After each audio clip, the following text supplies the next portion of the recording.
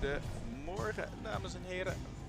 Welcome from Delft. Good morning. Well, let's switch to English. We got many nationalities here, so sorry I forgot. Have yet to wake up. Cup of coffee is ready. Hope you are ready.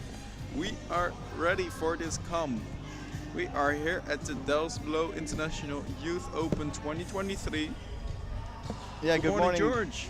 Good morning, boss. We're starting again. Good to be back after a year. I had the whole year to train to say DBIYO.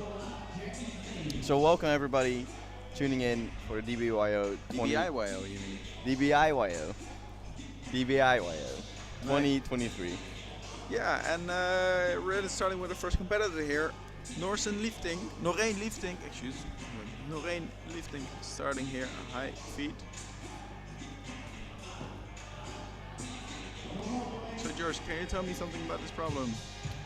Yeah, so we just spoke to the route setting team. And this was called the Mastermind, or Jackie's Maze. Oh, I thought Jackie's Mess. No. There are a lot of different holds.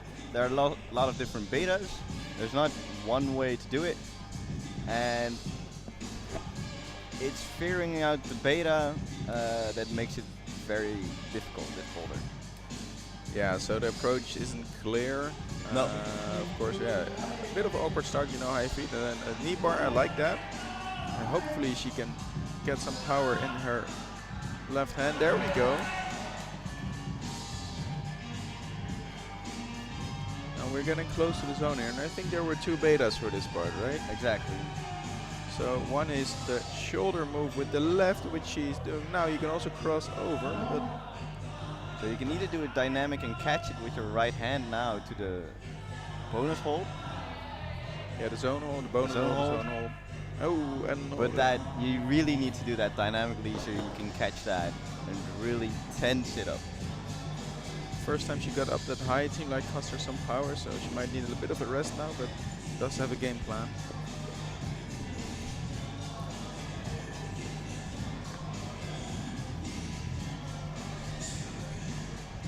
And for everybody just tuning in, welcome. It's early Sunday morning. I hope everybody has a coffee. We're just starting with the 4th edition of the DBIYO.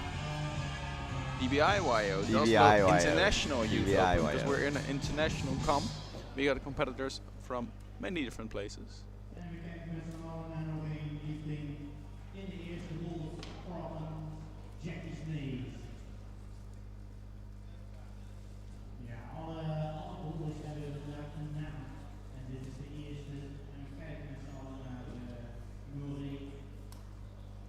So we're seeing Noreen. She has never been in a finals, so I can imagine that she's a bit nervous. So everybody in the crowd is really supporting her. Yeah, challenging time for competitors. Skin is starting to get thin after qualifications before. It's 1 more minute on the clock. We're hoping she can figure it out. Managed to climb easily to her highest point. And as you can see, she really is trying to figure out the beta.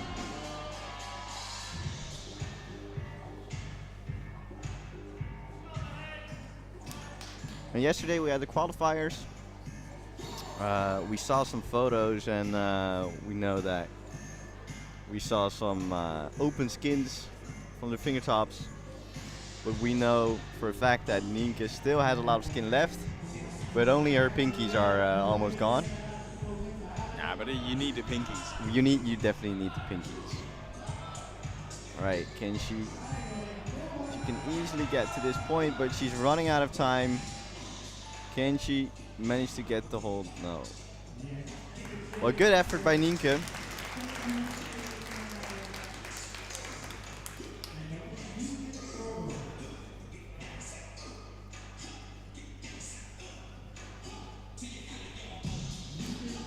Well, so that was the first round, and we are climbing here in a semi-final format, which means we now have our next competitor starting already, Nienke Sorber.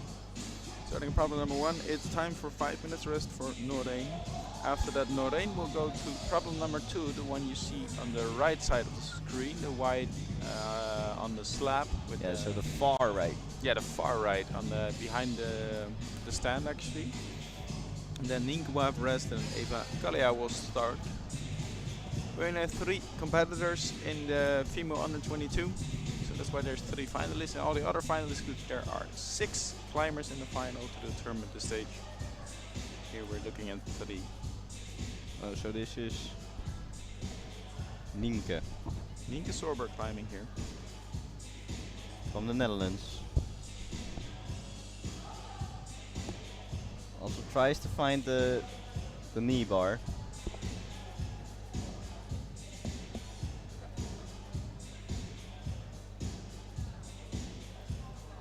So today we have a lot of variations in boulders. We just discussed with the route setting team what kind of boulders there are, and could you give us a teaser, Boaz? A teaser, well, right now we're looking at some power and technique, so this does take a lot of strength, but you definitely need to be smart about your climbing. Right. After that, I wouldn't say they're giveaways. We have a very technical slab coming up. I love the style because you have to be calm and positive in your climbing. If you don't have your headspace right, even though it's quite an easy slab, could be, you're not gonna get up.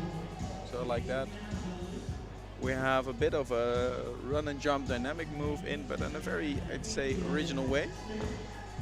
It's always a nice element to come, but I find it very valuable. It's not the most easy, most common run and jump, you know, that's right. a simple pogo and just go. So I like that. And then we have our final boulder, at least for the women's, is a very strong, powerful one. So let's see how their physique is.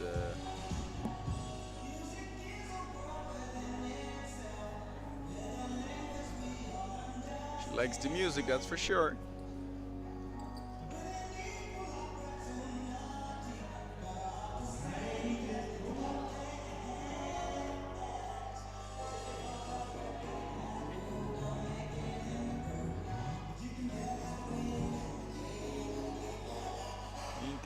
Doesn't find the knee bar. Here she goes again, up.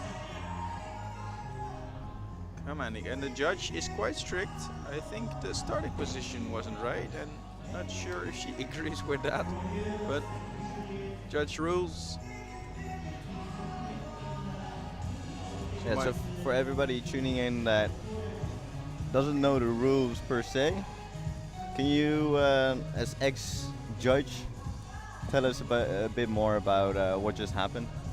Yeah, so in bouldering there's a fixed climbing position you have to start with.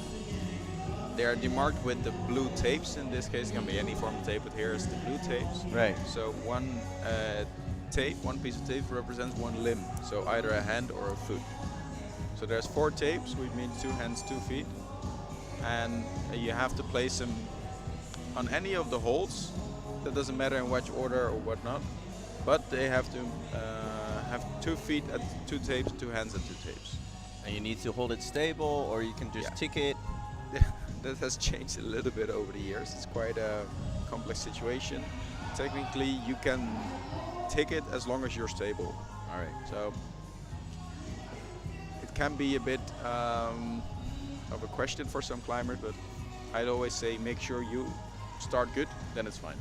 All right. As long as you feel okay and stable to start, then it's good. Looking at her skin. Top left in the screen, 13 seconds on the clock. She says it's okay, it's not gonna work out for me. Great effort though. Thank you, Nienke. And this means we're gonna go to the next round. It means Eva Kalia is gonna start in problem number 1. And Noreen Lifting, the first climber of the day, we're gonna see in problem number 2. The problem number 2, it's not on order from left to right. So problem number 2 is the wide volumes on the right, just behind the stand. We have a camera thing there, so you'll see it from a different view in just a bit.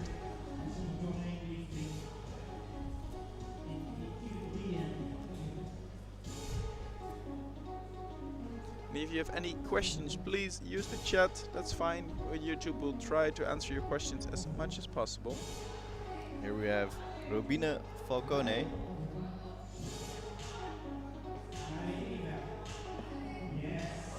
I think it's wrong. I think it's Eva Kalia. Yeah, the name is wrong. Apologies for this. And Eva is just making cruising through this. Good work from the first boulder. We're still trying to apologize for her name, but by the time we said the right name in the screen, she climbed the boulder. So way to go, Eva.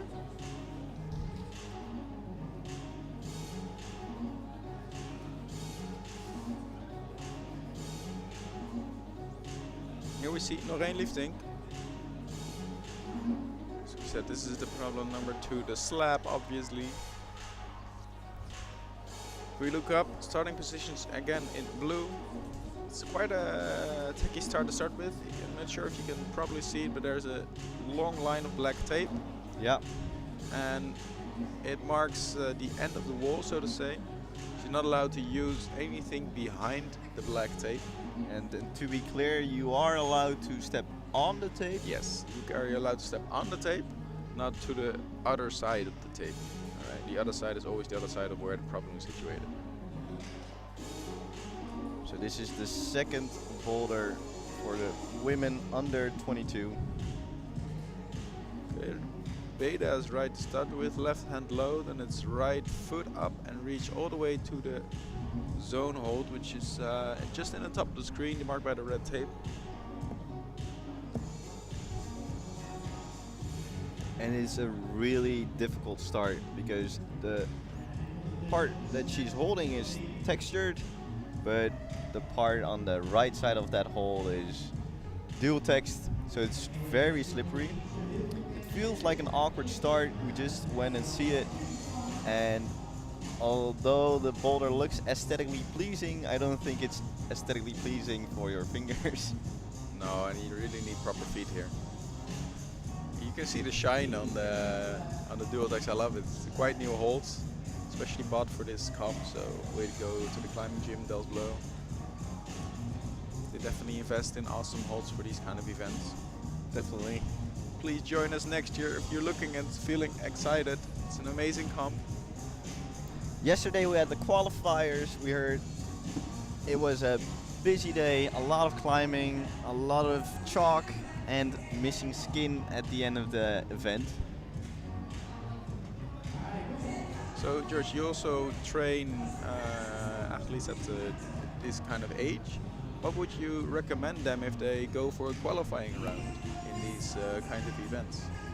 What are points of interest you say, hey, definitely focus on that? I think the most important thing is to focus on your own competition. It's very crowded in competitions like this, and it's very easily to be overwhelmed by the amount of competitors, how other people are doing, if you're gonna make finals or not. But I think the most important thing is just have fun and do your own game. Next to that, like the basic essentials, like Proper warm-up, manage your skin. Exactly, yeah. Eat well before. Technical thing interested here. I think to me, I'm not sure. I'm looking from this side, it's the easy point of view. But her left foot is quite high in the starting hold, which I think pushes her back. She has to move to the left to reach the crimp. Right. But if she would put her left foot a little bit lower like this, I think it's easier to lean over to the left. So she might be working against herself. She might. Here we can see the camera zoom in a bit on the bad right foot.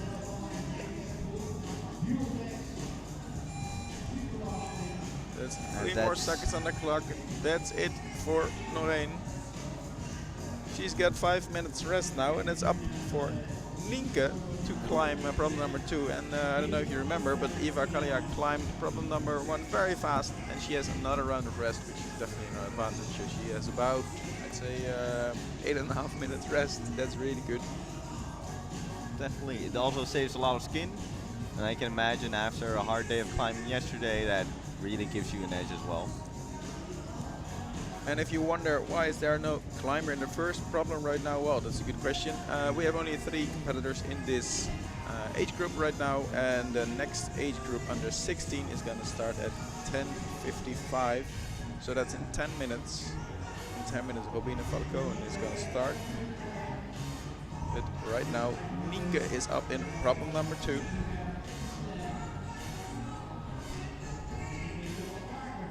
Struggling with his starting hold. Yeah, as you can see, the right foot is a crimp that's upside down, so that makes it That's a gnarly foothold. very hard to stay on. So here we see the same thing. I think the left foot is quite high in the foothold, which is beneficial to the hands because you have more friction in the starting hold, but it actually hinders your move to the next move. So I think there's like an optimum placement. My guess is that Eva will show it, but let's hope Nienke manages to find her way through. There's a thing like a caster's curse, so let's not assume things. Oh, if I usually my assumptions are not good. Otherwise, you would win the lottery way many more times. As you can see, she's trying to get into the starting position. She does seem stable here. Nice. There we go, Got the Nienke. crimp. Now it's the right foot up. Nice and focused. Hopefully you can see the rest of the boulder now. See, heels are nice, quite low, so she keeps the friction in. But this is the tricky part, moving the right foot up. She does it really well. She's using that left thumb Yeah, to and push out. demarked with the red tape. This means she has the zone hold. Keeping her cool, breathing. This is the sketchy part, and this is interesting. Route setters actually suggested to step a little bit more to the left, She has it. because now she has to make the real foot switch, and she cannot get in between. You have to get higher to reach the hold. She really has to make an extra move. Yes, and now she has to cross her right foot underneath or Exactly. over like this, but she does it. And Nienke's over getting close. And this is exactly what the route setters talked about. It's a real shitty foothold. Oh, what a bummer for Nienke. Well, they call this boulder balance and passion for a reason, and I think we just saw why. Oh, passion, check, I'd say. She was definitely climbing with passion. Just the balance at the teeny tiny last bit of the boulder was challenging.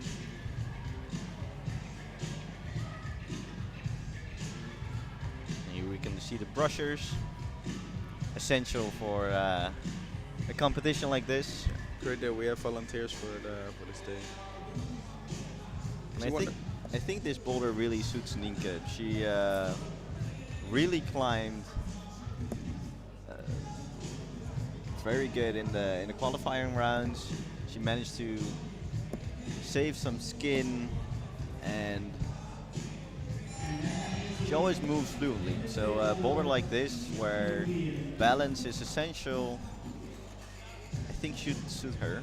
And she has some experience climbing in finals, so probably helps with her headspace as well. Yeah. It's very vital for a boulder like this to keep your head cool. It's amazing to see that. I like this, yes, the slow pace, even though 30 seconds on the clock. I don't see any stress. She's really just focusing on the boulder. And then current with the left hand, and then Still trying that method. and she Ooh. found a way to cheat the problem. I don't know how the route setters think about that, but she managed to climb the boulder. According to the books, it's the top, so It's the top. Top is the top according to the books, and I love creativity. Thank you, Nienke Sorber. You climbed number 2. That was an awesome surprise. Yeah. I didn't see it coming this way. I thought she'd climb it, but not like this. Next up is Eva Kalia.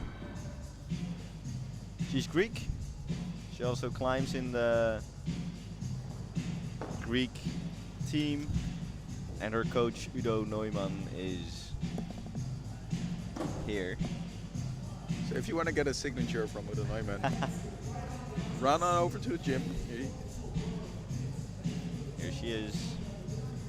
And meanwhile, just to the left, you cannot see it, but Noreen Liefdink is climbing problem number 3. Interesting to know, maybe, I'm not sure if people are aware of the climbing rules, but if you lift your foot, your last foot off the mat without stepping into turn position, it does count as an attempt. Yeah. So climbers are always quite precarious with making a step off the mat. Eva's trying to figure out. She wanted where to move go. her right hand back, but there she finds the black tape.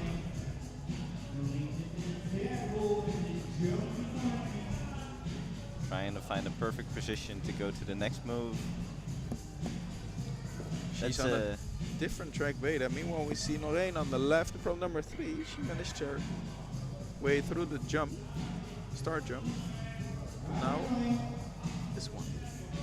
I wonder if she can move after this. Yeah, so what we The route setters intended it as a running. jump to the zone and then catch your foot on the volume, isn't it? Yeah, so the hold, the zone hold is pretty good, but the way it's positioned, once you move there, you really need to move your feet. Otherwise, you're twisting out of the boulder.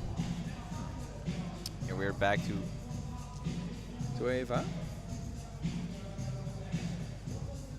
and Now she seems to be making easy progress right now. yeah, She does do what the route is intended, left foot high and on the left side of the hold. I love dual screen, by the way, awesome for this live stream. Great action. Oh, she puts the right foot. Oh, that would have been cool though. I would have loved to see her try that. I wonder if she's tall enough to. Yeah, so she have to lift up now, just sort of like you do a mini jump to reach. Yeah. There we go. There And she is. This is exactly how the route setters intended it to be. But what I do like is that she did have to fight for it. So no easy flash, but she Definitely. did manage to do it. Eva Kaliak, second top of this final. I think right now she is in the first position. Elaine struggling. You see the black dot on the hold? It's quite hard to see, but it's 2-finger gnarly crimp. And still going for the Yeah, so static way. Yeah, but this feels comfortable. But now I'd say it's quite challenging to move from here. But she finds Both Yeah. feet. There we go. This works. This works. Wow! Almost there. As you can hear, we are also quite Passionate about it. we feel with the climbers. Yeah, so you see one tiny black hold on the starting hold. And it's a tiny crimp, not very deep, so you need to hold it with your fingertips. And you can only have, with my fingers, at least 2 fingers in that. So I can have one. Yeah. And you really need to crimp it. You can't open hold. There we go. She Figured out the beta, and she Is has it 1 easier minute with left. Is it easier with one hand so you can lean back and the barn door is less intense? You can like do a kick with your left foot to catch the swing. Yeah, it's hard to translate the image I Wow. have in my head too. One of the moves that Janja Garmred often uses is when she goes for something and she swings a bit out, then she uses her other feet to manage the balance and go back to the wall. Yeah, to kick out Yeah. and then kick. Yeah, that's what I mean. Exactly. She can try that, but the beta that she is trying to use, so using that left foot, stepping into the first volume and the right foot to the other volume, that's what the setters intended. What I do find interesting is that they thought they wouldn't be able to catch the start hold without the crimp. But I don't think that was an official start. It was an official start. She said on both footholds and then managed to. Oh, She does have it, but it's after time, so I don't think that it counts. Judges are probably quite strict on that. And here we go to the next category. We've seen Robine Falcone on problem number 1 with the yellow t-shirt on the left. And that means that Nienke is climbing problem number 3 of the under 22 category. Now the puzzle really begins. is she going for the knee bar? Well, that's a no. Making her way through Jackie's Strong. maze. She definitely seems strong. And she gonna go dynamic. Oh. The hard part about this boulder with so many holds is figuring out which holds to use in which way.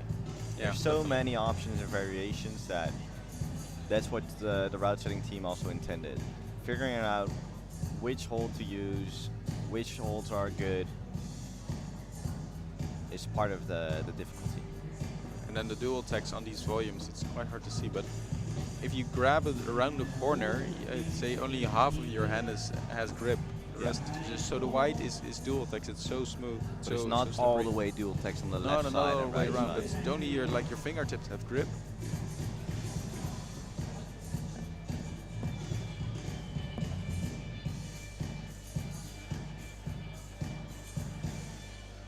So she's not opting for the.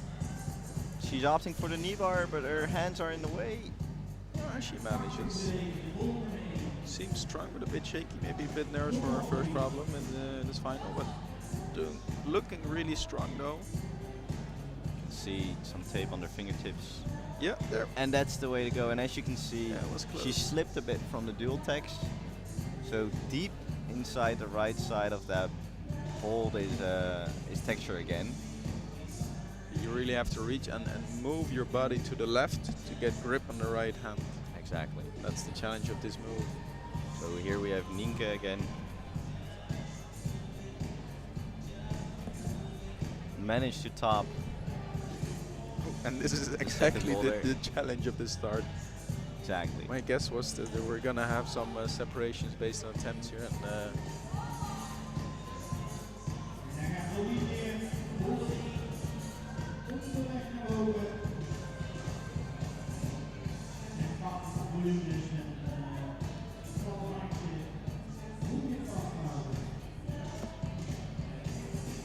almost manages to stick it on the orange hold itself.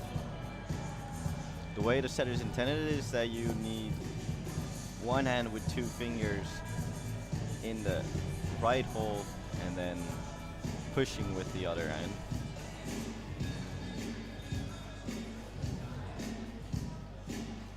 Nienke trying to figure it out, almost got it.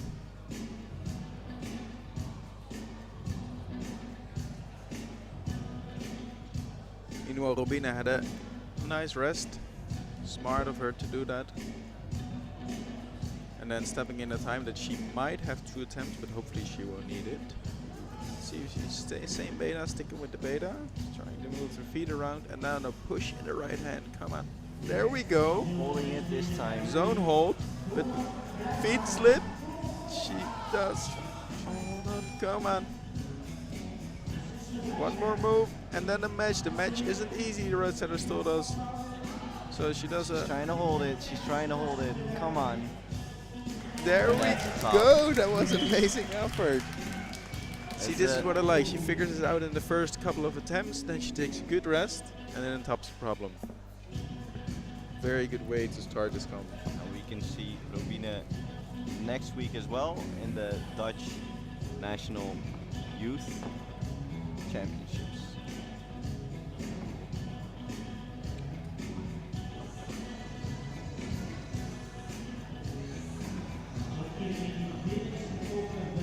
Nienke, gonna be the last try. 13 seconds on the clock. Challenging start this problem. 5 more seconds. She knows it. That's a bummer, but it's done. So now Lorraine is going to the last problem of the final for her. And then after Eva Kalia is now going to start problem number 3. And here we see the names of the under 16 finalists. I'm sorry, I couldn't find the word. In the order of starting, we're ready. So Robina van Konen, now Fran Gozens is starting in problem number 1 from Belgium. Later we see Milou, Antoinette, Tessa and Maya.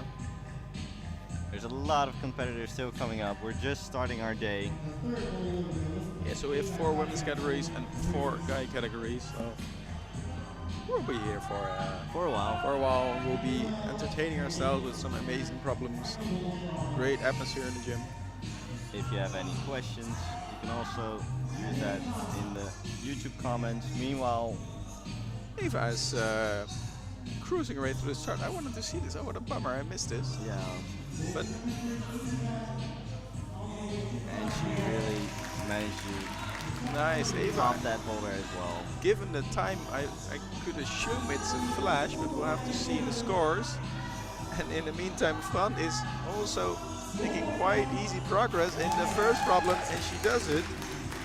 Made her way through the maze. And given by the smile at the time, it also seems to be a flash. Definitely. Van Van Gozens Gozens from Belgium. topping problem number 1. There you can see the competitors. With a smile. Oh, move to the next one.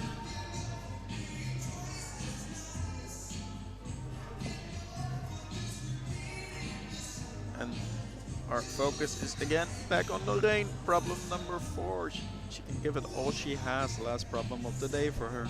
So yeah, we had a maze where it's figuring out the beta. We had a slab and then a dynamic jump.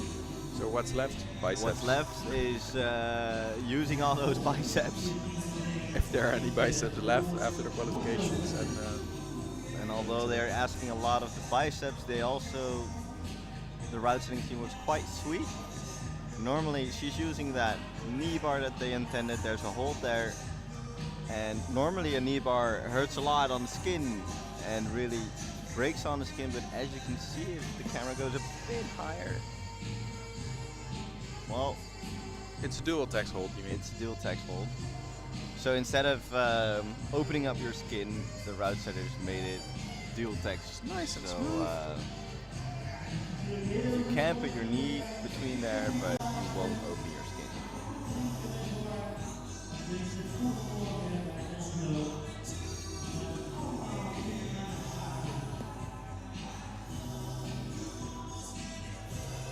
go, Noreen. That's a hard position to go from. So we can't see the holds on the right side of the left volume, but on the upper side of the left volume there's a hold, and on the down side, yeah, we can see it just now. Yeah, so there's a pinch. So the thumb catches it like a pinch with a proper Exactly. grip. It's actually quite decent. So she holds it with a pinch with her right hand like that, and there's a small hold as print. well. Yeah. And there you go. Knee bar on the dual text. You can see the dual text. And then it's just the left hand. And she cuts it so close. I think you really need to have that knee bar solid. Yeah. to And the move core from power there. still. Yeah. A lot of core strength. Which is it's a bit challenging after qualification round. And then again, final round here.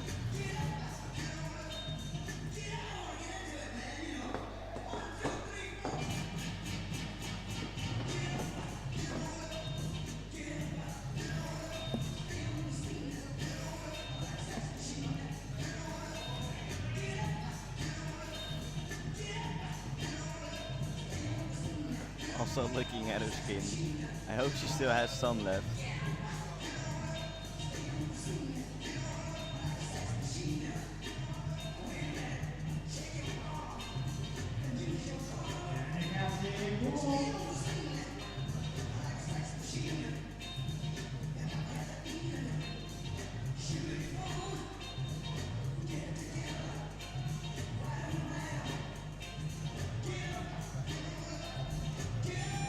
And that is it for Noreen. Amazing climb. She does need to be in isolation zone for 5 more minutes.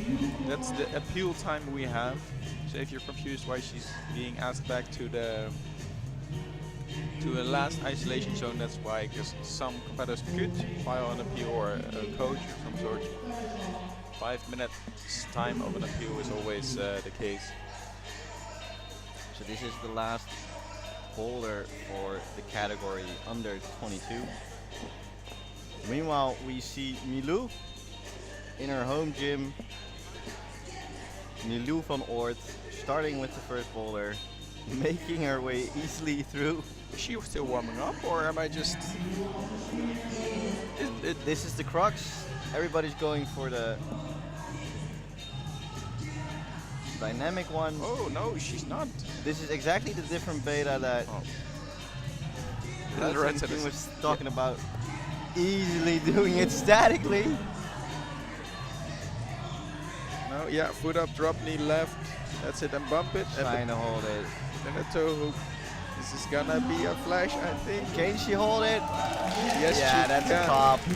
And I think that's a flash as well. Yeah, give him out a smile again. It's a big flash. So Milou has a flash. Meanwhile, we see Robine in the slap on problem number 2. And we see Nienke on problem number 4. Here we go. Nienke did make her way through the start. I hope we can see her do that again.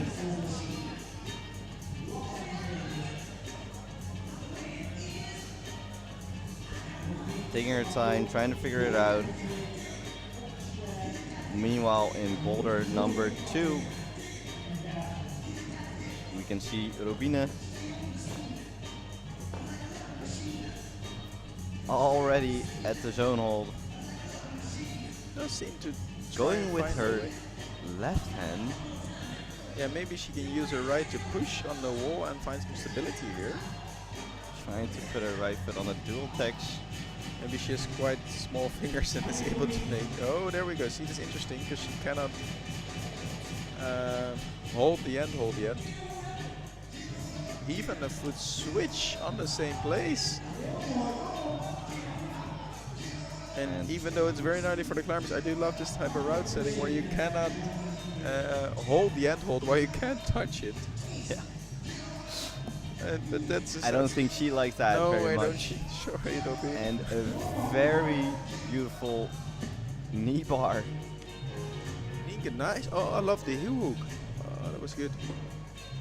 Really showing our strength. And also maintaining our rest. I can imagine after not being able to give a good go in the third boulder, it can really mess up your mental game, but she still looks calm and collected. Here.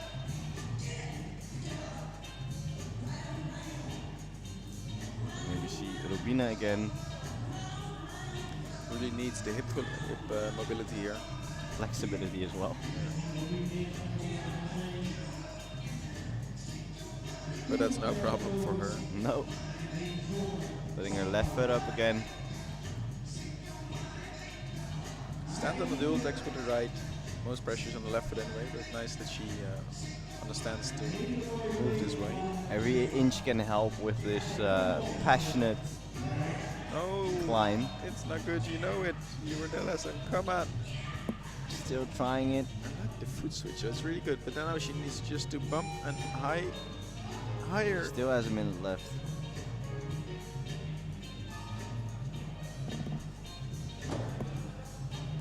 The climb doesn't seem to be the issue for her, just sometimes she really needs to give it the extra push to the end hold to reach on top of the end hold.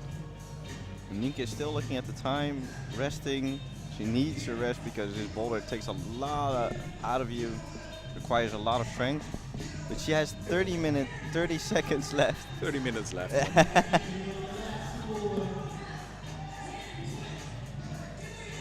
I love the toe beta, you see that? She's really using everything that the route setting team is giving her. Nice, the cross underneath, yeah. This is by the book, Nienke. It looks good, come on. 8 more seconds on the clock, you can reach the zone hold. Again, she does have the zone hold. She has the zone. That was a big move she made. I don't know if she intended it that way because she had 30 seconds left to climb the whole boulder, but maybe she just wanted she to. wanted the zone hold, I think. Yeah. And she did it, so way to go for Nienke. Nice effort in your last problem. So only 5 more minutes isolation for you, then you're done. You can enjoy sitting in the crowd and watching the other climbers. Enjoying the rest of the competition. Yeah, so meanwhile, problem number 1, we have our next competitor. That's Antoinette Leroy from Belgium. And on the right side, we have Eva. And problem number 4, and Van Gozens on problem number 2.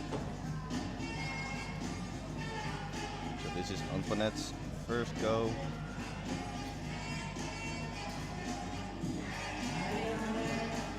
A lot of tape on her right middle finger. I hope she's doing okay. She's strong though, maybe not the most energy efficient way of moving up, but she definitely makes her way up. Strong performance. Well, she's used to the final, being in the finals.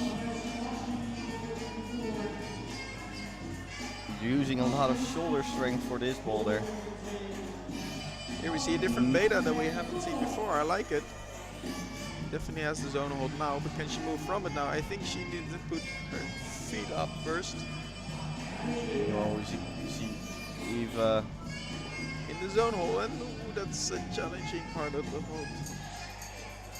So the half a moon, it's very thin on the outsides, and in the middle it's quite a bit bigger, but it's further to reach, so there's an optimum. Well, there is an edge, but depending on where you hold it, it's really an Gets in-cut better in the edge middle, yeah. or a slopey edge.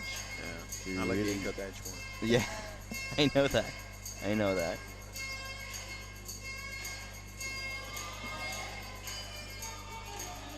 And Eva and her coach, Udo, were already in the Netherlands yesterday and the day before. Even went the Dutch way to the comp, so they went on bike. When you're here, you gotta live the full experience. Yeah.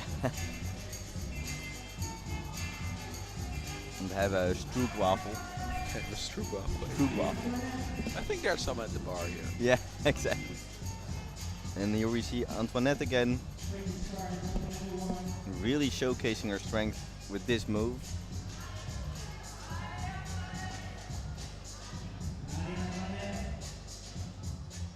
And are we gonna see the same beta again, using that shoulder to push through and match her right hand on that hold, or go to the zone? trying to push her legs to give her that edge. And she just slips out.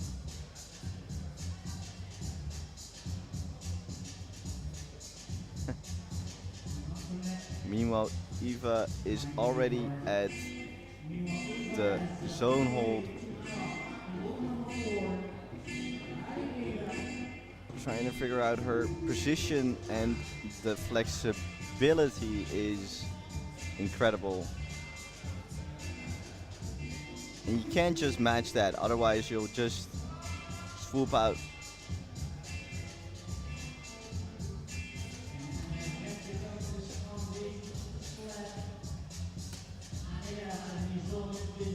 And here we have Fran Goossens in boulder number 2.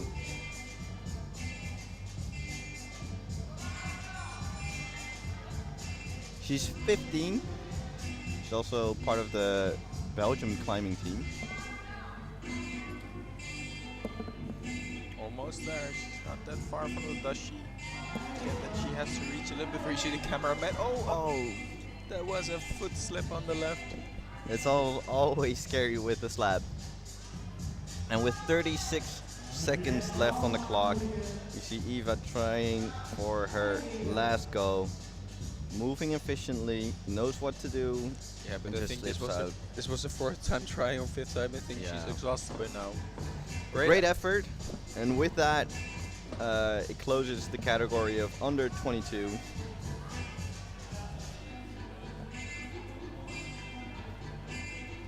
So on we go with only the competitors from under 16, and she's having a hard time figuring that out.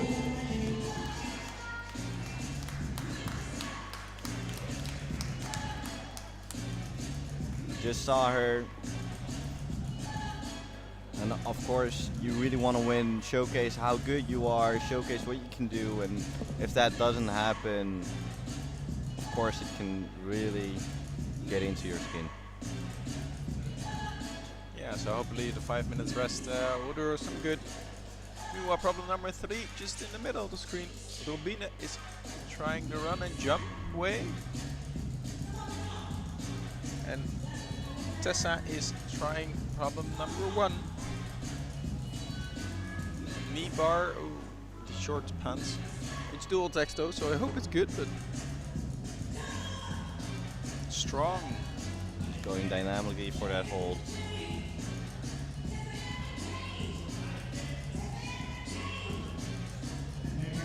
That was a very strong lock-off move by Tessa. She does need to find a stable position. Actually corrects herself. Tessa told us that she wants the commentator in the gym to be silent so she can focus.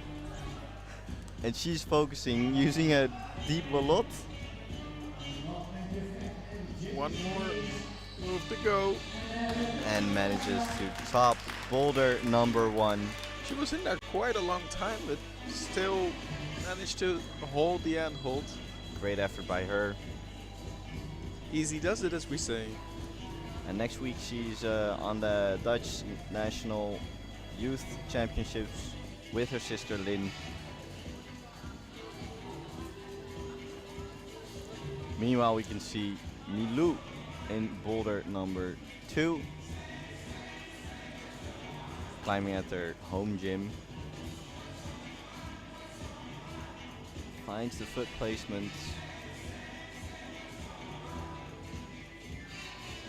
And it's a really thin edge that you need to stand on, so it's a lot about trust and keeping your views down.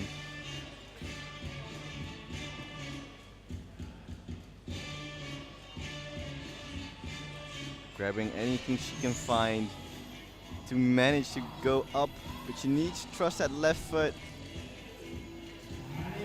And she managed to find that crimp on the left side. Doesn't want to stand on the bad feet, but you really need to. You can really see how bad that hold is to stand on. And it gets worse with all the other competitors trying it. We do have the brushers, and in this case, the brushers are her teammates that she trains with.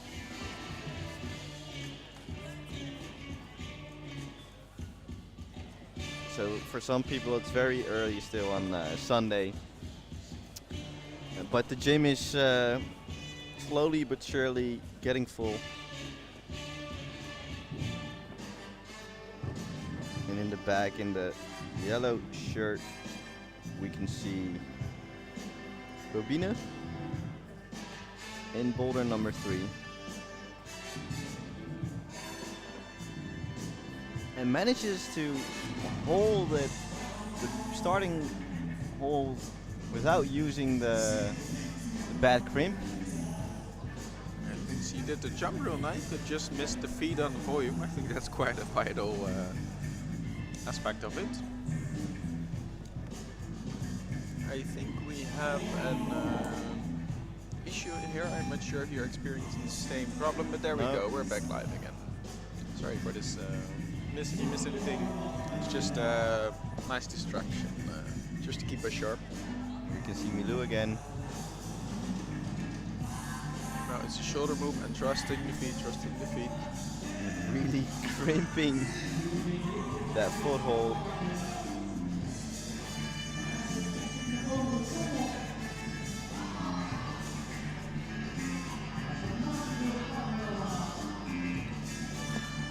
Trying to make that foot placement work for her. I hope she can get enough pressure on it and trust it.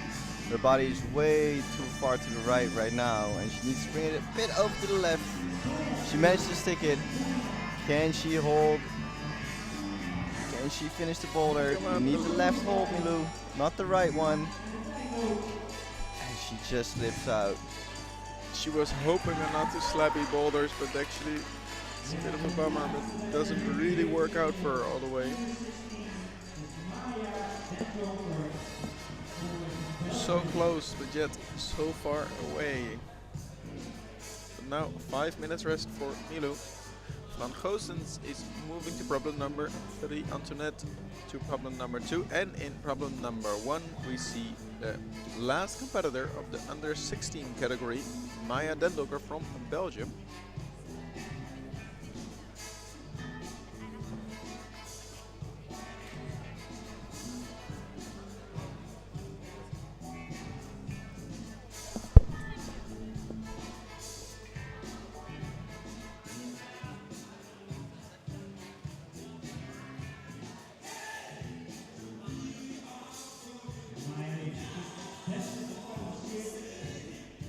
Right now,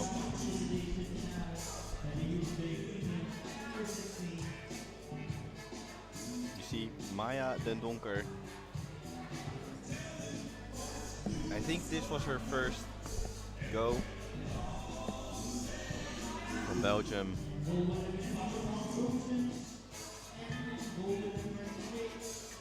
Meanwhile, in boulder number 2,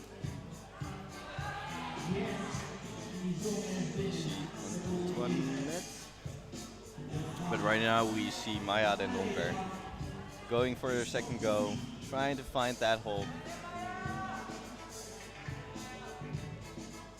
And here we see Van Goossens managed to stick the jump. She needs to finish going to the last hold, and that's definitely a top. Beautiful top by Van Goossens. Maya here does seem to almost catch his own hole, but doesn't look too happy.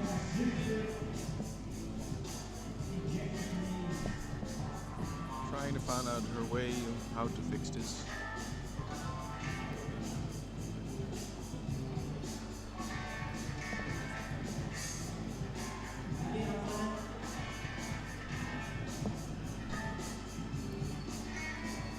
On the right side,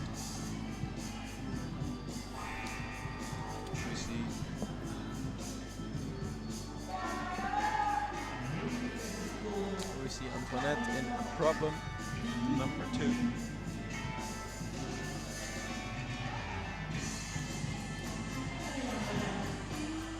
She does manage to catch the crimp on the left-hand side. Foot switch seems to go quite natural for her.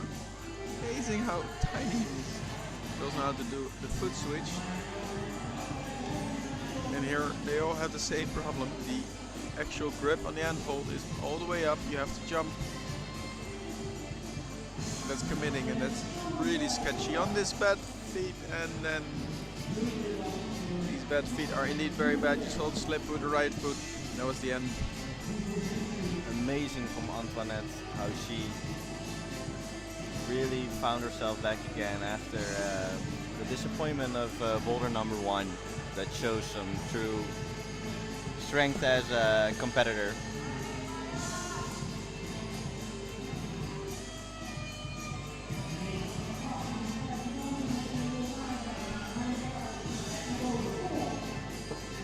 And meanwhile, we see Maya Den Donker on the left side, making her way in boulder number 1. She still has a minute left.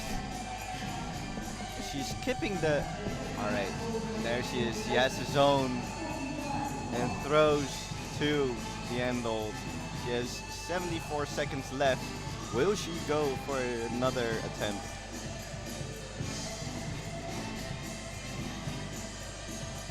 I always find it so interesting that sometimes some people make it look very easy, but then Maya has a really strong start and somehow struggles in the middle. I find it very hard to determine what that is, but meanwhile we see Antoinette crimping something that I think doesn't exist. But apparently it does. Really crossing her feet, her right heel really low. Come on, she has 12 seconds left. Come on. Oh! And she slips. Foot and also Maya on the end hold. We were so close to 2 tops here, but somehow it didn't work out for them. That's a bummer.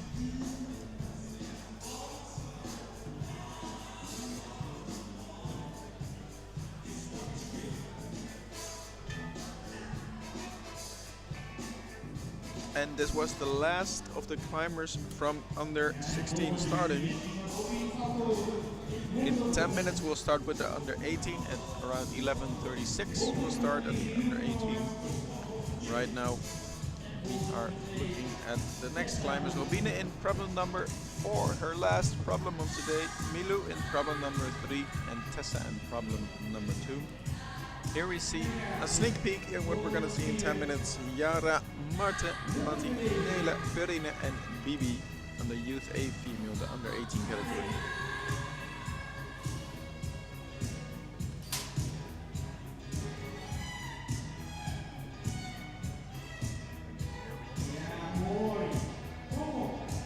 Robine. It's not an easy problem, the number 4, that's for sure. They call it Wonder Woman. Wonder Woman because of the power and strength you need for it, I think. Exactly.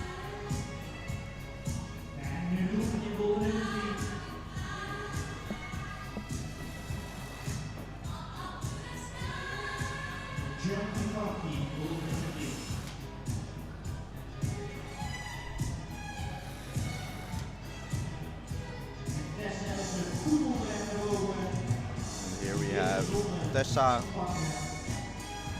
on boulder number 2, making her way up Nice easily. foot switch. Nice foot switch, subtle, That's technique. and going dynamically to the end hole. Way to That's go, what they wanted to Tessa. see. And that's what we wanted to see. Great way of doing it. Kudos for Tessa. Now she's gonna enjoy an 8-minute rest. That's good. You know, we can see Milou trying boulder number 3.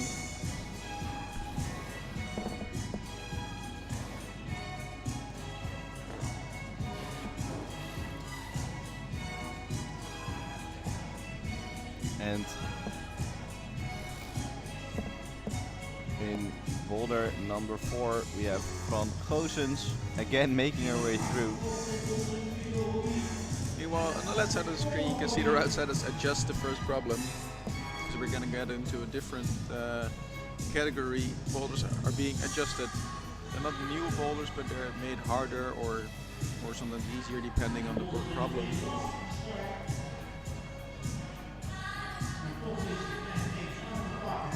see Milou.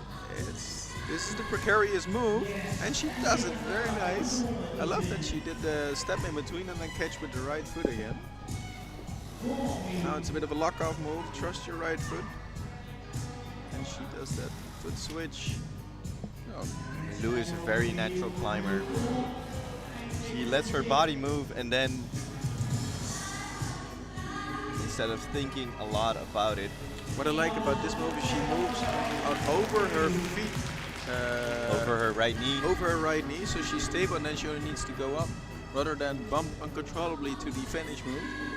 She does it in a More very secured way. Yes, and I love that. I see that's the difference in technique of how you have a feeling for climbing or not, and that definitely shows. So great effort by Milou. Problem number 3 in the pocket.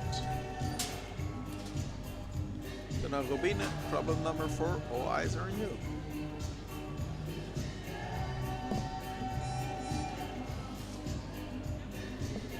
She has a minute left. From Gozens. This is her. Robine, I'm sorry. It's so powerful, this move. She has 41 seconds left. Will she give it another go? No, that was it for her. And here we can see the score for the category female under 22. Eva Kalia, number 1 with 2 tops, 4 zones. Nienke Sorber, 1 top, 2 zones. Sadly, no tops for Noreen.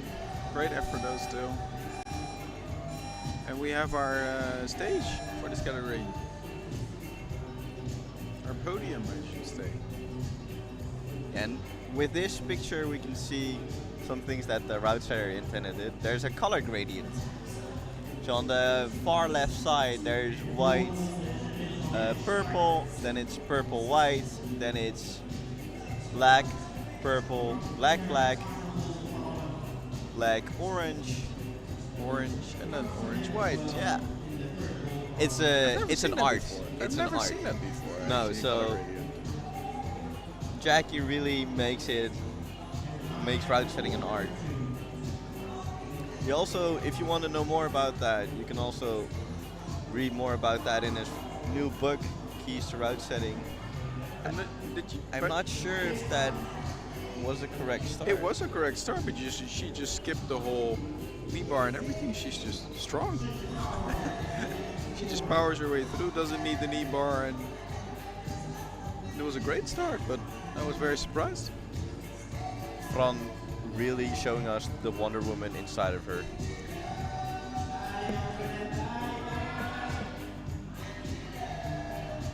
Here we can see Maya.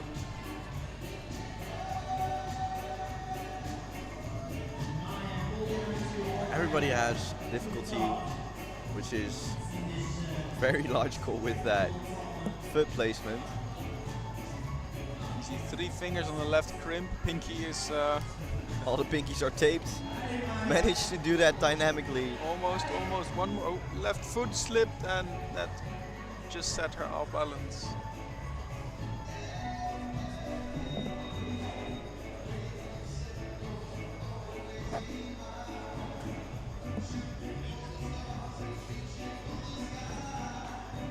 And meanwhile, you can see Antoinette trying to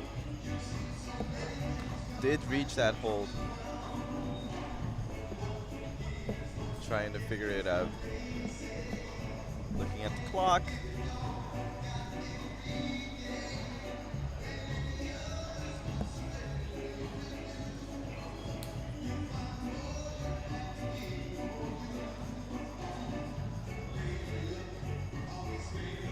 Two and a half minutes left, halfway to the time.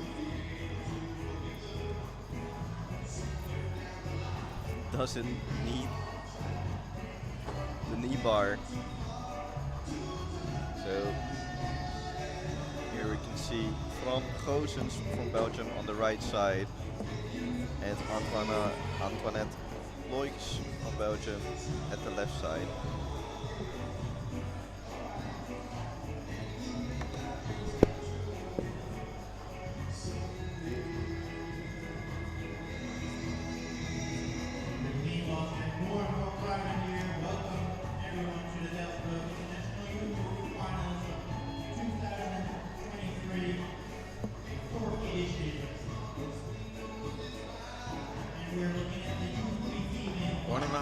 Minute left, 3 climbers still on the wall. Maya on the right, Antoinette in the middle, and Fran on the left. You've seen Maya, she was close last time with her left foot slip. She's gonna, this time she's opting for it, yeah. She does get it, it slips again. The right foot slip this time, last time it was the left, now it's the right. That's a bugger.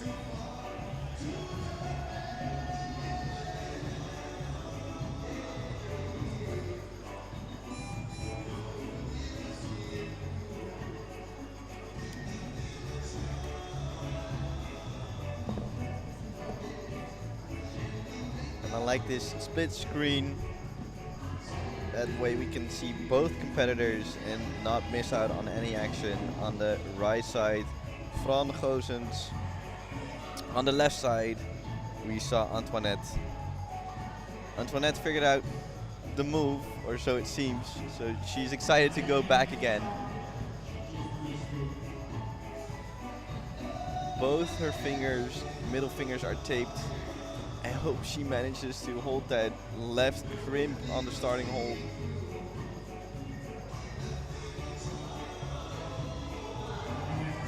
She's basically trying to find it.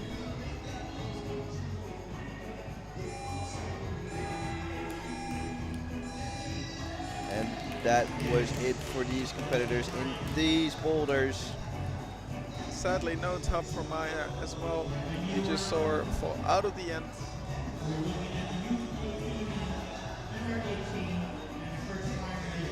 And here we go in the new category under 18. We are starting with Yara. Problem number 1. It's been adjusted a little bit, so we'll zoom in for you in a bit. Here we go.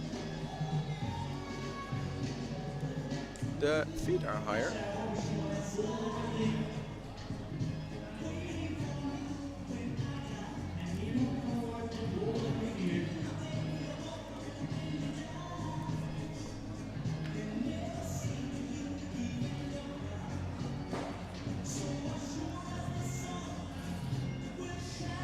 Left foot was different on the starting hole. There was a different place for the feet. That's been removed, and now it's just a big volume, which is a bit higher, a bit more awkward. This part in the middle stayed basically the same, if I'm not mistaken. It's actually quite comfortable for Yara to get through to the zone hold. Now she just needs to hold it, and she does it. Was that a flash? I think it was a flash. I didn't see her fall out before, but she's happy with that. Yeah, nice, comfortable. Puts on her jacket like nothing happened, and then walks to her chair.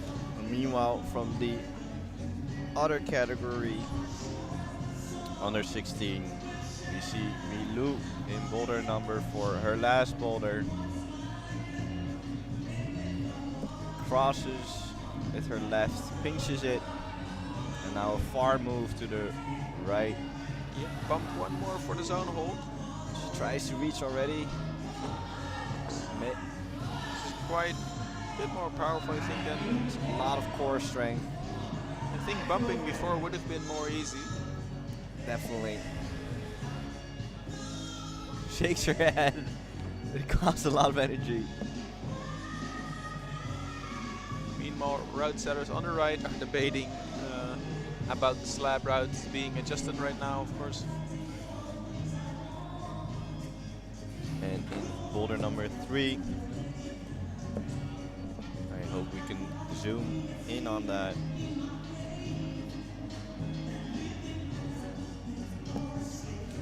There we go.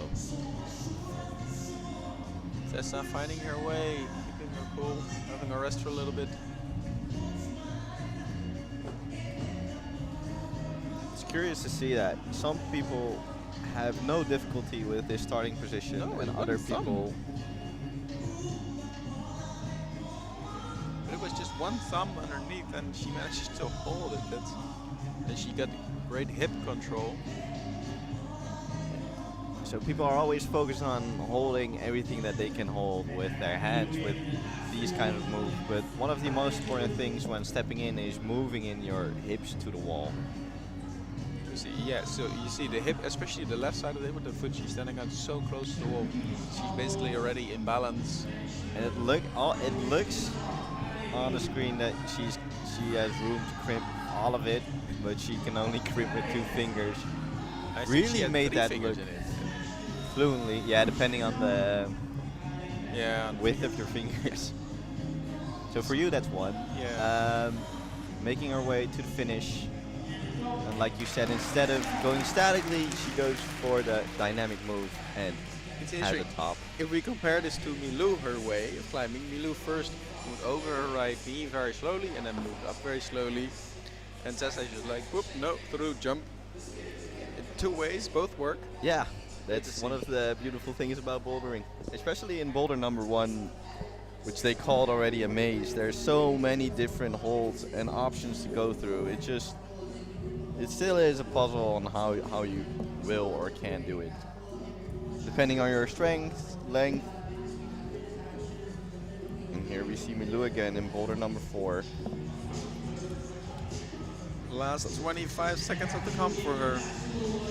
Climbs a lot with her upper body, doesn't use the knee bar at all.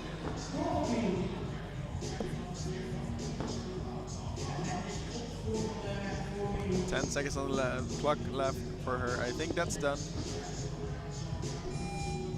Great effort by Milou. 5 more minutes to sit on the isolation just for any appeals if they happen. The climbing is done for her. And here we go with the second competitor of the under 18, Marta. She's from Belgium, hasn't climbed any international competitions yet. She likes it if the commentators in the gym are a bit quiet. Maybe she gets nervous, but she can't hear us, so that's good. So we have 3 different climbers right now. On the left, we see Marta Miljoen.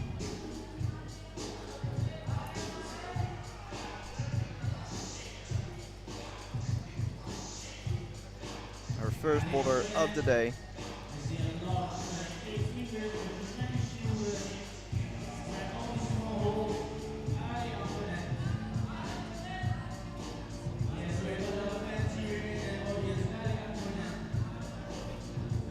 Doesn't seem to have any tape on her fingers, so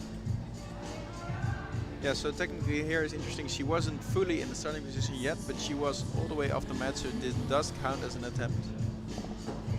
very interesting way of trying to hold that. This works, but now she needs to take her feet and then touch the lower volume as well with a hand. I'm not sure she does it, so it could be that the judge is gonna pull her. Yeah, there she goes. You saw the tap? Yeah, a small little tap. That's the important thing. That's fine. And she can move on.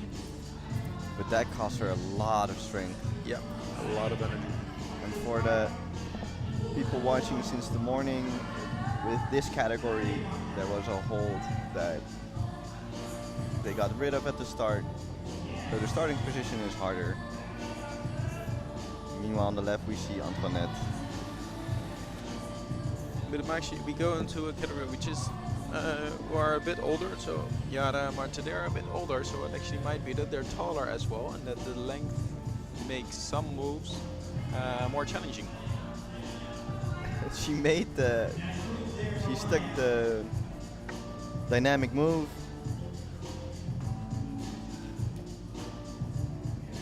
Maya climbing here. And she's going for the dynamic way as well. Nice with the left hand. Beautiful way of doing it.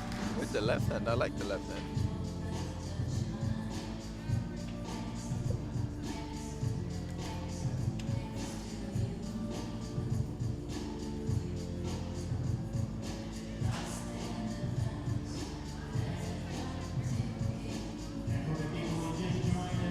Jeanette's having a look at the boulder. Really hope she can try and enjoy the experience still. Saw that she was a bit upset from the first boulder onward.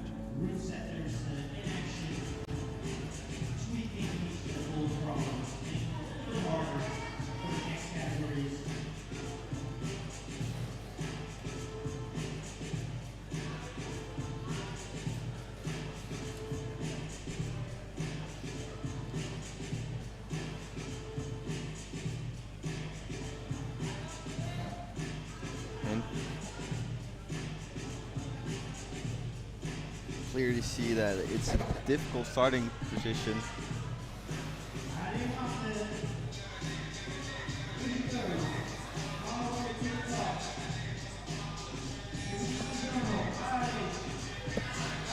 Really holding it.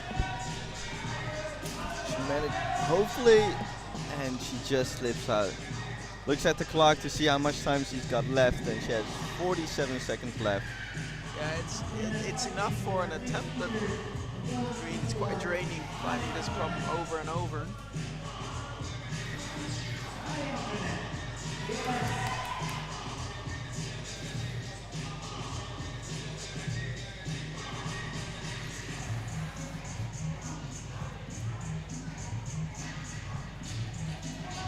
Seconds on the clock should be enough.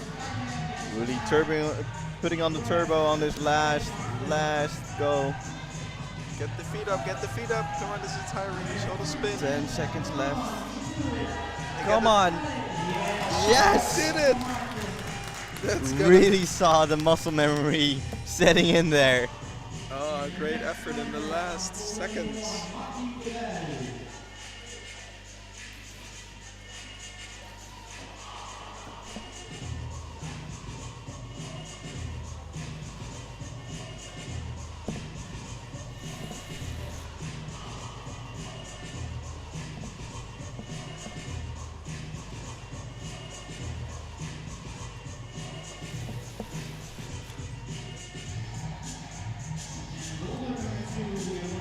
If you listen closely, you can hear some drills going. Red Sellers are adjusting some problems. And here we see Matti de Bel from Belgium.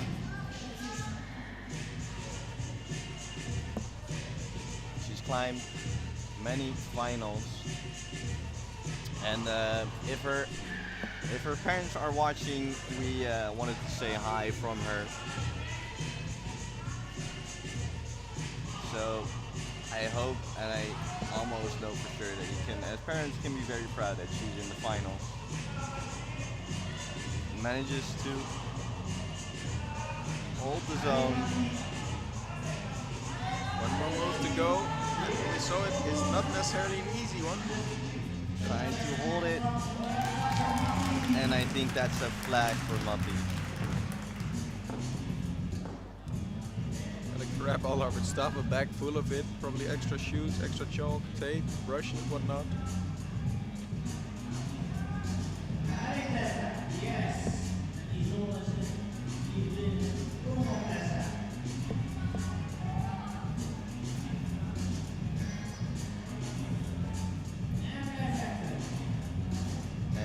There we saw Tessa in boulder number 4.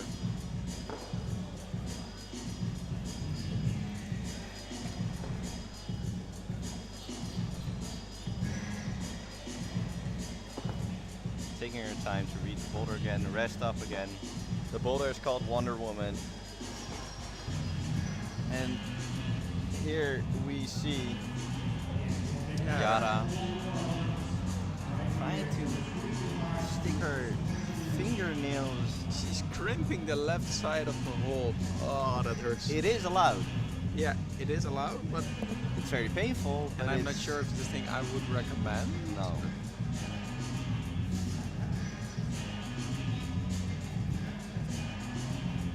There you can see Tessa going for it again, using that knee bar, crossing Love the toe hook here, and then this cross with the right hand. And then, yeah, into the zone hold. That's good. Skips the other hold. Catches it with her. Meanwhile, on the right side, we still saw Yara in the different category. Still trying to use her nails on the starting position.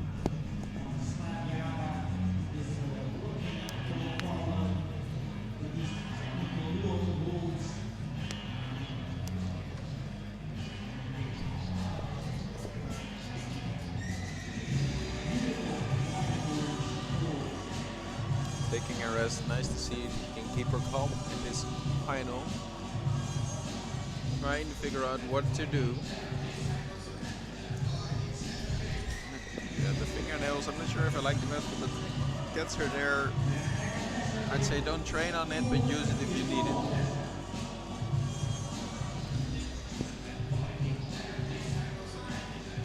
And she does seem to find her way through it now. And on the left side, you see Tessa. Here comes the power a bit. Yeah, and then if you then put the left foot in it. Looking at the clock, she knows she has only 30 seconds left. It's her last boulder, so she will give it another go. Meanwhile, Yara is making her way up to boulder number 2. Really trusting that left feet.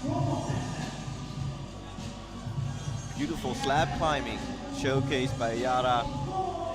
And catches the handle. Right foot first to get the stability, and there we go. And we have our top of boulder number 2 by Again, Yara. in the last seconds. I love how the Reds has managed to find a way for them to be challenging but doable.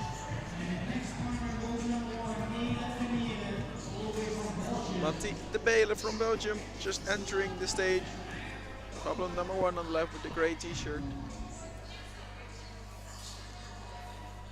In September, she also participated in the DBIYO. Did I say that correctly, boys? Yes, you did. I'm happy you did. Had a whole year.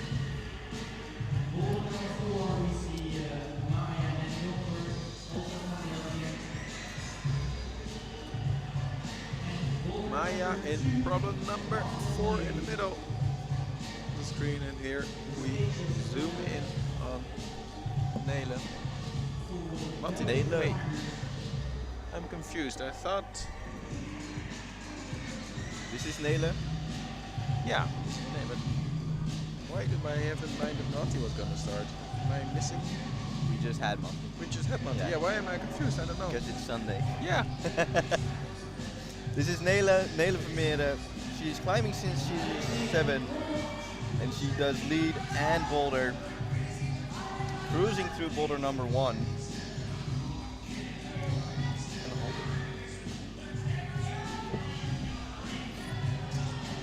Finding the tension to just move up to the top. And I think that's a flash by Nele. Just checking her skin on her way down. She has some experience in the gym. She's been here before, last year with the last edition of the DBIYO. And here we can see our brushers. If for the next edition you either want to participate or help with the event and have the best places in the house, you can sign up to be one of the brushers. Just didn't get the thumb pinch, so just missed. You really need to have your thumb on that right hold. Yeah, that really otherwise makes it very hard. It's because of it's a crossover move that if you don't hold that thumb, then you can't pull. really get into the right position.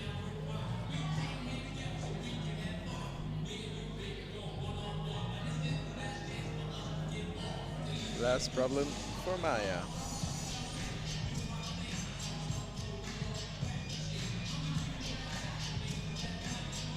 Meanwhile, you see that Oh, different beta, no crossover here.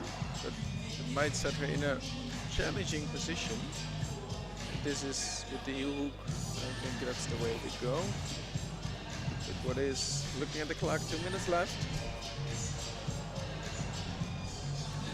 If you have any questions watching the live stream about the boulders, about the setting, please ask us. We're here for you guys as well. Marta leaning to the left. Interesting position, definitely different than the right side as intended. Then switching back. I think she can hear me, I'm not sure. Well, that's cheating, though. Oh no, okay, she can hear me. And I don't think she touched the floor with her right foot, so that's the dad.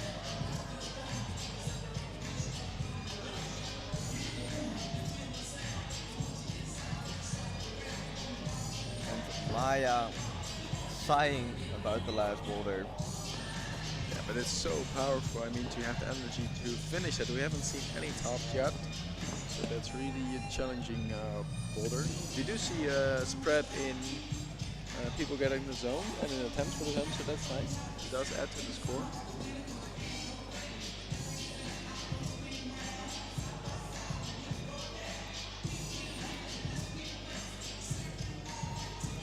Very difficult to find your way in the starting position.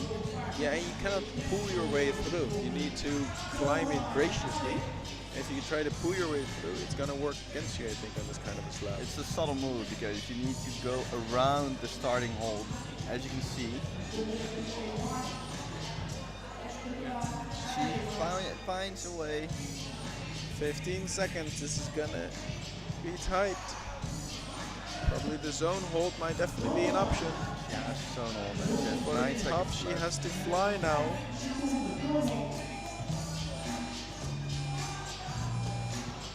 At least she has the zone. She managed to get the zone hold and an amazing effort at the end. On the left side we saw Maya Den Donker on our last boulder, and with that we closed the category under 16. New participants are rushing the boulders.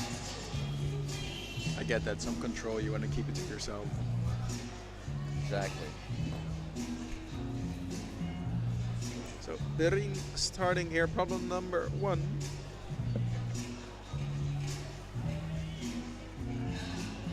Also from Belgium.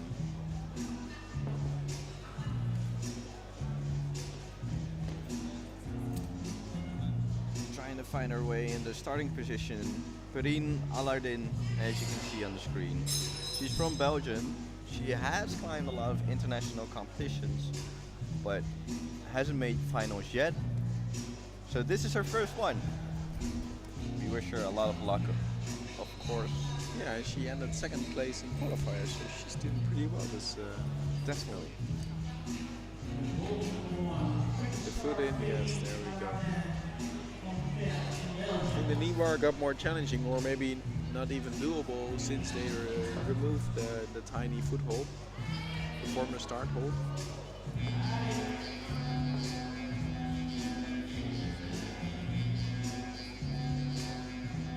Nice shoulder move, like the beta, get the foot up, and then it's all of a sudden a good hold. And meanwhile we saw Yara on the left side, almost sticking the jump. But they're not sure about what to do.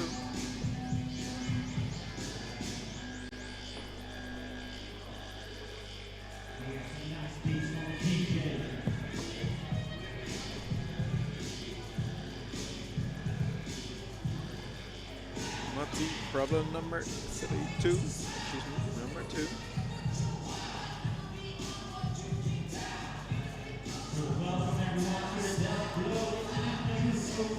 For one more time, there was a request by Mati herself to say hi to her parents watching the stream. She's trying her very best at boulder number 2.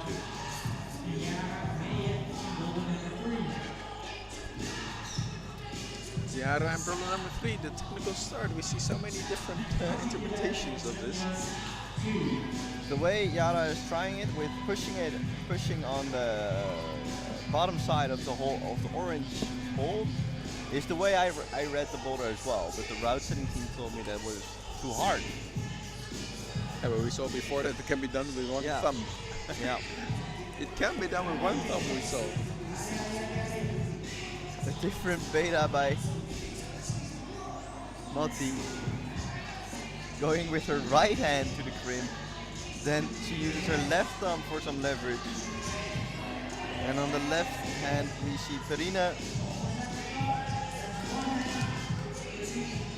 And is she able to match? Just a toe for a heel hook in.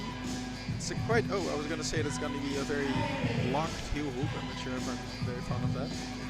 Struggling to find a proper stable way. Come on, Benina, we haven't seen chicken this wing. before.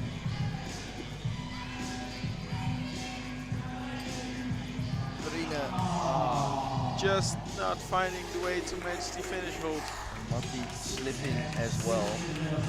1 minute left, not sure if she's able to rest enough to finish it. This is, by the way, an amazing beta. Matti being creative with her limbs and her flexibility of the hips as well. What's the game called with the colors again on the floor, you know? Twister. Twister, yeah, it's like Twister. Maybe a good warm-up game for the competitors. Could be actually the Twister. Just 34 seconds left.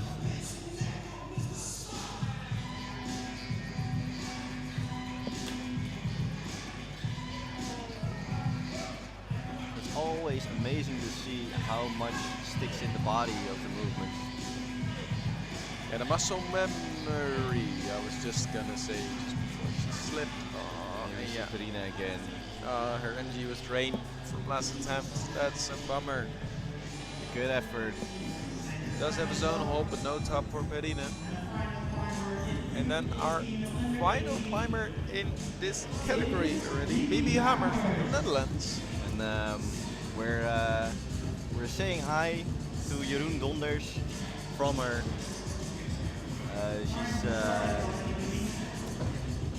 It's a pity that he couldn't join us here, she says, but she says she really likes to train with him.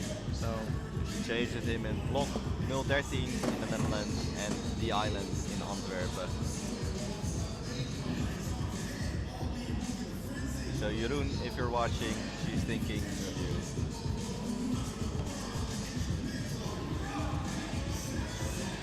Supporter from home. Trying to figure out how to start. And she finds a way. yeah, nice.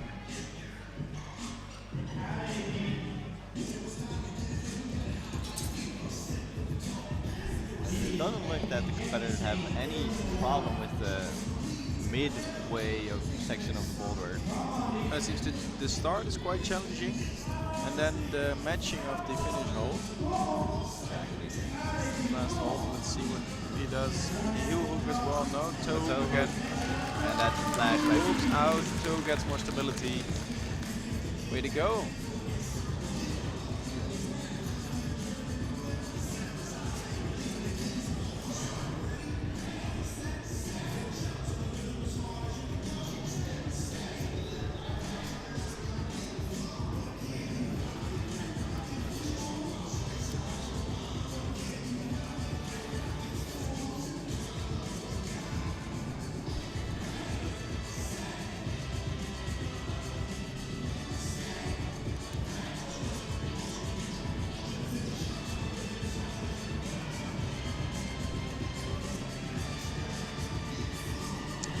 Marked on problem number 3 on the left side of the screen. Doing the jump now.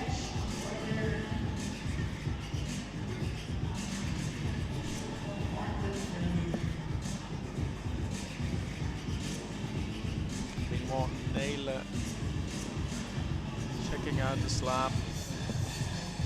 Yeah, and the energy in the gym is really starting to go up. Meanwhile, we can see her taking a rest.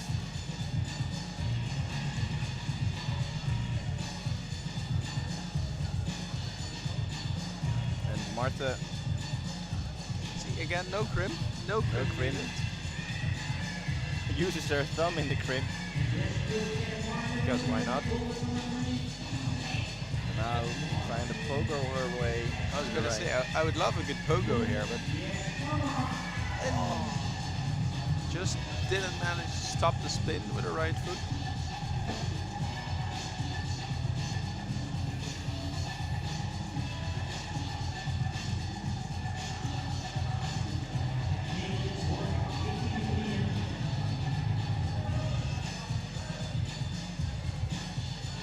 Wow.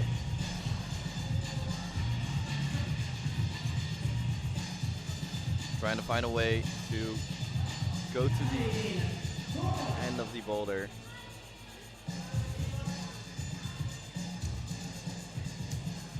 Just doesn't manage to do the foot switch. I think we can see that the gym is filling up with people already. The competitors with their backs against the boulders.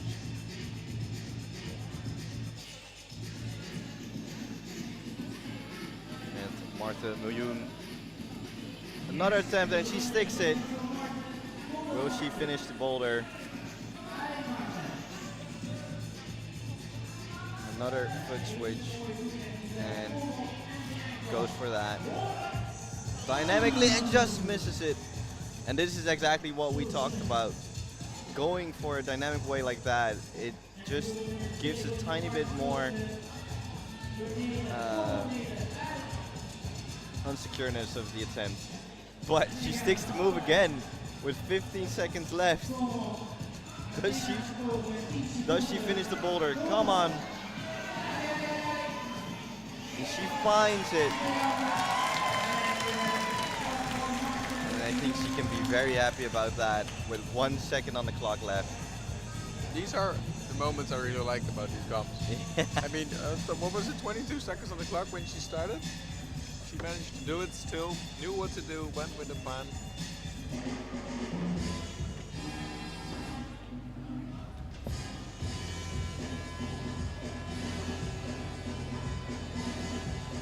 Meanwhile, the next competitors are at it again. BB on problem number... No, it's BB her wrists. BB her wrist, right? Yeah. Right now we see Matti on boulder number 3. Yara on 4 and Karin on 2.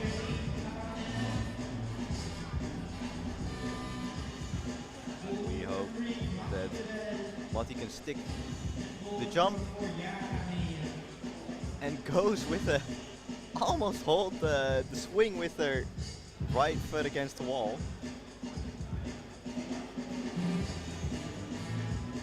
And on the left we see Yara cleaning boulder number 4.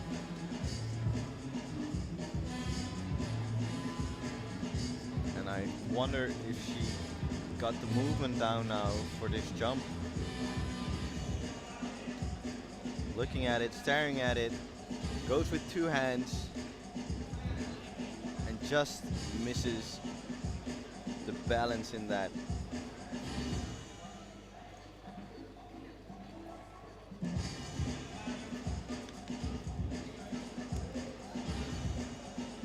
Yara in the back.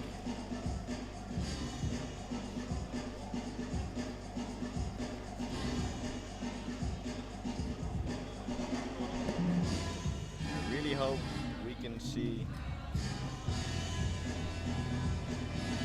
her stick the jump, and she sticks it. Managed to get her right foot against the wall, and now is she going for the secured static way or dynamically? She's actually quite at ease in this position, it seems. She's debating what she's got to do, trying to find a way to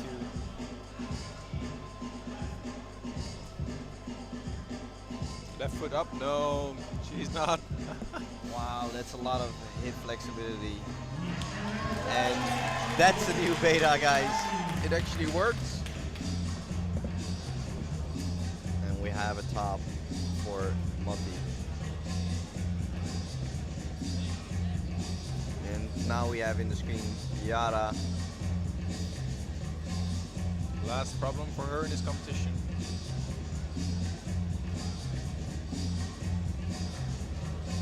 She's opting for a different way of holding the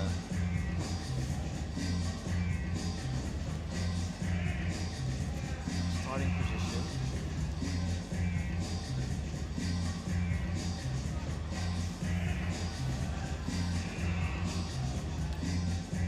She doesn't have the knee bar, and I think that's what really affects her.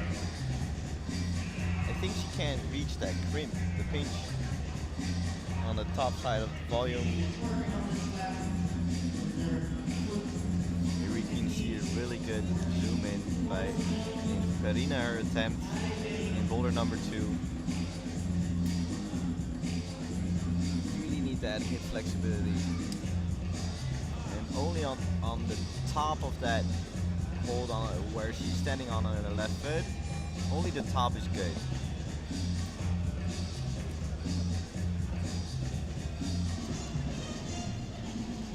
Trying to crimp everything that she can find and find a way to reach out. It's a shoulder move now. Lean over your left foot. This takes power as well. 30 seconds on the clock. I think she just needs to push through and hold it. No time for mistakes now. Come on, Betty. Now it crosses through. Could be. 20 seconds left.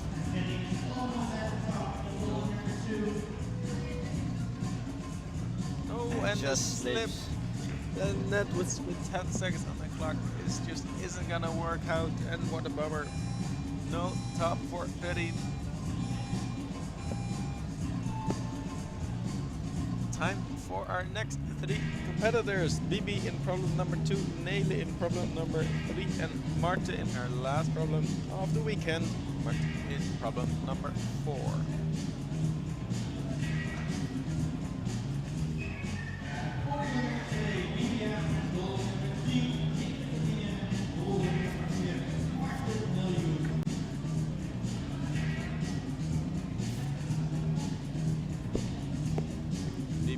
Also wanted to say thank you to her mom, so thank you Bibi's mom for driving her everywhere, always be her loyal support and being for her through this journey.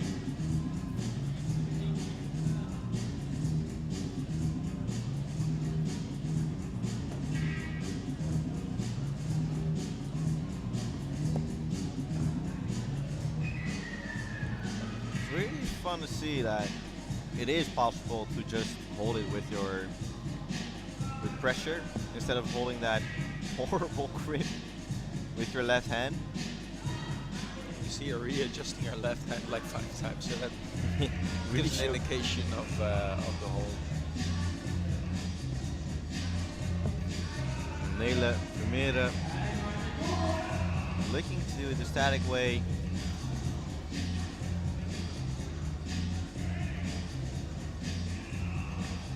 Opting for that. Should have crossed through with jump. the left leg.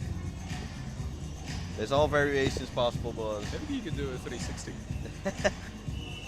well, that's truly showmanship.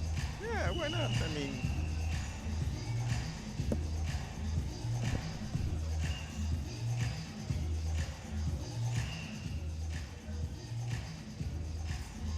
I really like seeing that she takes her rest right now, sitting on the it's a nice soft mat.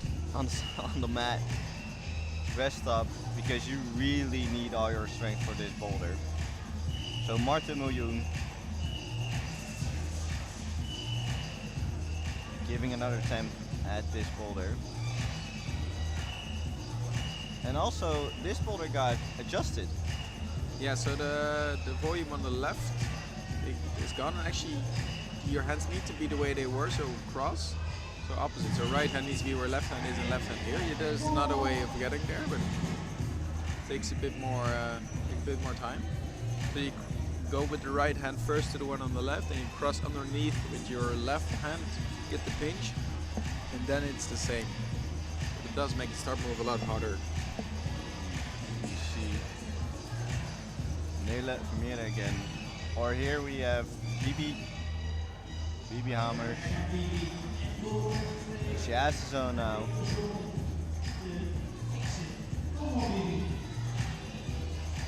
Trying to figure a way how to go up top. Really trusting her feet there. She also has some outdoor climbing experience, so she knows how to cross her feet, and that's what shows here. And we have a top here for BB as well.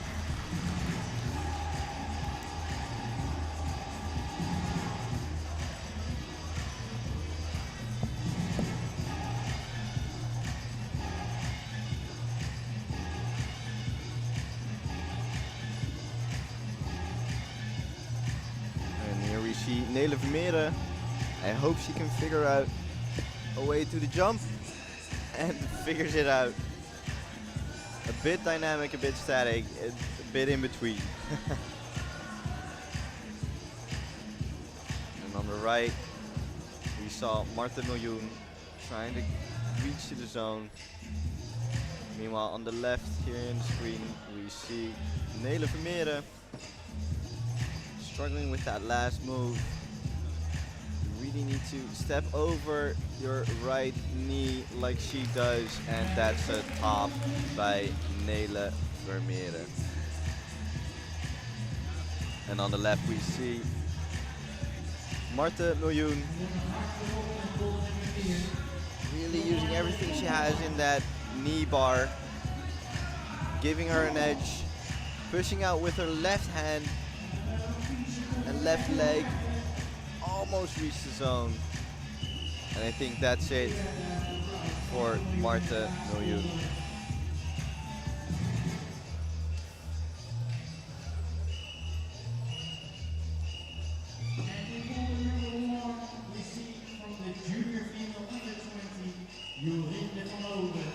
And now we have the first competitor of a new category, the juniors under 20. Jorinde van Hove in boulder number 1.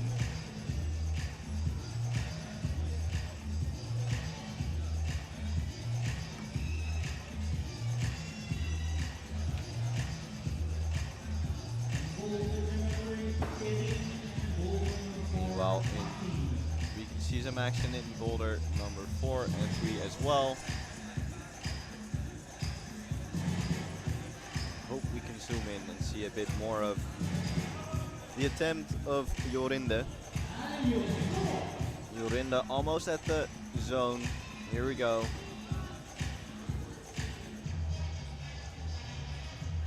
And doesn't quite make it to the zone. It's the very first finals of Jorinde. Climbs at the Go Klimzaal in Antwerpen.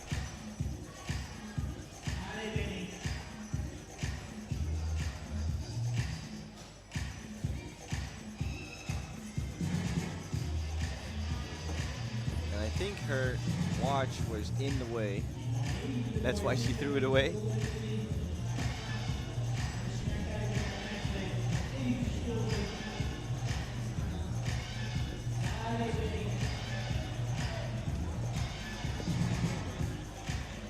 Perrine close to the M hold.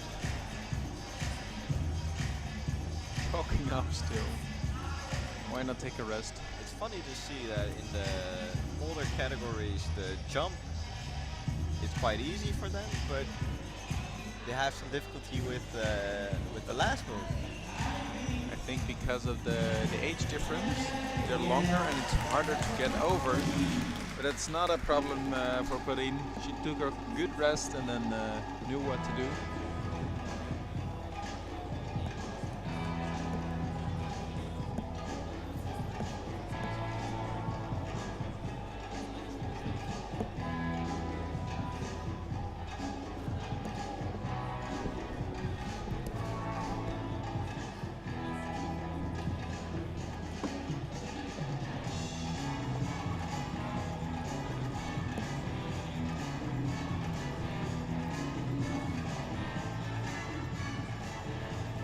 got in there. Problem number 1, 2 minutes left to go.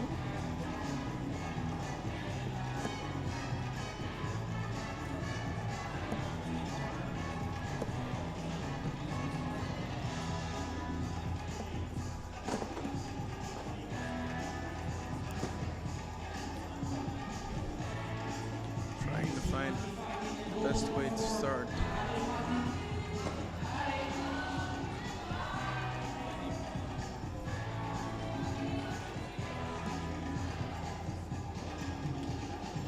Getting close, definitely stable in the zone hole, but moving from here we saw is the most challenging bit. Know how to match. This was good, I was gonna say, but then it starts to get challenging. Next hold isn't that good.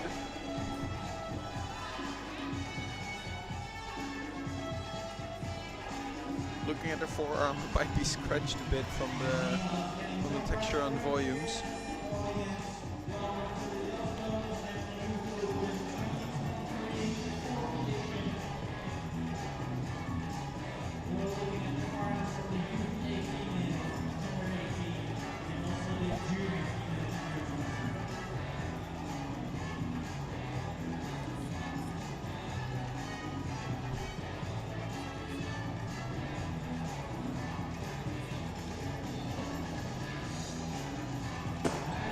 At it again.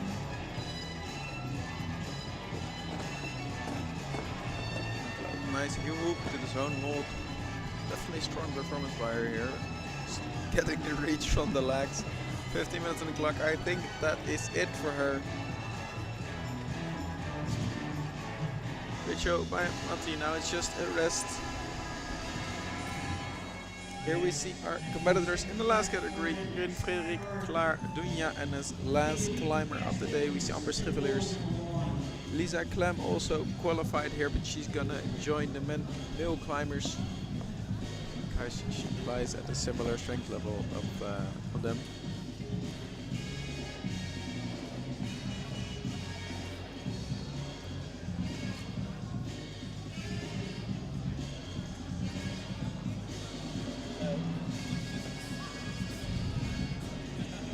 We can see Frederik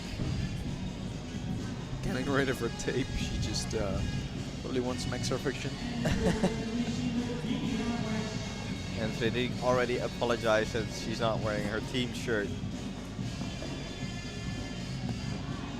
She's representing Team Fabriek from Haarlem.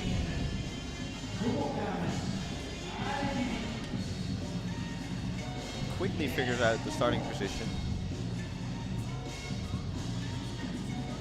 But then moving from there is challenging. Yeah. So we're already 2 hours into the competition. What's your favorite boulder so far, boys? I think my preference goes to either problem number 2, but that's also because I like the slab. But problem number 4 I do find very spectacular, I was gonna say. We hadn't seen the top, and at that very moment Nele climbs it. I missed part of it, but I do find it intriguing because they don't really not know yet how it goes.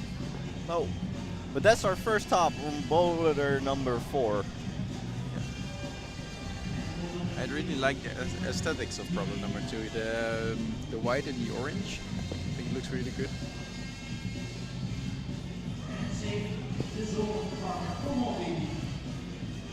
And here we see BB already stick the jump. Does she have difficulty with the last move? She even matches. Yep. Nice. You saw the left leg going up for balance. Yeah. Nice. She did it, and that's another top for her. A fast climb by BB.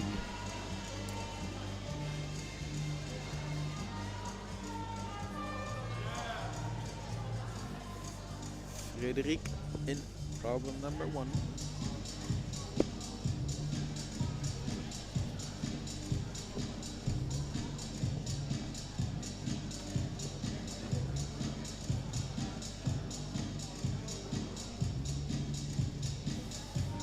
Hoping that Frederik makes that first move and get her feet up. can actually grab as an undercling. I haven't seen that before. There's so many holds to use that you need to pick right. Yeah. Nice wrist lock here. Switches it up. Sliding a bit from that dual text side. Yeah, up there, right? And now the right hand needs to bump. She opted for a different beta.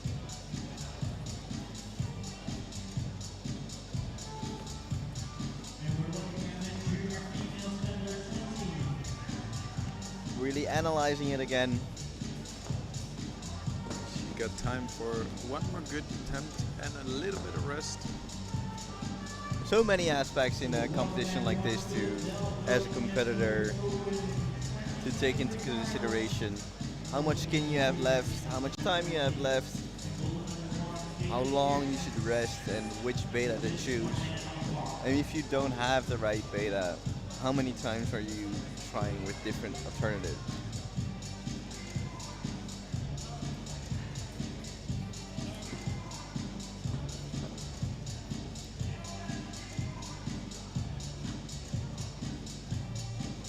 Seconds on the clock should be enough for a top.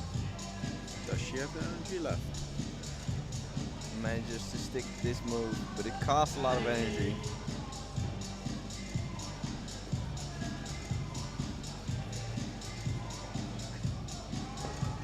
Really trying to make the most out of the holds that she is given. Almost slipped with the dual text hold, but manages to find it again, find the grip. But sadly, the maze is too complex for her. Frederik doesn't climb the first problem. Let's hope she feels a better connection to the other problems. But definitely a good go in boulder number 1. So then it's time for our next climber in the first problem, Klaar van der Beuken from the Netherlands.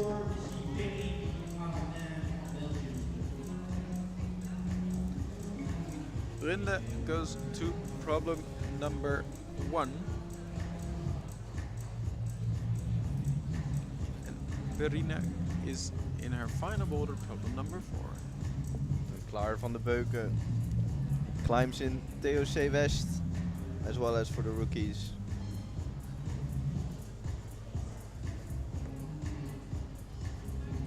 Trying to make up a game plan for boulder number 1.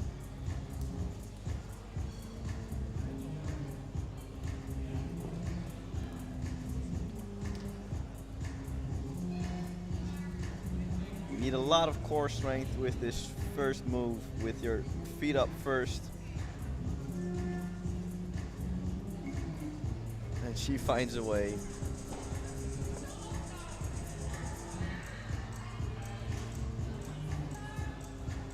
Gets her left foot on the top side of that volume. Even though it's a powerful move, seems to be doing this quite okay. And that was a bit too challenging for her. She was searching again through the maze. Yeah. Definitely a complex boulder with all the volumes. Can really set you off. And we saw Verena in boulder number 4. And here we see Jorinde van Hoven in boulder number 2.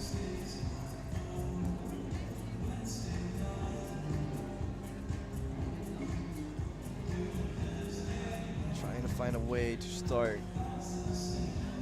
Yeah, we can see before it's such a challenging start.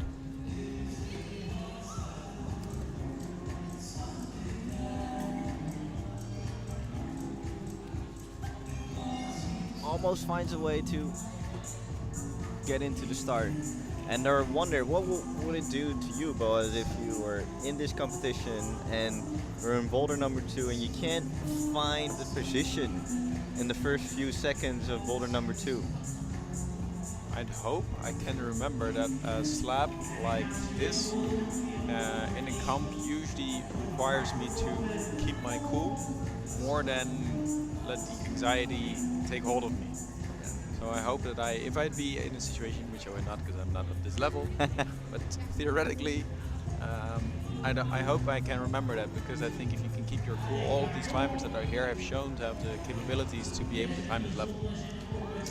And the stress of the competition can weigh on you, and that affects those kind of moves. And I think Klaar is definitely showcasing exactly what you're saying, keeping her cool, finding a new beta, and manages to reach the end hold.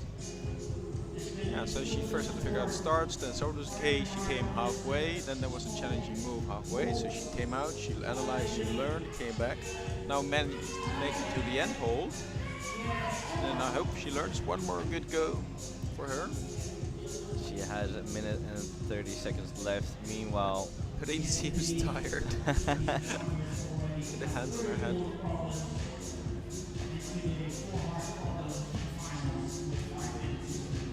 So yeah, I hope Jorinde will have exactly what you said. Keep her cool, find a way, and not let the competition weigh too much on her. And here we see Verena. Not even using the thumb pinch on the volume. See that with the right hand? She's using all she can from that knee bar. But I think her hands are in the wrong order here. Your left hand needs to be on the right volume. She needs to match with this. That takes a lot of energy. And meanwhile, we can't see that on the screen, but Klaar in boulder number 1 is already making her way again to the last hold. Can she match it? She finds a way. That's a top for Klaar. Calm and collected. Calm and collected. And this was what I say is progression. I mean, from the start move challenging, then to halfway challenging, then to the end move was challenging, and then she finishes it. Amazing performance. Then from Kai in Amersfoort, Dunja Sinke in problem number 1. And our co-commentator in the gym usually is Joost, but he had his own competition in Kai, so sadly he could not join us this weekend, but we definitely want to say hi to him. He's also always a great guy to have around. Sadly he could not join, but we'll see him next time for sure. Really can make the atmosphere in the gym work. Yeah, let's bring this fun vibe. So Joost, if you're hearing it, shout out to you, and we'll see you next time. Here we have Dunja from Kai. Third time joining DBIYO.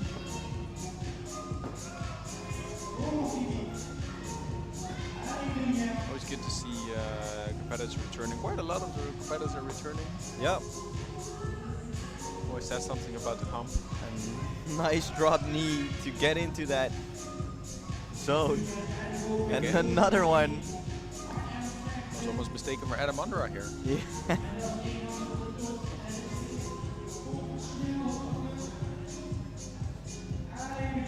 And on the left side we see boulder number 2. But sadly, no top for Dunja in this one. Did not find a way to finish problem number 1. But she still has 3 minutes and 30 seconds left, boys. I hope that's enough time. Probably. I assume so.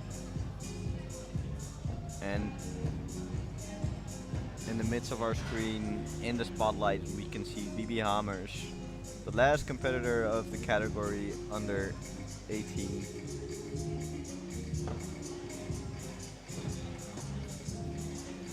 And here we can see the scores. Under 16, our winner, Tessa Robinson, 3 tops, 4 zones. Fran Goossens, second, 2 tops and 3 zones. And our very own Milou van Oort in her home gym, 3rd place with 2 tops and 3 zones. I like the spread you can see here with the climbs. I mean, different boulders have been topped, and also it's with different Maya top number 4, Robin top number 1. Number 3, excuse Maya, number 3. And Tessa made her way through number 4, so I think she's the obvious winner in this field. Even though problem 4 wasn't topped, would have been nice, but still like a spread in the competition.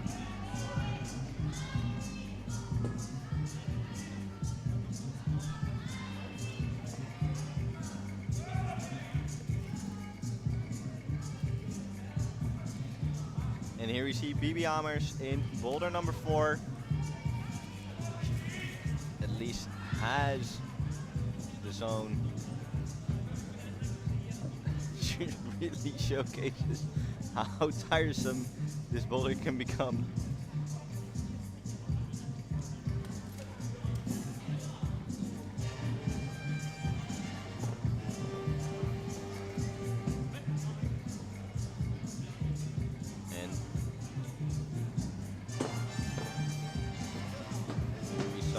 In boulder number 1 and in boulder number 2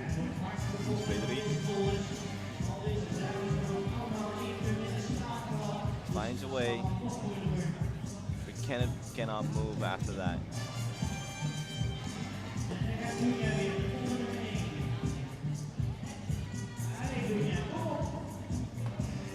Dunya making quick work of the start again of the boulder number 1.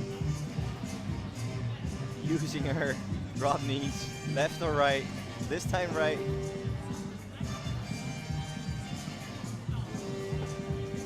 Managing to hold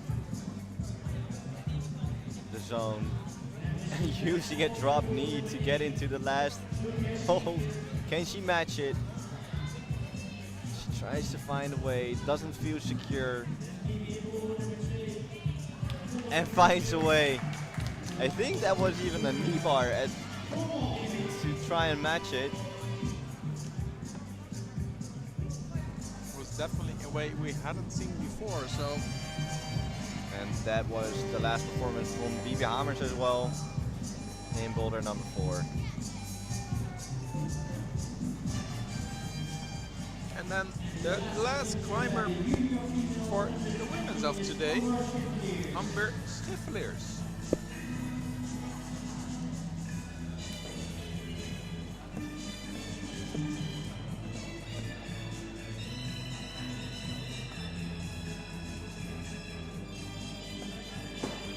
Amber already joined the DBIYO 4 times, this is the 4th time.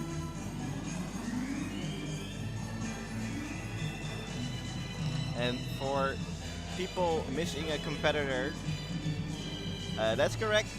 Lisa Clem. She's joining with the guys later She's today. joining. Can you tell us a bit more about that story? She's freakishly strong, and the route setters also decided she better befitted the boulders of the guys later today. So. Of course, it was discussed with Lisa, but Amber finds it sad that she can't compete with Lisa. Amber really making her way through, already at the zone. She's still struggling a little bit with an ankle injury, but it doesn't seem to show here. Using a lot of that. She's standing on the dual tech, you see that? That's quite tricky. Really close to the wall. And an easy top for her. As a top. She made that look very easily. Yeah. She seemed satisfied by the look on her face. Definitely. No, not extravagantly happy, you know, just satisfied. Klaar, as you see, the very tiny football. That's how small the football is. I'm happy she can laugh about that. Yeah. Also brushing her feet. Klaar, part of Team TOC West.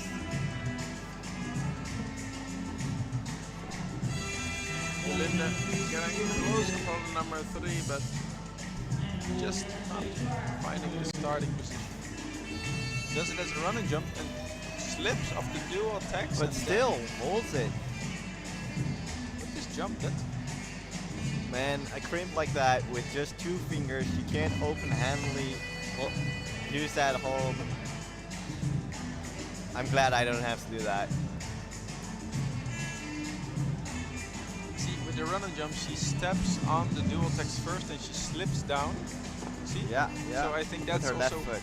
yeah, well, it makes it very hard to really aim because your foot is in a different position all the time, and then it slips and it stands, and then you're already too late because you're usually off balance.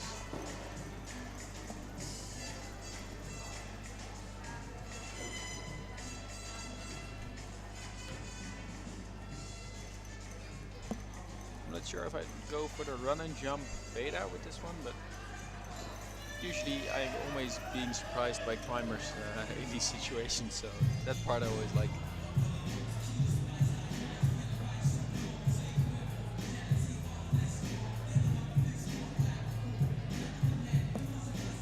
Klaar still trying to find a way to get into that starting position.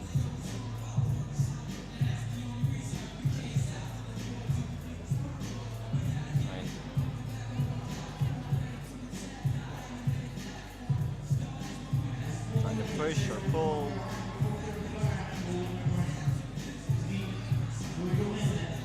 Trying to find the right way. Come on, Klaar.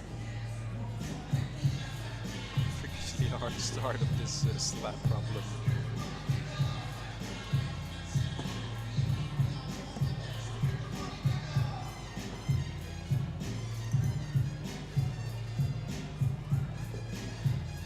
And Jorinde is still giving a lot of goes at boulder number 3. Really wants to climb the boulder.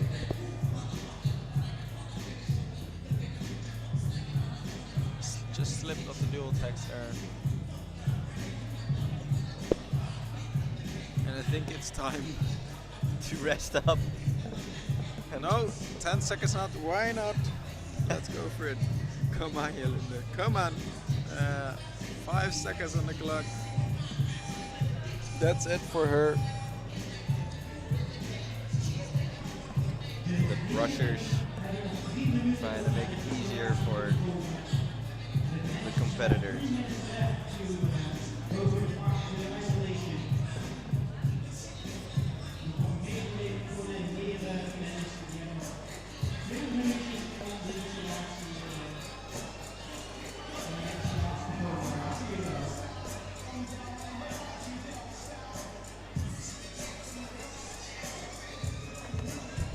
And we have Frederik in boulder number 3.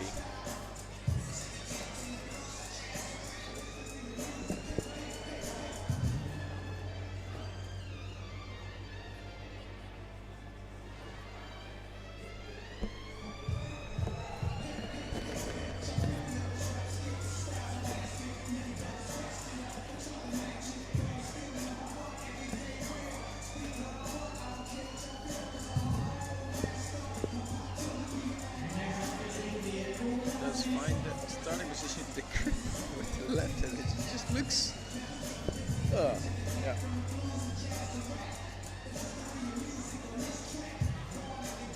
Interesting way of jumping, just jumping from the left leg, doesn't use her right foot. I think that's because she wants to move it first thing, but I'm not sure if you have the power if you don't use it or don't pogo with it.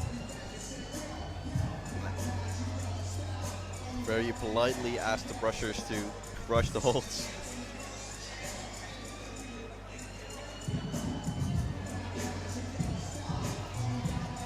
I think most of the climbers at this age are not used to ordering a brusher into it. And I've done brushing before. I never mind actually being so-called ordered by a climber. I know it's just the way it works in this moment. You just focus to go brush please and then focus. But I always like if people are polite in this way and ask, could you please go brush? Yeah.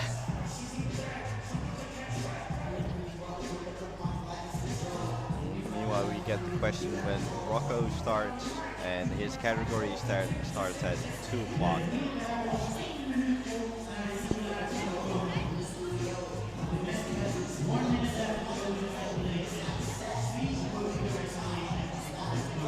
And in boulder number 2,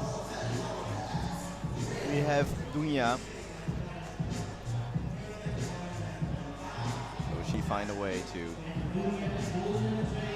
stick the starting move? You can see the ankle flexibility there. The try hard face. And now you can really see how thin that edge is where you can put your feet but also the hand.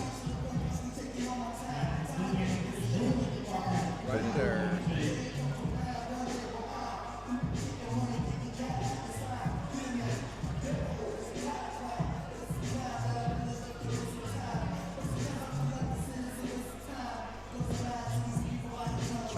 dynamically, sticks the move. Same, every climber does it. Then touches the end hole, but none of them managed to hold it from there. Trying to step inwards with her right hand, right foot, but slips. Frederique doesn't manage to get that height. I think she's too extended with her right arm the moment she hits the hole. She gets close to it, so it's very hard to hold. I understand that she wants to stand on the lower hold because it doesn't have the slippery dual tags, but it makes it harder to make that jump. Trying to get that crimp.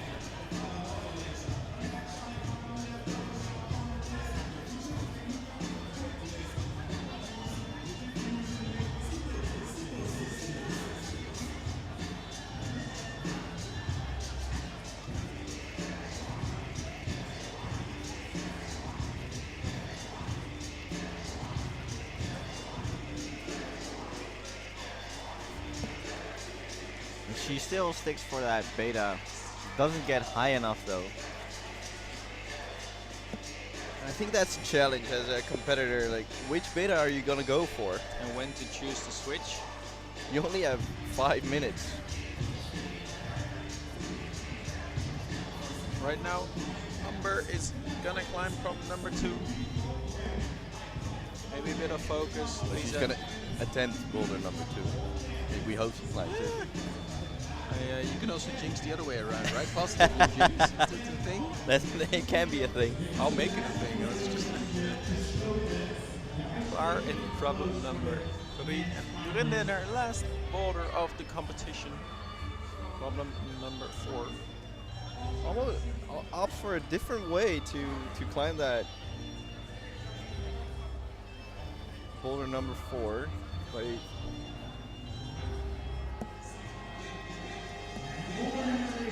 And sees the intended way, I think.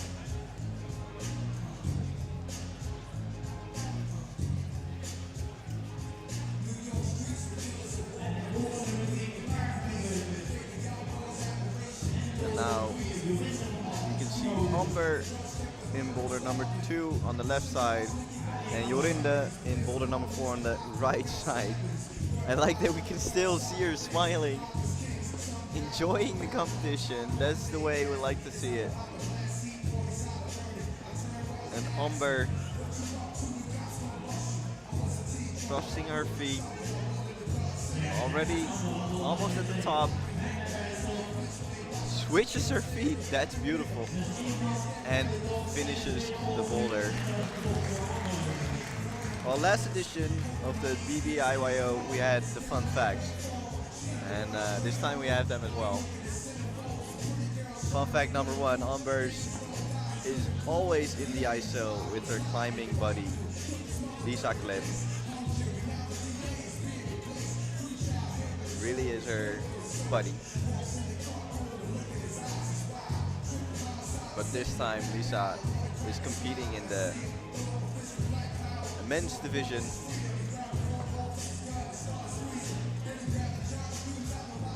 She understands that that gives a bit more of a challenge to Lisa, but still misses her.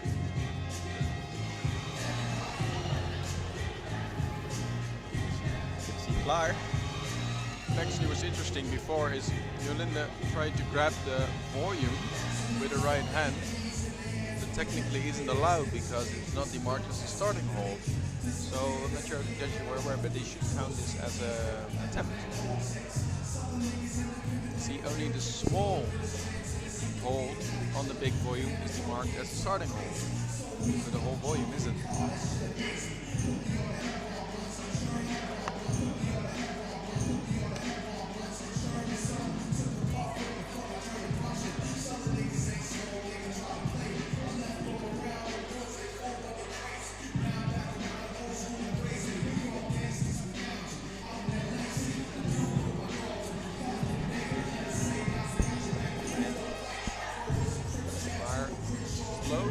steadily moving. Standing with both feet on the dual text.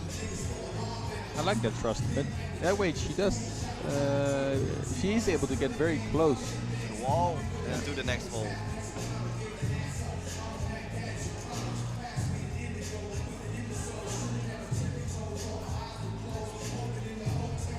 Linda's gonna go for it, skin or no skin, doesn't matter. Giving it everything. Finds a way. There we go, that's it. That's the beta. 1 minute on the clock. Challenging to still top the boulder.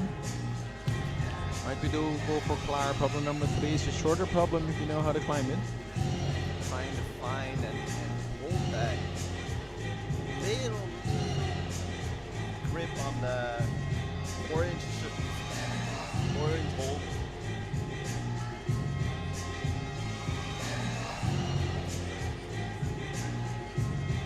Oh, it just barely misses it.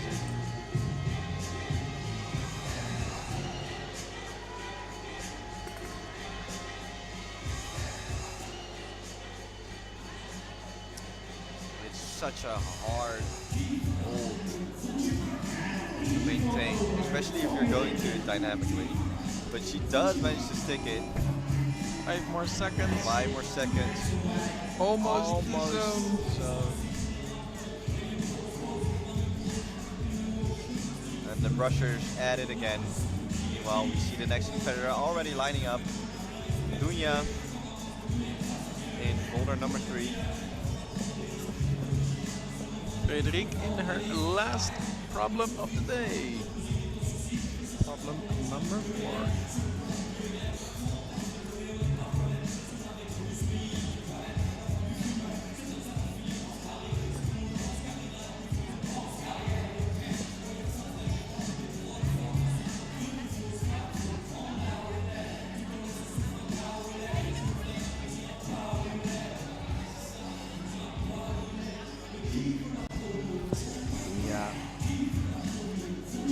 Trying to do it in a almost static way.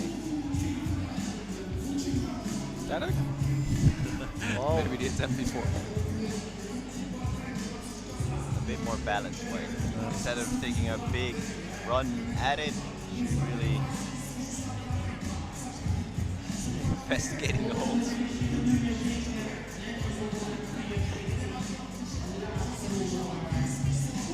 Does step perfectly on the textured part of the hole. So how would your method of tackling such a boulder be? Sometimes I probably like to read things, but I usually also like to try and learn. So I wouldn't be the best comp climber because you need few attempts and not necessarily my strength. Back on the left. But I'd always, if possible, try to prevent running. Always just try to step first, and if that doesn't work, then maybe it's run unless it's obvious. But so I think this problem is a lot easier if you just step into it. It also requires a bit more leg strength if you want to do that. True, good point. That might be a bit of my advantage versus some other climbers maybe. Yeah, with all that hiking.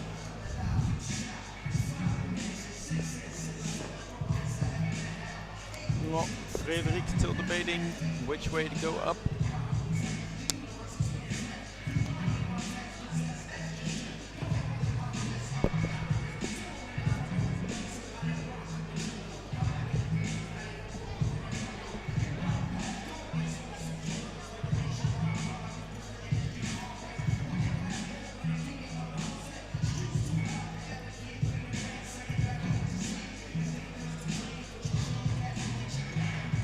This is what I mean. Actually, she grabs the big volume, but maybe the route sellers discussed something with the judges that it's okay for them to use the big volume. But the big volume isn't demarked as a starting hole, so what she's doing now technically is not okay. So she touches another part of the boulder, which actually isn't demarked as a starting hole, so you're not allowed to touch it yet. Because the tapes start at the other volume. The tape starts at the tiny volume, so zoom in on problem number 4 in a little bit. Probably I can show you again. I can imagine you wanting to showcase and really make a good attempt, and if you can't find the starting position, Yeah, you're just oblivious to the fact that those tips are there. You just go and look for things, which is of course completely normal. I totally get that. But you see where he brushes now? You're not allowed to hold that unless you have started in a correct position. right? There, the walls he's touching now, should count as an attempt actually. It shouldn't count. Should count. I'm not counting the attempts. So. Oh, right.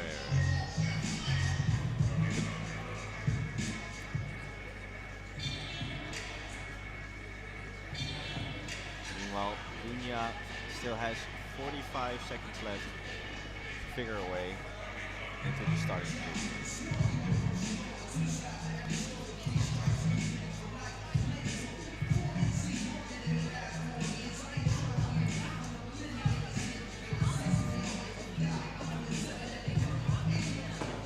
And she finds a way to hold the back crimp. Dunya on the right side. She has 14 seconds left to get the zone. She holds it and barn doors out of it.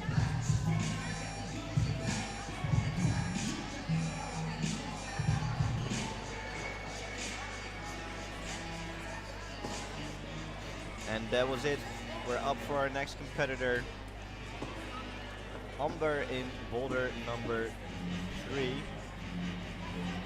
And Klaar in boulder number 4. And here we see the results of the female under 18.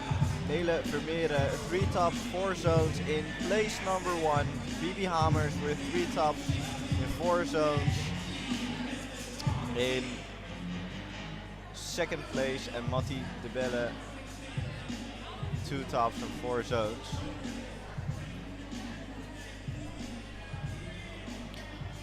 Yeah, and the difference here is in attempts for tops, because you see the 6 and the 8 between Nele and Bibi. And Nele has the same amount of tops and zones, but she has tops in 6 attempts, and the total tops of Bibi are in 8 attempts, and that's why Bibi is on the second place. Yeah. And if that was equal, then we'd look at attempts for zones, which also Nele's kicker, because she's did it in 8 attempts and Bibi did it in 10 attempts. You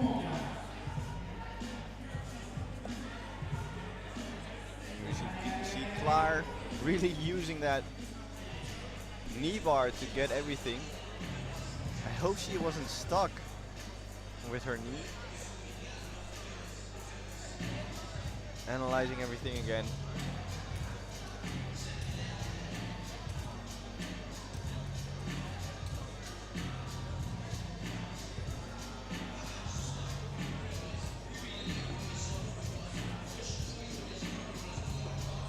And here we see Amber going the way that you would want to do this, Boaz. Just stepping into it. And it's also not easy, so I think this is a challenging problem either way. She tries to clinch against the small edge on the bottom.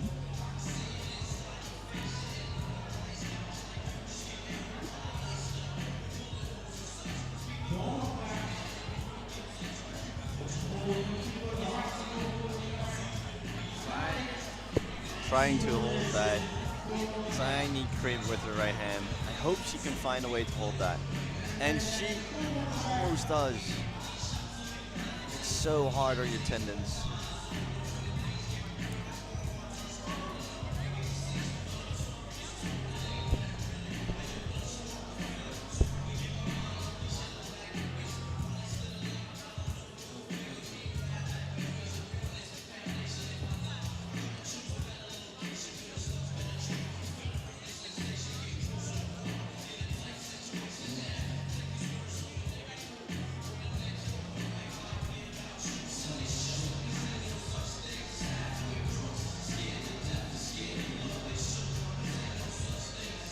She does find the crimp.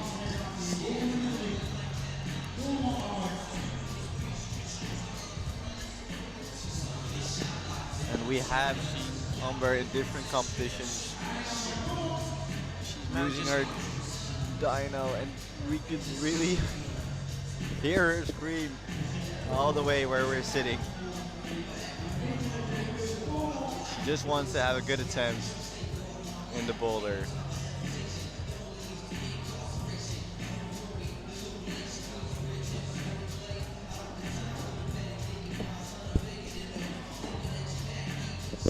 And we can see Klaar as well in boulder number 4. Here we are. Gets the first crib, crosses over. Perfect beta for it. That's a lot of body tension that she's using. Doesn't even seem to be the most challenging for her. And this move is. She tried to put her left. My God.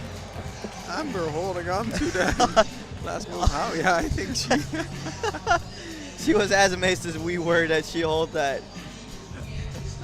And we have it topped by Umber in boulder number 3. Klaar has 20 seconds left. Will she give it another go? No, that was it for Klaar. She can be proud of her performance.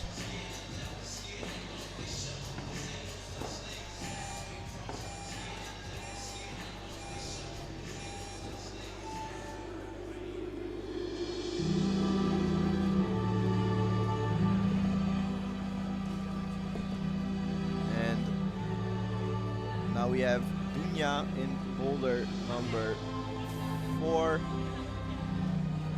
Take her a moment to take it all in. Trying to find a beta.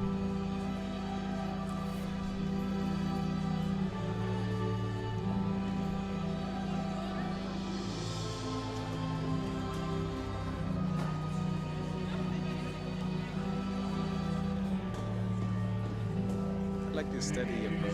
Not just rush into it. Really take your time, read it. Make sure that you have a game plan.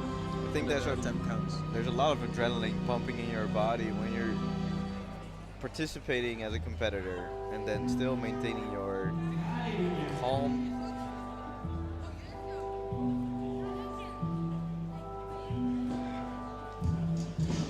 It's a bit of experience, I think.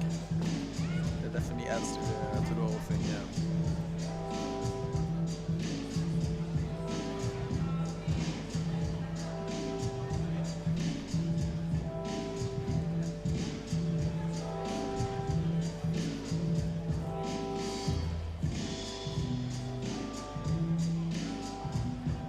Trying to go with the right hands, so I think a 10 of beta is good, but struggling to find the proper way to move there. You really need to have that knee bar in there if you want to move further. I was gonna say, and I don't think it's locked in yet.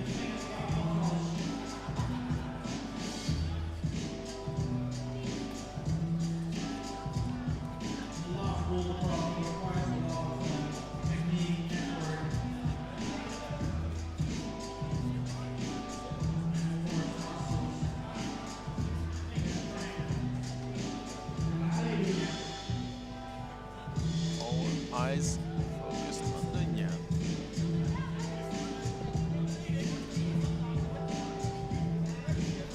Tries to get that knee bar in deep.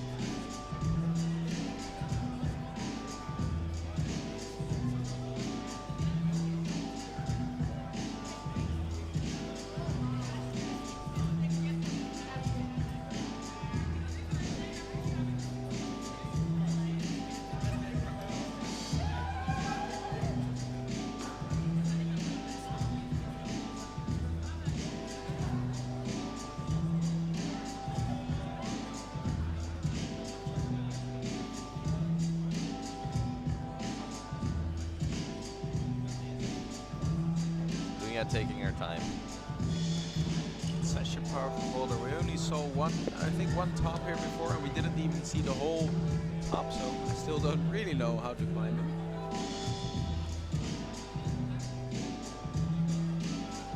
Try and get the power on. Similar to what speed climbers do just before getting onto the wall. Yeah, and let's not forget that all these competitors climbed the whole day yesterday, so your skin is already, there's not much left. And then also performing as well as you can after climbing a whole day yesterday, it puts a strain on your body. Yeah, it's so physical.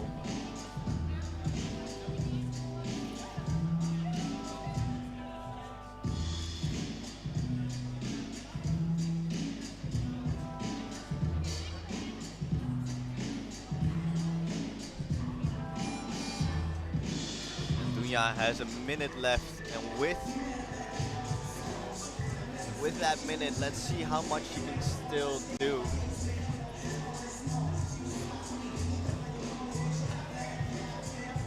And she's going for it at it again. A deep double knee bar. Crosses over, doesn't have the pinch. Doesn't use the pinch with her thumb. Looks at the clock. Will she give it a last go? Yes, she will.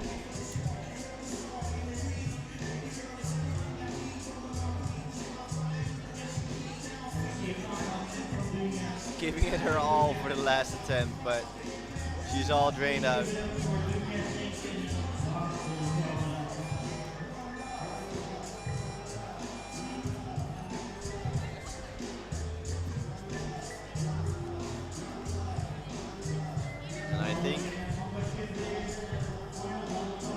Last climber for now in this women's category. Let's just go over the afternoon schedules just so everyone's aware, George. At 1:30 local time in Netherlands, so that's in about 25 minutes from now, we'll start with the men's category.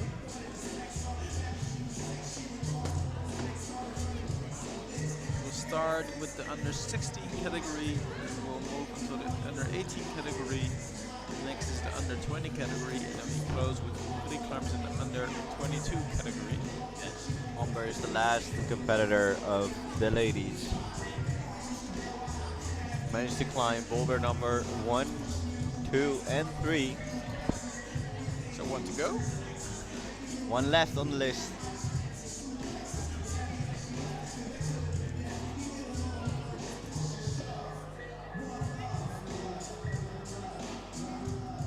Hope her ankle won't be a problem in this boulder.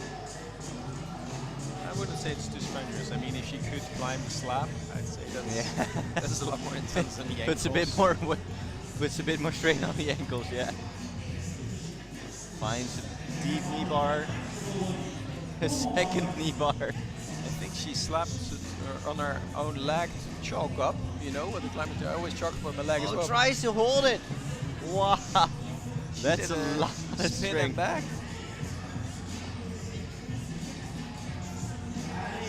A lot of flexibility as well. Amazing. Tries to move her left hand. Will we see our second top? I think we will. As long Almost. as she can hold it, but just the bump with the left hand, I think, was about the hardest move of the whole problem, we heard. So you reach with the right hand to the half moon, and then you have to flip the left hand. So let's see if she can get that far again in her second go.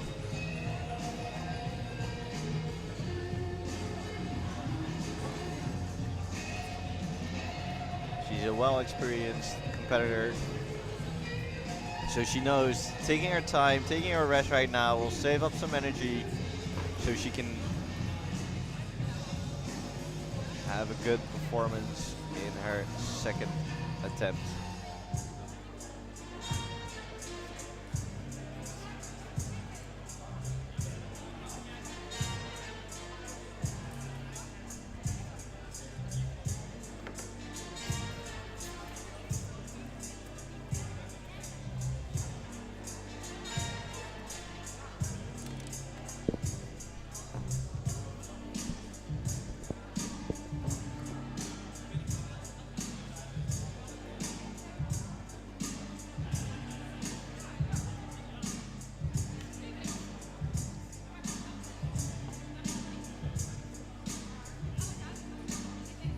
really showcase how much experience she has. And she's taking her time, looking at the clock, looking back. I think she just wants to have one more go and do it in that go. 1 minute 14 on the clock. I think she knows she needs all the power she has. Looking at the clock, 1 minute, 7 seconds left. Still taking her time.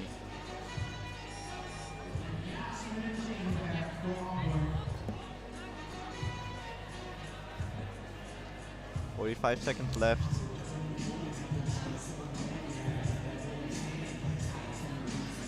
To be honest, I would become a bit nervous with only 42 seconds left. For time, yeah. I mean, maybe I would have stepped in with 50 seconds on the clock. Not sure, but I hope I'm wrong. I hope she knows what she's doing. I do think so. This is her 4th time participating in the DBIYO. Cruising through the first part, really showcasing her strength, her biceps, her true Wonder Woman. 13 seconds, it might actually get close. She has 10 seconds left. No, that's a bummer. She doesn't finish that. Shakes her head. I think she wanted to top this. She knew she could, but just didn't work out. Time management still is such an essential part of the competition. And that's it for the women's category. We see Yara Trying the problem. Eager to try it. And in 20 minutes we'll start with the men's category, so stay tuned this afternoon with us for some more action. And of course, this competition wouldn't be able without some of our sponsors, so we'd really like to thank Exco, Access, Wataha, Woodstock and Orpho for sponsoring this event. Thank you for your support.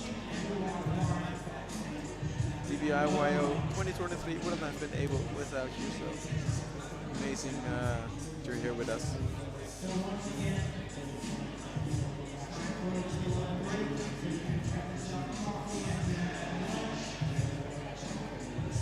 So we can already see one of the setters. Yeah, they're adjusting the men's problems, so they preset part of the problems already. And now they just have to finish it. They preset it in a way that they cannot be recognized or they cannot be read already and don't have any advantage if you're here early, but so just so it saves them time fixing the whole thing.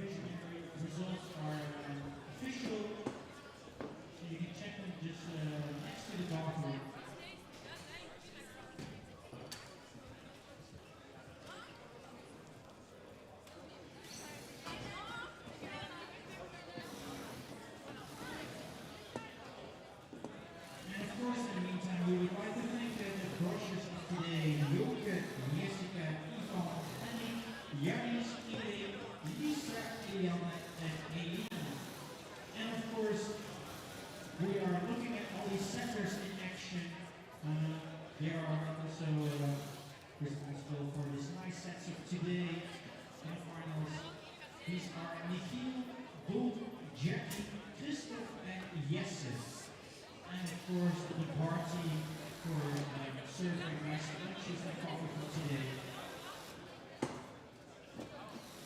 And once again, the results are official. You can check them next to the bathroom at the door. Please check if these are correct.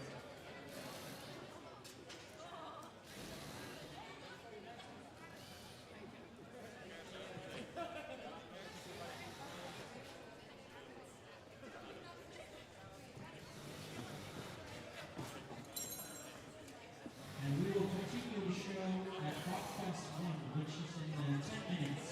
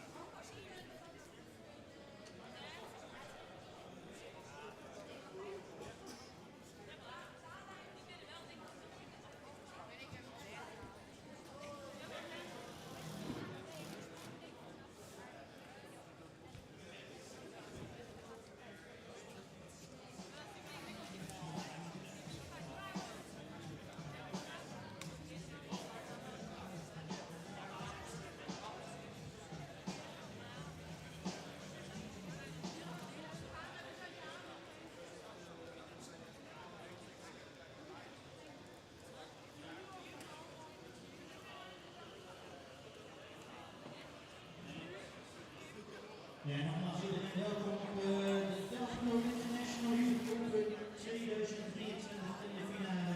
Over 10 minuutjes gaan we starten met de herenfinale. So in English right now, welcome to the Delfts International Youth Open 2023 finals. In 10 minutes we are about to start with the men's finals. So in the meanwhile you can enjoy some snacks or some lunch and you can grab them at the bar.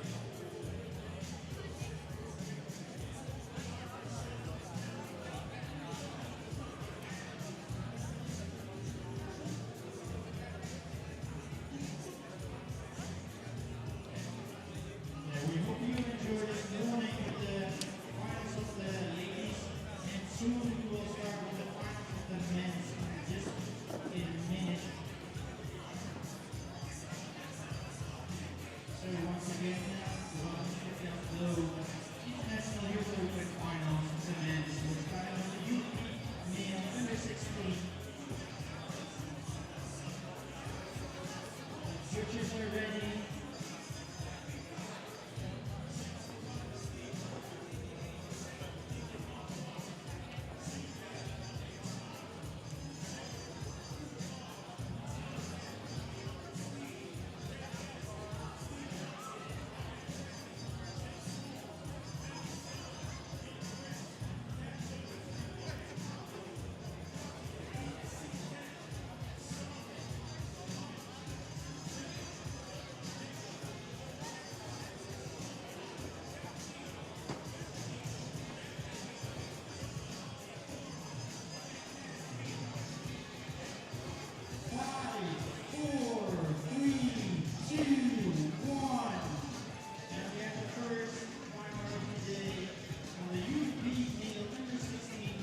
B under 16.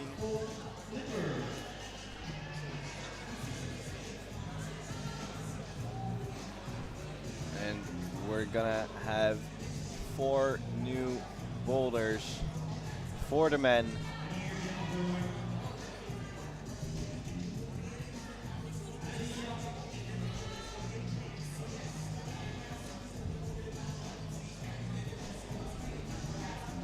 And here are all the competitors: Jan Miljoen, Raf Spokkelreef, Esteban Villers, Lucas Brils, Noah Sales, and Tom Stelen. Or Tom Steele.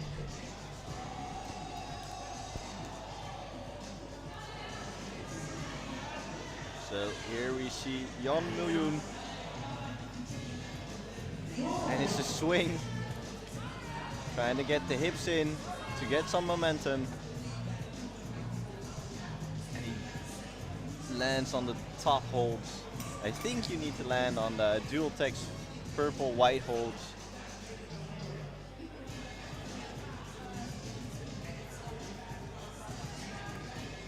And the start is for 4 limbs.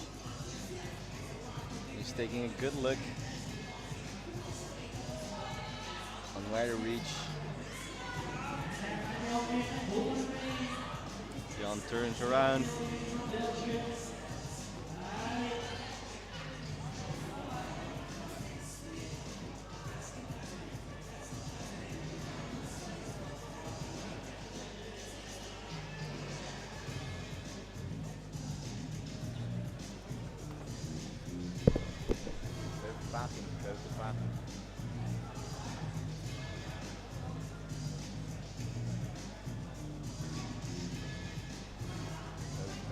Verder vertraging. Het vertraging. Ja. That was another attempt.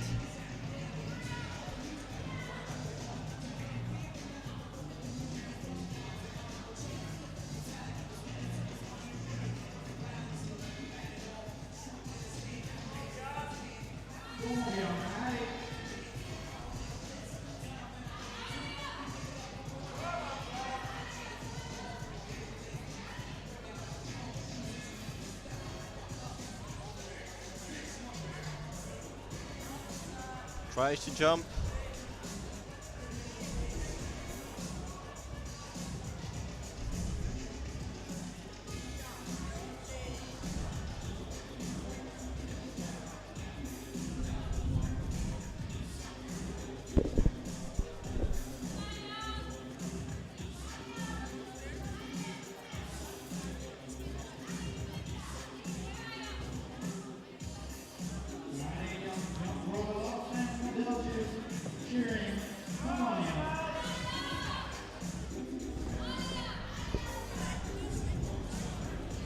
Jan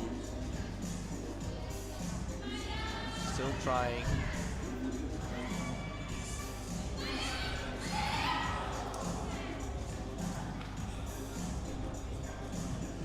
I do, by the way, think that the placement of this huge volume on the left, the blue one, and it's quite hard to see from this angle how big it is, but it's huge.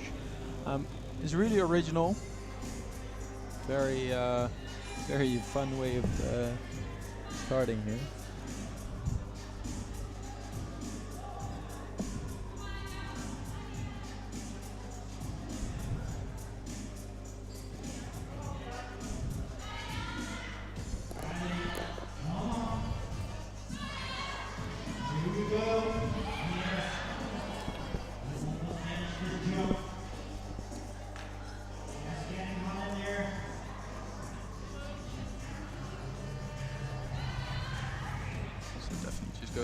flips. Gotta get the swing in right. Does get more swing than the last time and holds it with no holds at all, just the wall. Does he get the zone for that? Yeah, I'd give it a zone because you have to use the zone in the direction of the boulder, and I think the route setters just put the zone there just so you can touch it and use it. So to reward catching the jump, actually.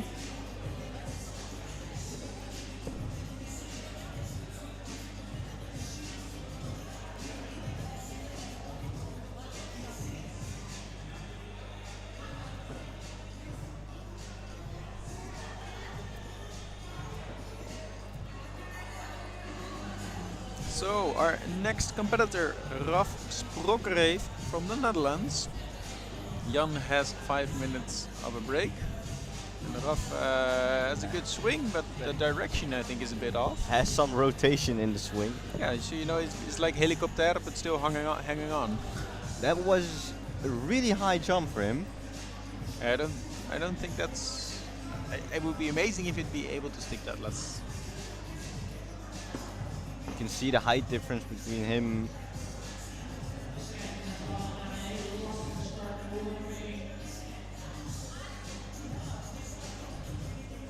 and Jan.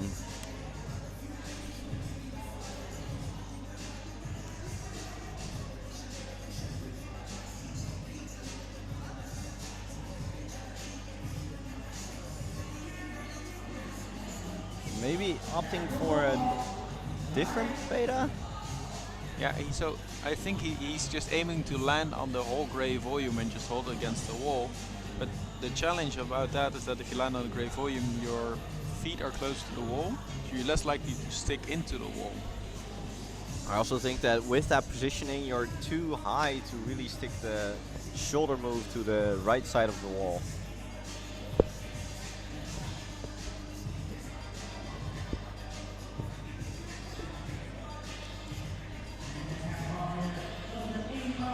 We do a one arm now. Rafa is swinging around, but doesn't manage to really stick it.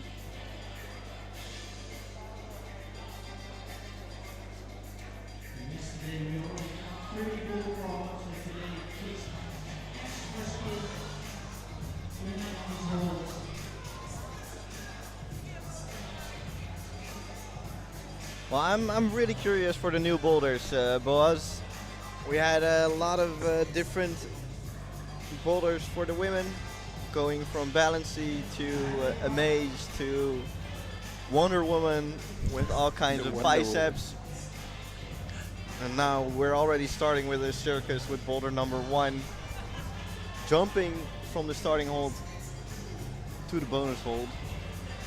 Yeah, but what I like about the quality of these routes is that it's just, you can do a jump boulder and it's just a jump boulder, but here it's easier to twist, so that's an element, and then still the jump is quite awkward and uncommon because you jump down as well and have to land in, but also keep your balance into the wall. So there's quite some techie elements to this jump, as we say. So that's I like this combination. Yeah, the angle of the jump is can be weird. It also depends on how you hold your hands at the starting holds. Yeah, it's really affected.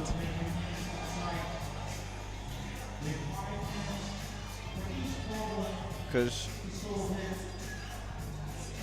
Ralph is opting for both hands to the left wall, while Jan was holding it like an undercling. Yeah, and I think that makes a lot of a difference.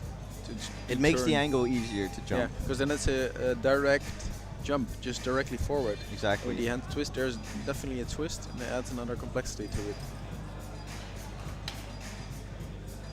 It almost looks like he wants to go statically. Yeah, he's Going with hers. He's got long legs. I think Yeah. could do it.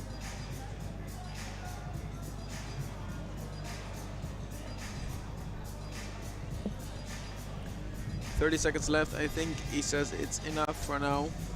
Doesn't really know what to do, so good effort by Raf. saving some skin for the next. And here we see the results from the last female category for you, the honors boas. Yeah, Amber definitely winning here. Managed to get 3 tops out of the 4. Klaar managed to get 1 top, and so did Dunja. And they're actually separated by an attempt for a zone, as you can see. Klaar had her second zone in 2 attempts, so it makes a total of 4 attempts for the zones, and Dunja did it in 5.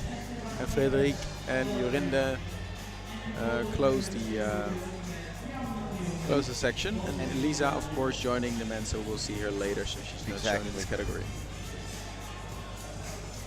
I'm wondering how she will compete against the gents. Yeah, so do I. I'm really curious. And Esteban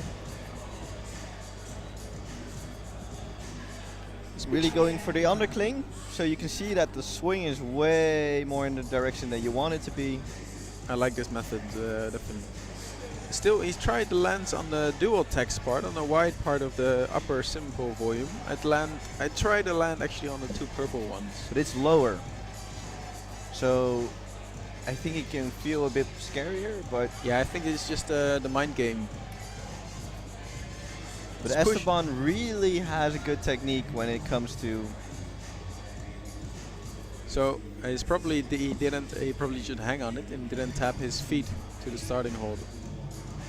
But really, what I was trying to say is he really has his technique to gain momentum, getting the hips in like that, and then getting the swing. I do think his swing is quite big for the actual distance he needs to cover. But he manages to do it now, and I think this is the way on the purple volumes. This is the way. Now he's stable. This is the way. Yep.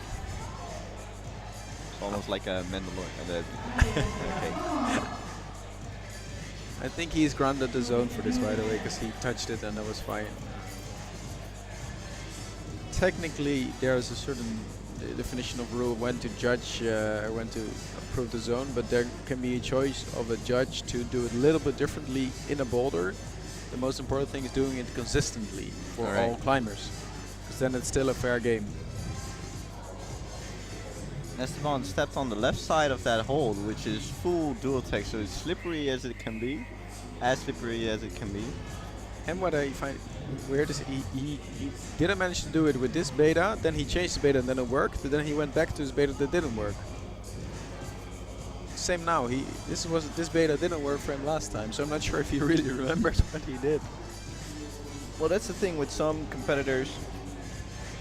They climb by feeling. Meanwhile, Jan is on the slab here, and we heard that this slab, it's been adjusted a little bit because it was really hard, as they said. It was a training boulder for the Japanese team, not even a comp boulder for the Japanese team, but a training boulder. And for those of you that think, well, isn't that easier? No, it's not. Trained boulders are actually usually harder than the comp boulders. So they adjusted it a little bit, just to be able to climb for some worlds. To make it a bit more fun. Yeah, but as you can see here by Jan, I think it's definitely already still a very challenging start. And I don't think you can quite see it very well on the stream, but the wall that we're looking at has 3 different degrees. Yeah, so the lower one is a bit overhang, then the middle one is, I'd say, about straight up, and then the third, where the right starting hold, is a slab. So yeah, you have to move around the lump.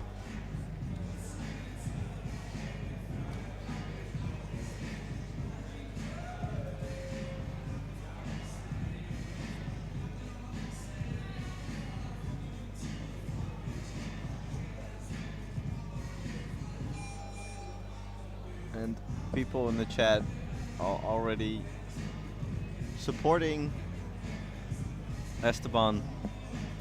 I hope we can see him. And if you have any questions for us Here or we for the are. gym, feel free to throw them in the chat. We're happy to answer your questions. So as long as we know the answers, or we'll try to answer them at least. And Esteban once made the first move work, already had a zone, and he's trying to figure out how he can do it again. I'm really curious The- Yeah, this is a bit. this is curious, but yeah. Here we are. If you want to know what we look like, this is us. Hi. Good afternoon. We're here to to tell you something about what we see here at this great event. So we're happy to be here, having a good time. Esteban not really quite sure how to make that move again. I'm curious how to go on from that position after you have the zone.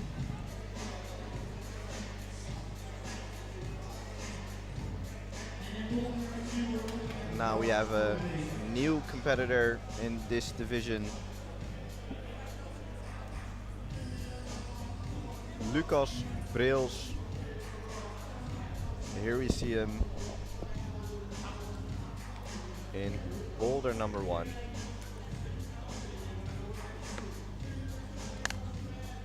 And we have a question from the chat box. Damien asked why Lisa is competing with the men's. Yeah, it was discussed with Lisa in the category, and given her background, because she's such a strong climber, and for her to be a bit more of a challenge, they discussed with her, of course, to join in the men's category. So So even she in the men's, she was placed 3rd in rankings. So So that's why it's a bit more challenging for her and for the competitors for the when the guys female get, yeah. competition to Yeah. let her join in the men, and she find it a bit more of a challenge. So that's why.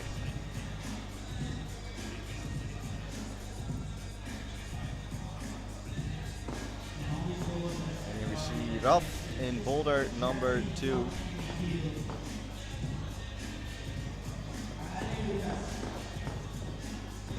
Finding a heel hook to touch the next hold. I hope we can see that hold a bit better. Here we go. Trying to find anything that he can reach. What's he squeezing there on his right? He has Seems a, to be a barely tiny any- thumb hold that he's squeezing. It's always fun, right? You can see the zone holds close, so in a competition people always want to grab the zone hold just to get the point. I wouldn't have granted it yet. Still not. Still not, no. As a route center, you can really have psychological warfare with the competitors. And that's, I think that what was happening here a second ago was, I mean, I'd want him to have it, but I wouldn't have granted it here yet, because you need to move around it a little bit different.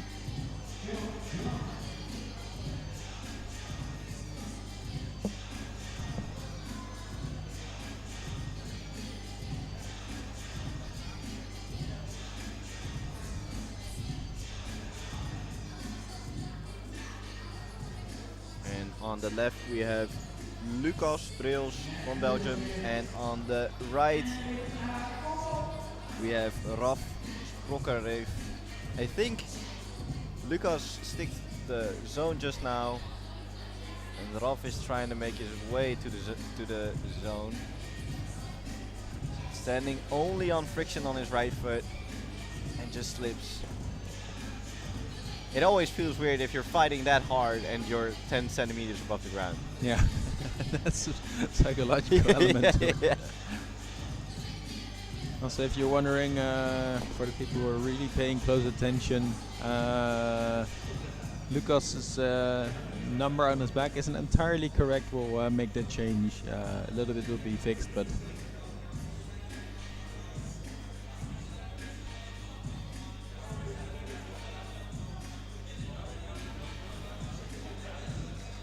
And I'm wondering, after reaching the zone, how the competitors will make the next move. Dino to the top. Yeah. When in doubt, Dino out. No, I think you use the wall for compression with the. See, there we go. Okay, I think he's gonna show us. At least let's hope so. So yeah, move around the wall like this. Use the wall for compression, and then jump with your left hand to the white, big hold, and then catch the purple one in compression. So the second purple one. Yeah, the second purple one. Yeah, so you because grab this first purple one. There we go. And now jump with left to the white, and then grab the second purple one. Yeah, and exactly what happened with his right hand is what I'm afraid for. I know that hold, that It sucks. first purple hold, and that one just really sucks. Here I would award him the zone hold, by the way, because he uses it to gain a stable position. And that's the usually the defining moment whether or not to award the zone hold. Always happy to have you with me with your judge experience, Buzz. Well, usually not when you're climbing by yourself. I'm always quite strict on your. And he's just trying, and he has that's to the bummer. stop. That's it for Raf in problem number 2. I do think he'll get awarded the zone. Wasn't enough for a top, sadly. So that means that Esteban is gonna climb in problem number 2. Jan is gonna climb in problem number 1. And Noah is joining us in problem number 1. And we'll see our first competitor in boulder number 3, Jan. And what I've heard so far is one of the route setters, Jesse Pauw, is really looking forward to see how they're going to stick that move. The first move is a move that really requires all shoulder strength that you have, something that I would enjoy a lot. Here we see Noah Sills. And on his back is the name of his boulder gym. Yeah, so how's your French, George? Pronounce it. Yeah, I'm not gonna attempt that. It's shown on the shirt. Entro la terre. Yeah. Sorry, that's Anybody who excuse me thinks for that my, he doesn't speak pronunciation. pronounced correctly, please say in the chat. Right. Trying to brush it. Yeah, and this is the boulder that I'm very curious about. So the first move is a very far but sharp shoulder move. What did they call it? The shoulder lock or No. shoulder demolition? Yeah, all creative ways. See, it's really far shoulder move. Hold it, lock it. Does feel like a bit of an iron cross idea, you know? Exactly. So I don't think you can see the starting hold is almost like a sphere. There we go. Yeah, so you see it touch it left. Yeah, so you can really push from that hold, from the starting hold. Yeah, you There can we see it go. from here. Yeah, so his right hand can stay on there, really push, and you have to jam in between. Yeah, There just we like that, go. just like that. That's nice, Jan. Way to go, good effort. That's dual tech, so you do have to position your feet well. It's not a given. And that's Keep gonna that give him his own hold. But Core strength. what's his high right heel? Trying to find a It's like an opposite knee bar. You saw that? yeah. He pushed with his left leg against the wall and then the right. That's a cool method. You know, Esteban is moving through the slab. You can see by the teeny tiny movements in the fingers how challenging this one is.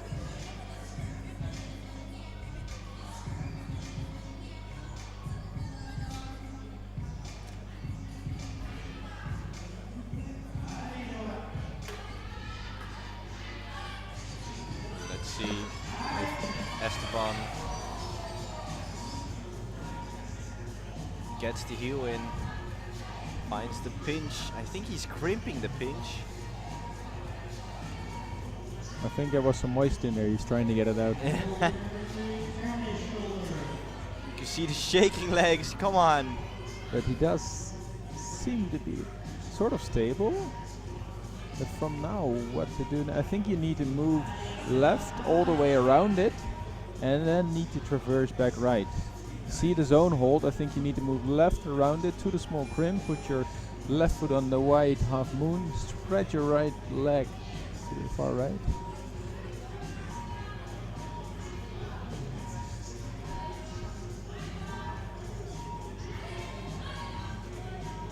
And I'm curious. So the hold that he's holding right now with his right hand, you can only like This only was the touch one. it. Yeah, it's like You can't really no, you can't really use maintain it or hold yeah, it. yeah. It's just to move yourself a bit up.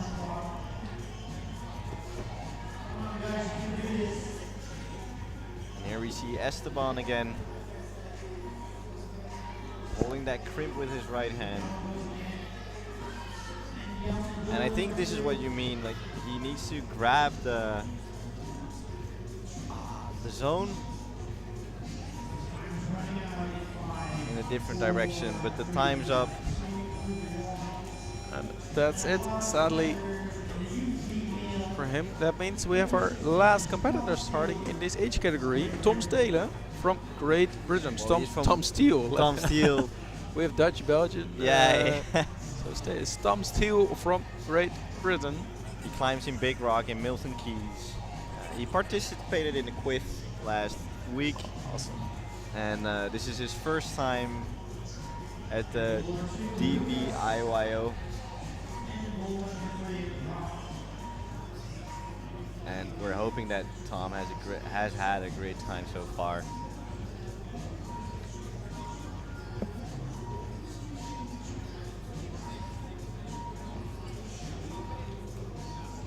And for any supporters at home from Tom, we're sorry, but because of the different schedule with the amount of competitors, he'll probably miss his flight. So we're sorry. Oops. Oh, that's great. So we did hear is that managed to book another flight, or at least change the flight. So, But in the meanwhile, the most important thing is him climbing the finals with a smile. with a smile. Trying boulder number 1. And here we can see the same thing as I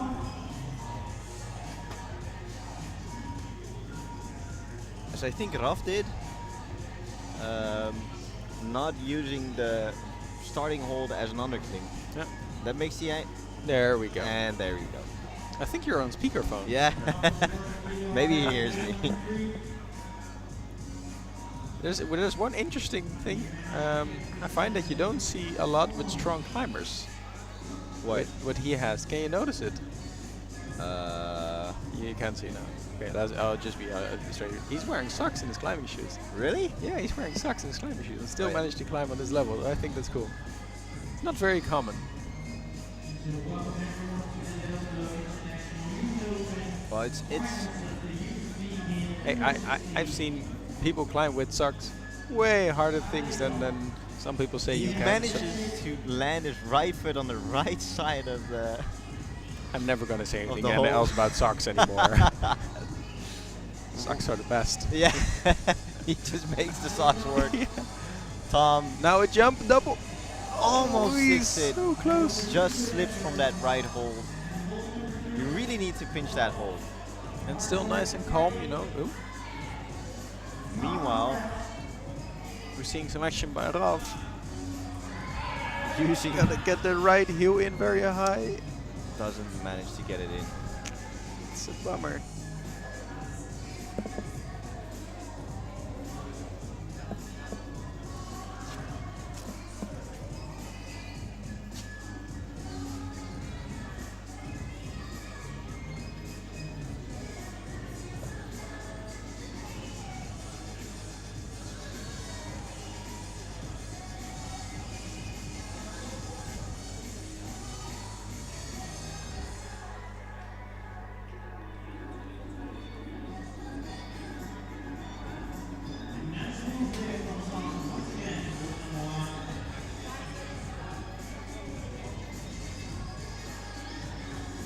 Lucas here attempting the slab.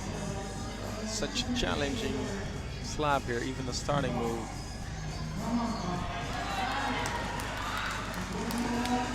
And Tom sticks it again.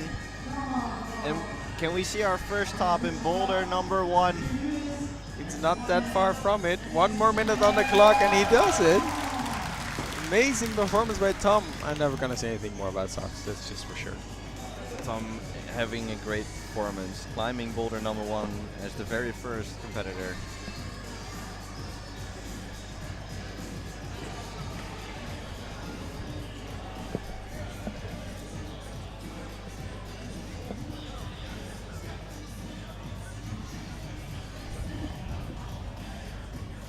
Meanwhile, we see Lucas Breels in the slab.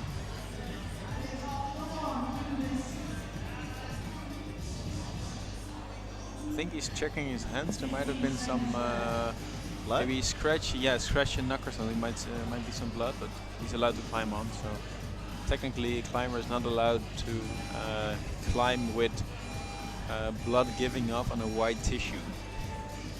That is a very Specific. very specific. Yeah, that's the Yeah, those are the rules. They Yeah. need to be specific. yeah.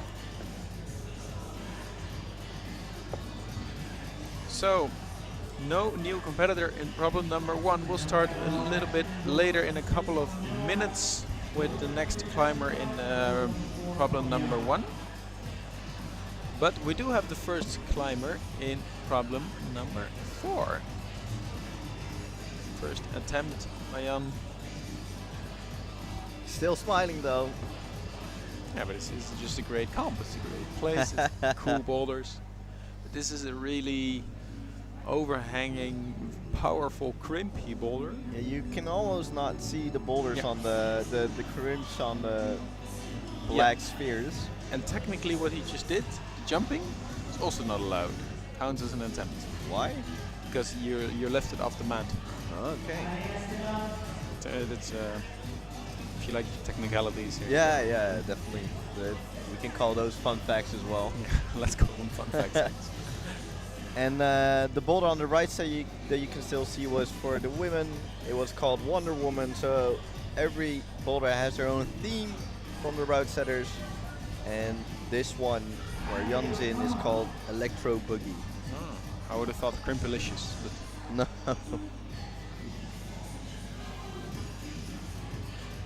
so you saw that? He did the double dyno variety, Esteban. From the shoulder move, just skipping the whole shoulder move and doing the double dyno. I mean, if he'd stick that, I think he'd be the winner of the day by any means. So.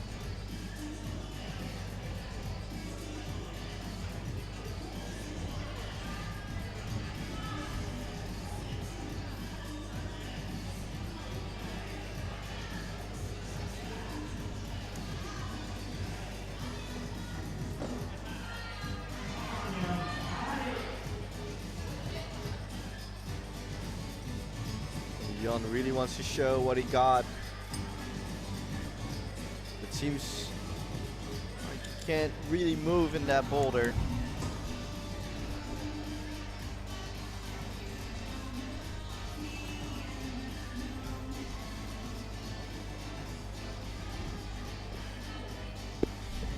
And Esteban almost taking that shoulder move in boulder number 3.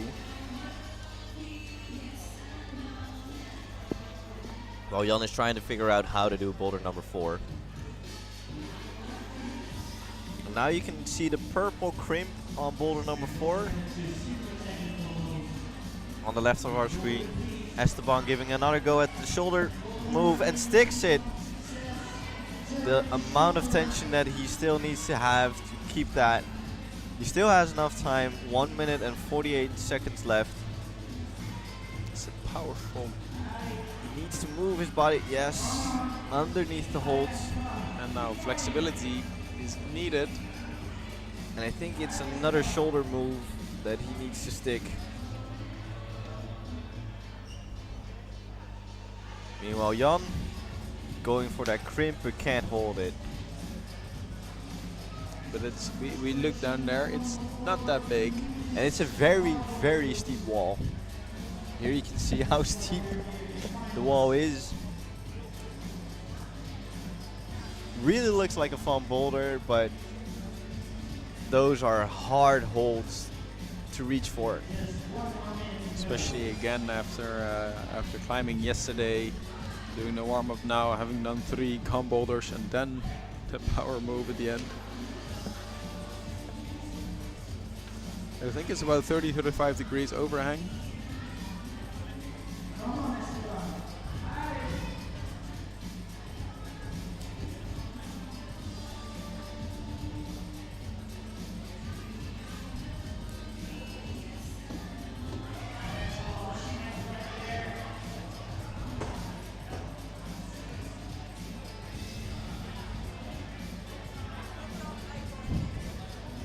And Esteban, I think, wants to save some skin and energy for the last boulder. All the brushes going to work.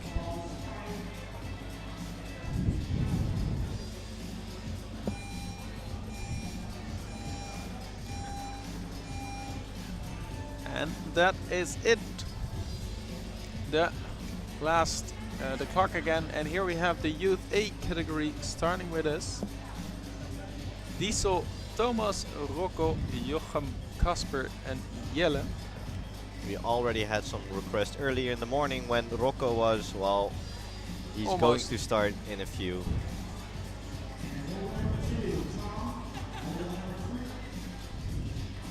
But before we go into the next division, 5 more minutes, last round. we still have this round.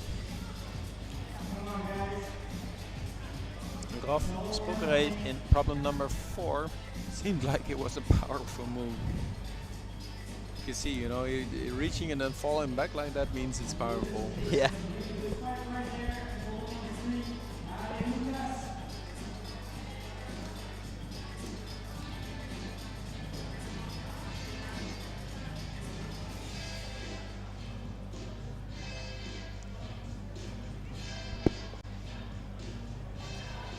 Well, Lucas Brils is in boulder number 4. Here we see Tom Steele from Great Britain in boulder number 2.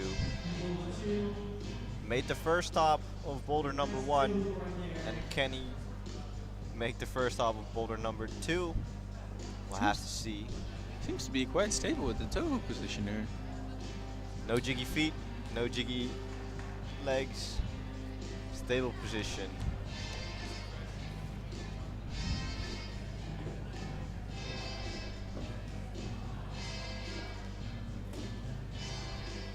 Reaching to the zone.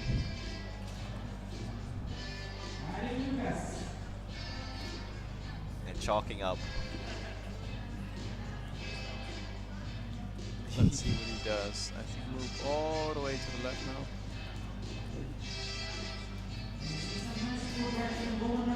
Nice effort by Lucas. Tom actually skipping all the left holds Yeah, he just walked up. and cruises to the end. Tom Our first Steele. stop of boulder number 2.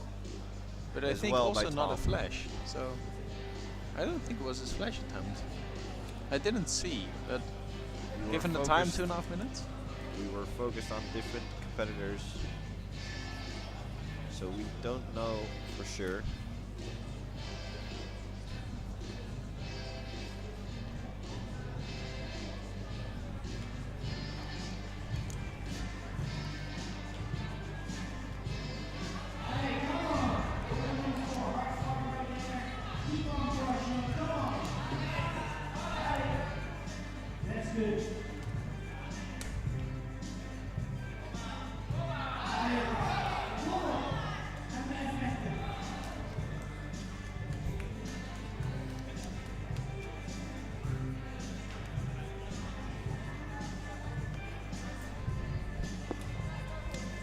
Raf just trying to investigate the problem, how to fix this. Well, Lucas close here at the zone, and now I'm not sure what I think. It's the toe hook, grab the next one, and then it's the high heel at the right hand. Then you can match the zone hold and move onward, but that's my interpretation from a nice and stable, comfortable chair. Meanwhile, you see every competitor so far having difficulty holding that crimp on the right in boulder number 4. Really looking at his skin. I hope he's doing all right. And after that, I think it's it's a crossover with the left, like compression, then match, and then reach out from the shoulder again. It's powerful.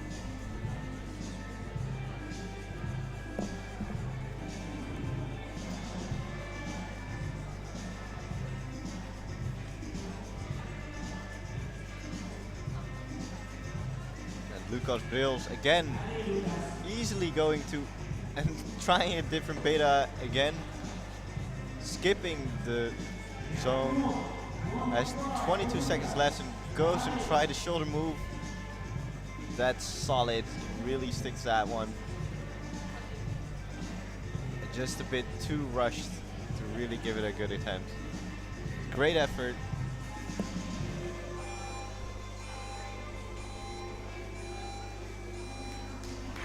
Please give it up for the next climber, youth male number 50, Diesel Elsenaar.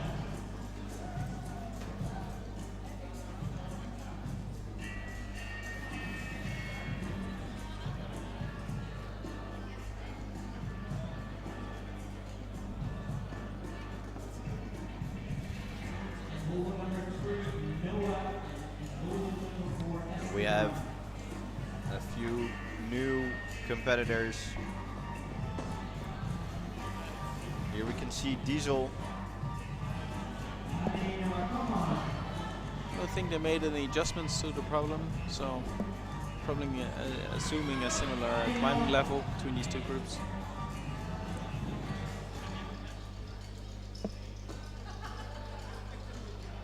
Diesel, Elsenaar, you can see here. The first one from the new category, under 18. His parents are watching. It's his first final ever. He's training in his, also trains here. Used to give coaching Tim, now he's in the team of I like the way he tried to catch the small volume as well. Exactly.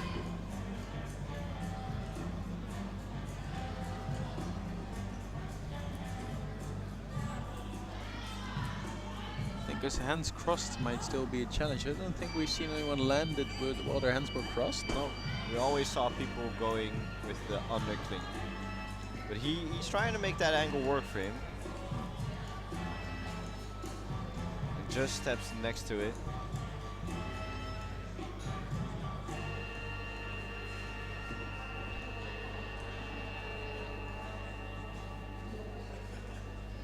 There's a lot of action on the wall. Come on, guys. Number 1, Diesel. Come on, Diesel. Trying to land both feet on the first volume. And meanwhile, we also have different competitors in boulder number 3 and boulder number 4. Here we can see Esteban still in trying. boulder number 4. It seems quite hard. Everybody has some difficulty sticking that first move to the purple crimp.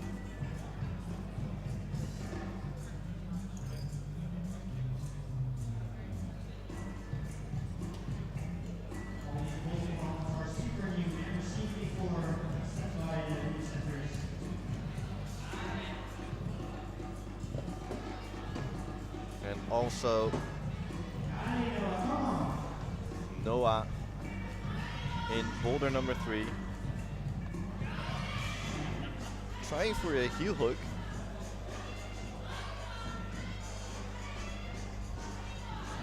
Trying for a heel hook and managed to stick it. That's some flexibility right there. No, so close. And the crowd's going wild. Oh, it was so close. 1.5 minutes left should be enough for another attempt, but does he have enough power left? That's the question. Really creative beta right there. Going back with his hands and going with his right hand to the zone.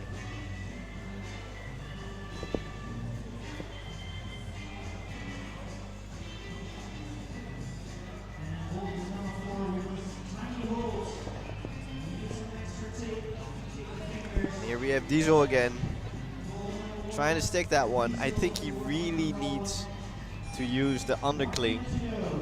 I think he's a bit disoriented now. He was getting closer, but now he's like, okay, how to fix this? It's always a challenging part, you know, as we talked about before, changing beta or not.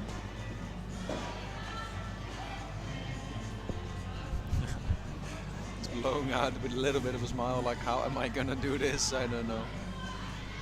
Meanwhile, Noah attempting it again.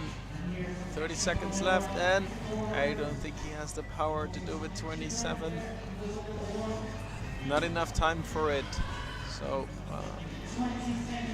Personally say don't go. You never know. You never know. Come on, Noah. I wouldn't say I know all, but I know some. Or Go to the right again. Has 7 seconds left. Really needs to go. 5, 4, 2. it was very close. Definitely the best we've seen so far. On boulder number 3. Sometimes I do find it sad that you see some climbers definitely progress further than others, but it's not rewarded because they will both get Just the the zone. That's, Yeah. that's the sport, but still sometimes it feels. I feel for them. We have the new competitor in men under 18, Thomas Worm from the Netherlands.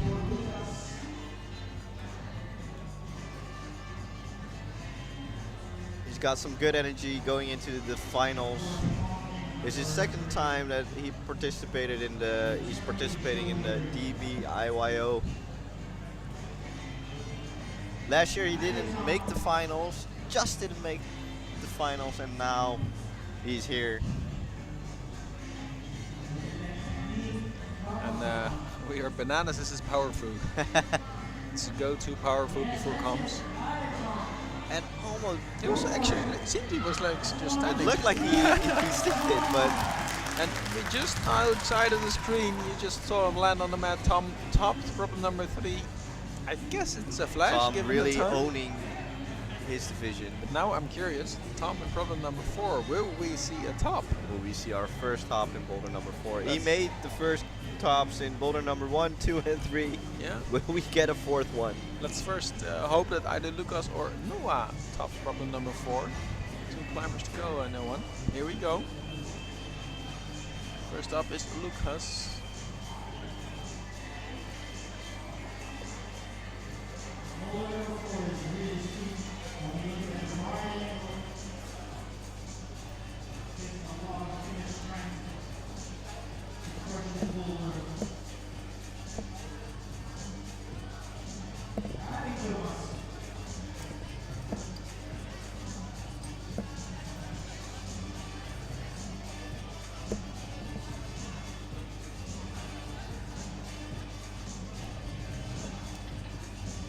Let's see if Lucas can make a good attempt in boulder number 4, reaching for that crimp.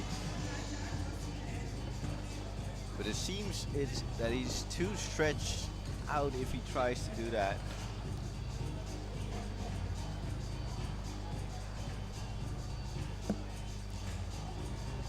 You need so much core strength on so you like on the teeny tiny fingertips. But just remember that all of these climbers climbed the whole day yesterday. Yeah. The Good amount of stuff. energy that they already put out. It's definitely good comp training for them though, because it's of course quite normal. Qualification day and then semi-final day and then Yeah. finals in the same day as the semi-finals. That's usually the case. And I hope everybody got a good night's sleep because that's very important for recovery.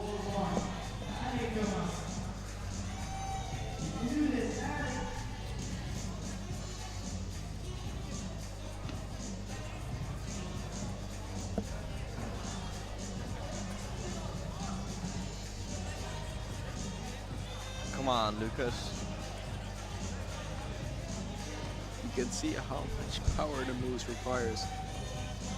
Slowly but surely they're losing energy, losing power.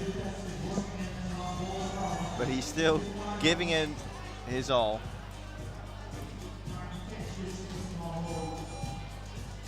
With 1 minute left on the clock.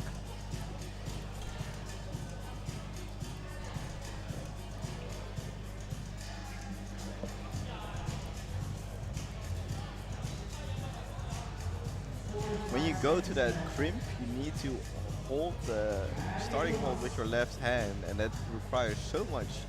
Yeah, underclaim power so far away from you, so low. Meanwhile, you see Thomas Worm Boulder number 1.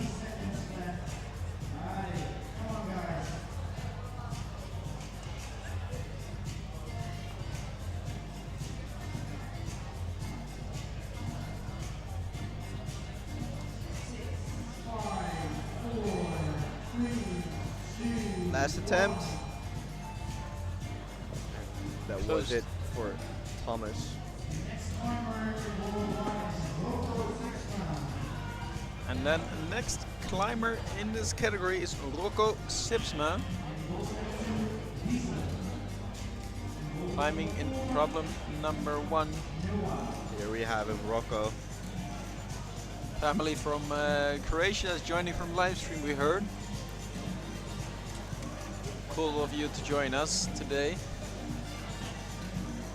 Rocco, please remember to touch with the feet the starting position. Yeah, thank you. I keep on thinking we're on speaker, Yeah. but they cannot hear us. I mean, just for you guys at home, they cannot hear us, but sometimes. Doesn't know how to stick the landing yet. Yeah, but does grab the hands in the undercling, so I feel hopeful about that.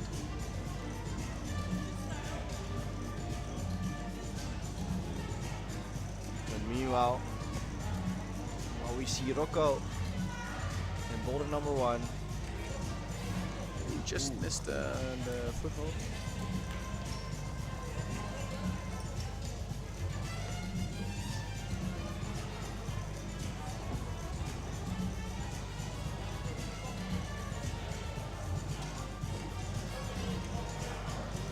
And here we have Noah Seals in boulder number 4.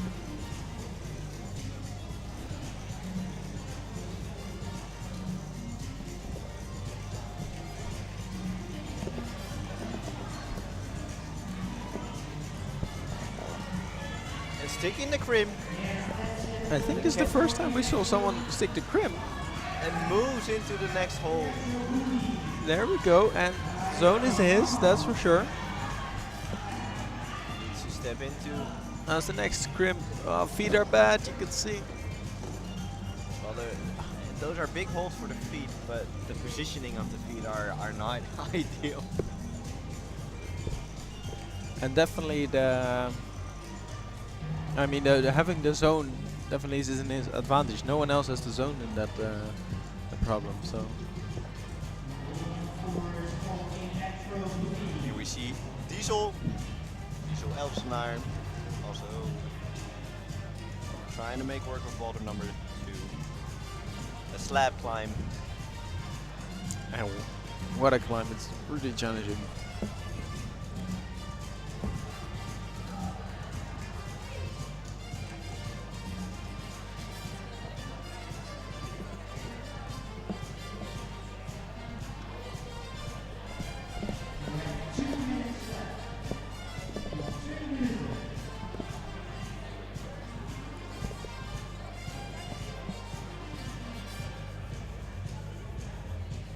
Beautiful way of stepping into the boulder by Diesel. Not using a heel hook on the right starting position.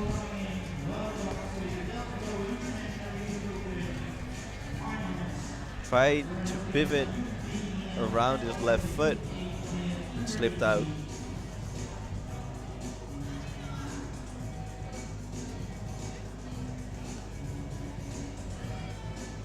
Here we see Noah again.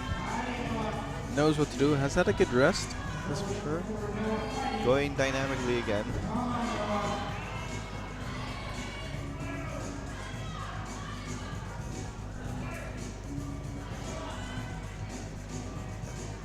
It's so powerful on the left arm, that move.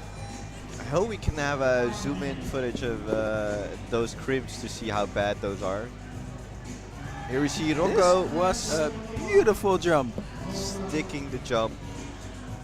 I think technically Rocco, please don't forget to touch the zone.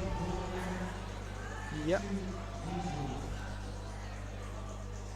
That would be a shame. Though I was gonna say, I think it's technically the best executed jump we have seen so far. But he didn't touch the zone hold, so hopefully he did it in an attempt we didn't see. I hope he already managed to touch the zone.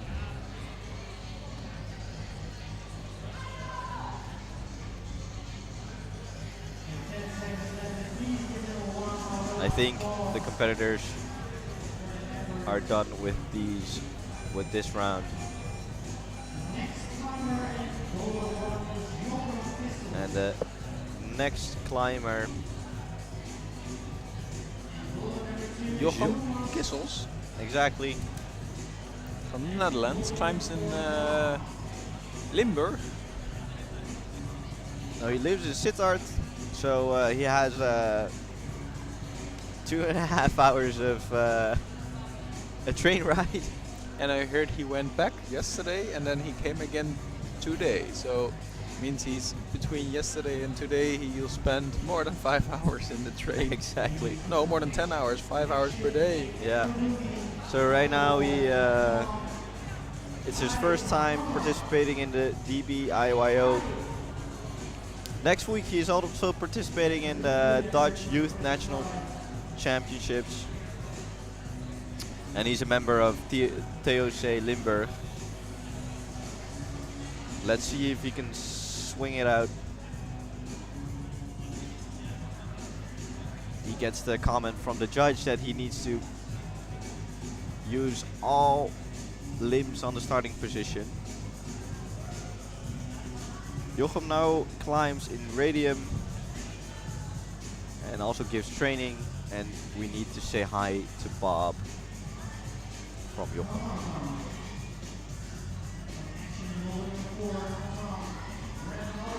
Trying to swing it out.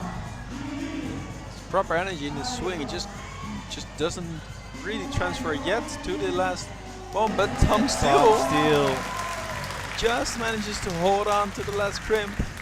It wasn't too easy, I think, the last move for him, but that's 4 tops out of 4.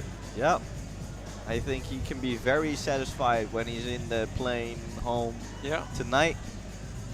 I hope it was worth it. I hope he enjoyed it, but he made it look easy. Yeah, but then again, if you look back at the field and what we've seen from other climbs, I think the score distribution is perfect. He climbed all. There's only one guy who climbed all 4. Yeah. So, in that sense, perfect.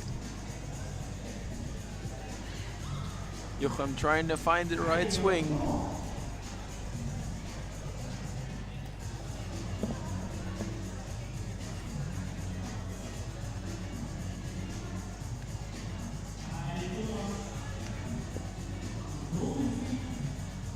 Thomas here in the slab problem number 2.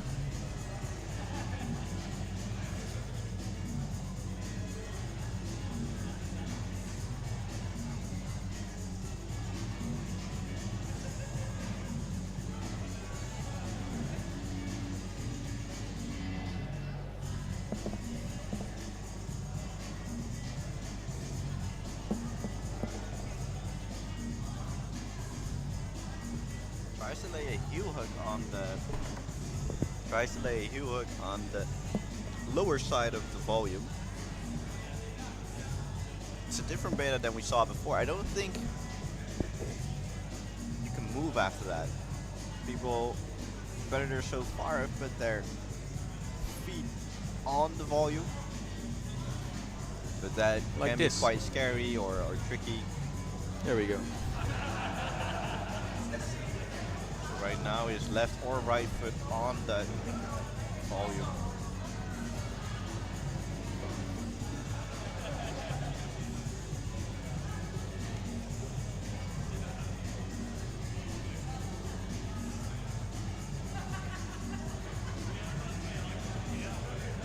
Teeny tiny crimp with the thumb, just to do thumb pinch on the volume.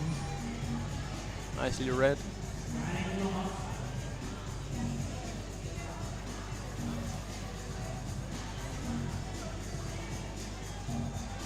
And Jochem is doing a nice swing now. Come on, Jochem.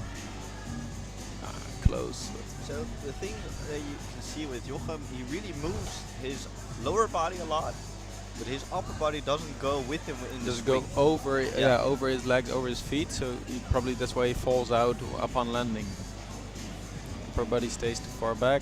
And for trainers and coaches, if you want to see more about dynamic movements and the analysis of that, go to the Instagram of Hugo Neumann. Yeah, he does some cool portraits about it. Yeah. So on the left you see Jochem. And on the right you see Thomas.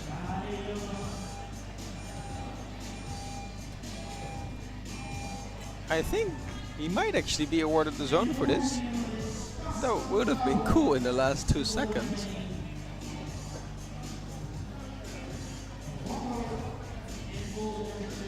And now it's time for Casper to climb boulder number 1. See what he makes of that jump. Casper Talon from Belgium. And when asked if he is looking forward to compete, on a scale from 1 to 10, he grades it a 9. I'd say that's quite That's quite good. It's always good to hear that the I mean, competitors are looking forward to it. I used to be sixes on school, so You used to be what? like sixes on school, you know. So Sixes. a 6, like a 6 Oh, okay, student okay. on school. So yeah. Oh, this is his second time participating in the DBIYO. Last year he placed second. He trains 3 times a week at Hungaria in Leuven and trains power and mobility every day. Good combination, by the way, Yeah. at home.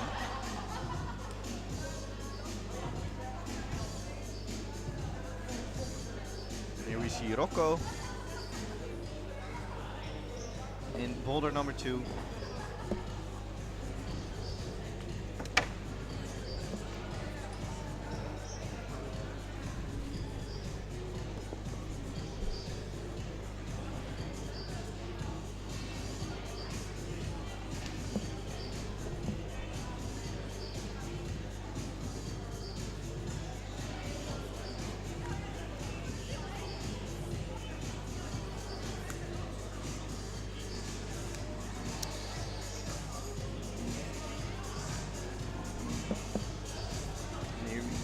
Here we see Diesel going for a, not the shoulder move, but a dynamic one to the second hole.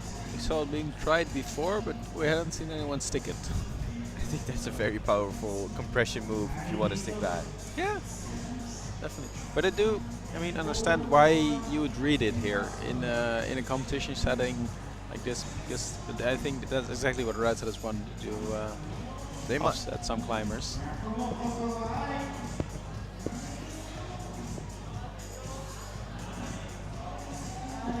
And this is always the hard part. Like, are you going to switch up your beta, or are you going to stick with the way you think it should go?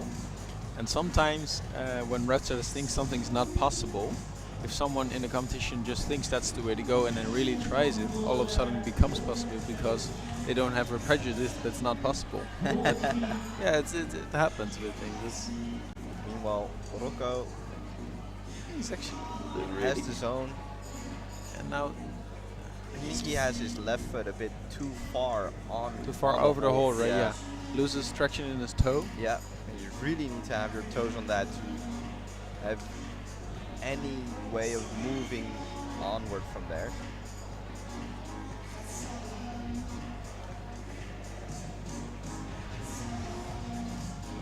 So Rocco and Jochem getting support from the chat.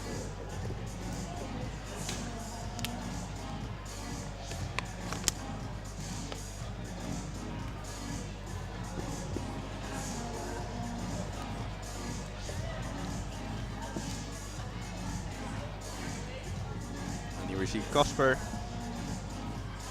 I hope he really had touched the zone before. I missed that as well, but he was cool that he managed to try this jump though.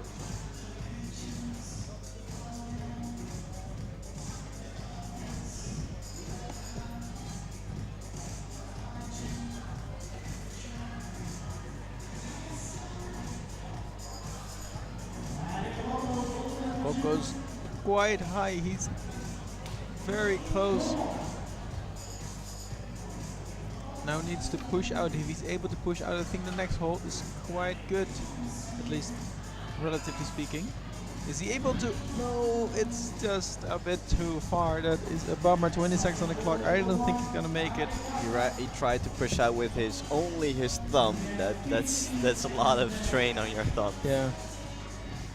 What we say in Dutch, he chose X for his monies. If you don't know what it means, I totally get that. It's a very Dutch saying of, no, he quit before he actually knew that it was done.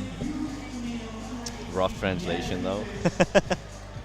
That's a literal translation. Literal translation.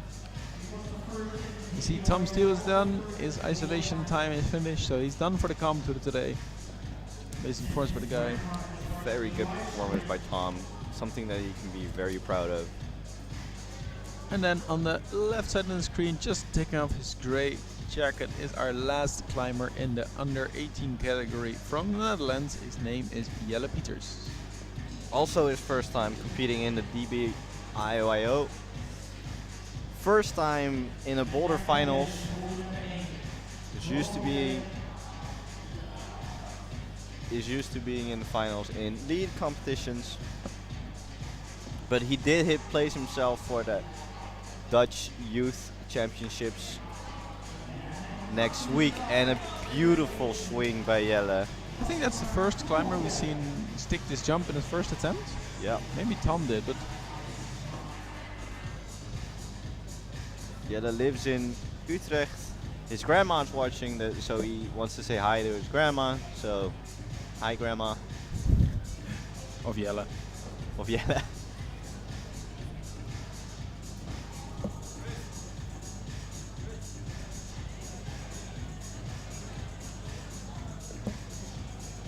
Maybe you noticed on the live stream we have quite a lot of photographers today here, so if you want to have an impression of what it looked like from different points of view, photos will be shared through our Instagram page, Facebook page, and will be available on the DBIYO website. So you can just wait a couple of days after the comp and pictures will be shared. I think I've seen at least 5 different photographers, maybe more. So. Yeah. Always ask for rights if you want to use the photos. Let's see if Jelle can stick it again. And he sticks that beautifully.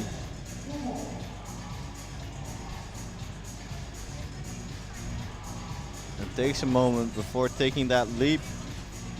And just barely misses his.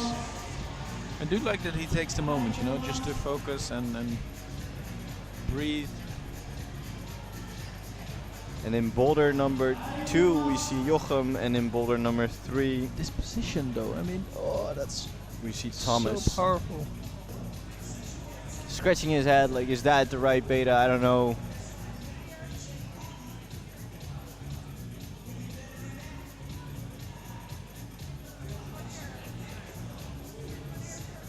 Going over his beta, should I change it or not?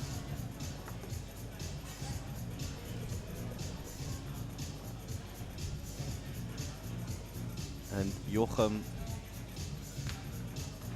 trying it again.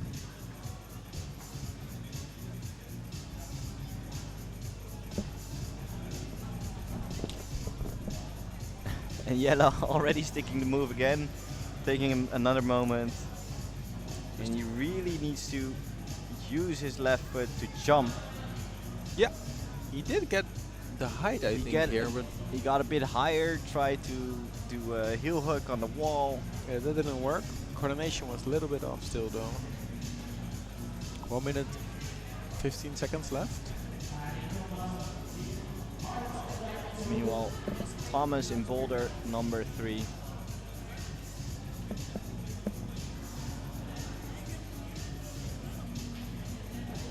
Does have an interesting beta here, reaching over to the next hole. The swing out that he will get if he starts to. It's really changing. Technically, it's possible. Here and then now squeezed really hard, but it's tough. It puts all the weight of your body on your left shoulder. Yeah.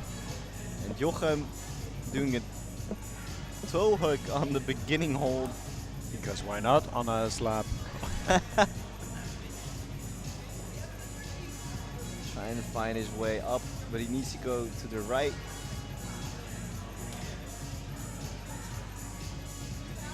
Trying to get a stable position in that hold, but it's so challenging.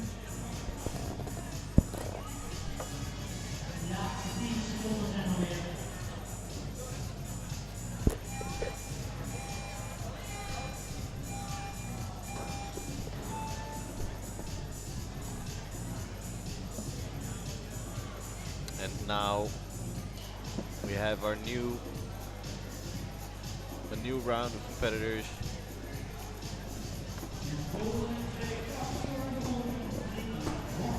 We have Rocco in boulder number 3. Diesel is in his last problem, number 4. Casper in problem number 2. No new competitors yet starting. Problem number 1. That will be in about 10 minutes from now. So 2 more rounds to go, then another climber will start in problem number 1. So on the left side we see Diesel, on the right side we see Rocco.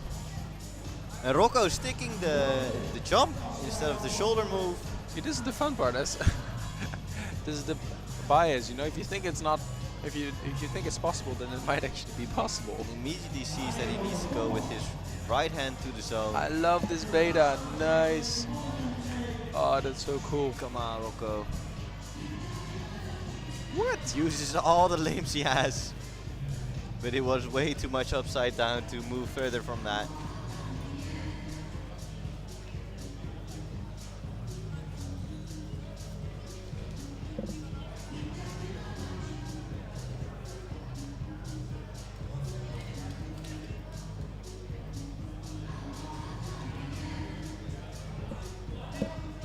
Diesel sticking that, almost sticking that move, but he did hold the crimp. He's actually the second competitor that sticks the crimp and moved from the crimp. Next to that it was Tom Steele who climbed the boulder.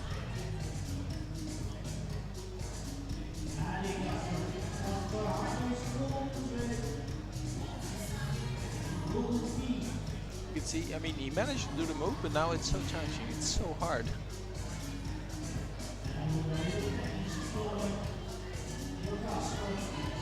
Here we see Casper. See, this is what I thought it was originally intended. Go all the Exactly, way yeah. around it left. Tom skipped this part by going all the way to the right, immediately from the He can zone. reach up. He doesn't see the... See, he didn't even see the hole. And he holds it. And he still sticks to the wall. Where does he got in his shoes? What kind of glue does he have? Casper Talon. A great top by Casper. Holy crap. He must be happy with that. Holding that swing. He skipped the hold. I mean, and he almost fell out. Meanwhile, Rocco He's doing really good on this one. Now bump with the right hand. Come on, hold bumps it. it right. It was so Barely close. slips out of it. 2 more minutes. I think he can have a good rest and then Also, Diesel going to the zone, has the zone, but doesn't manage to move further from there.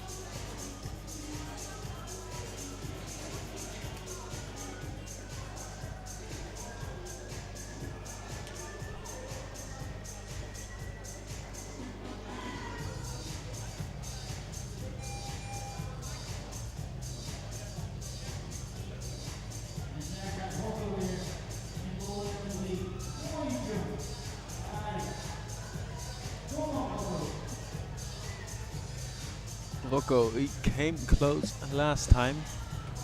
Very close. Let's see. He knows what to do. Bump his right hand up now. Can he hold it? Can he hold it? Yes, he. No, he can. I thought he had it, but close. 30 seconds on the clock. He's deciding, do I go or not? I wouldn't. 25 seconds, not enough time for this problem. It's too long a problem. No. Decides no. Nice to see his thought process here. 1 foot. It's Diesel also. Last attempt. Does already have the zone. Probably no top in it for him. Great effort though. Second person to get to the zone hold here. Yeah, great to see that Rocco made a strategic decision of, Yeah. shall I go again or not? No. Or should I save some energy and essentially some skin And last boulder? he doesn't know yet, but the last boulder is tough, as we seen before. You so. need all the energy that you have left. Yep.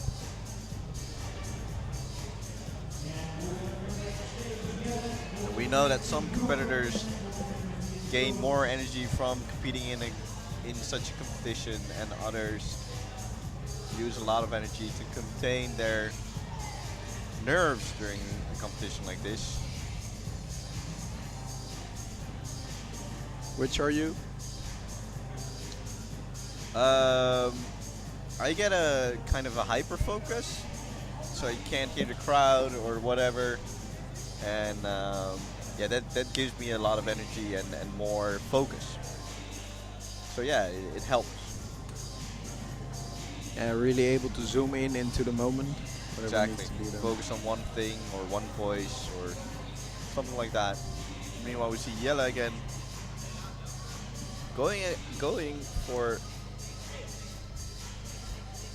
Toe hook method. We Toe saw this hook. before. holds a tiny crimp on the right side. Trying to move into the zone. I think that counts. Yeah, because he has the zone and helps him gain a stable position and or move in the direction of the boulder. So.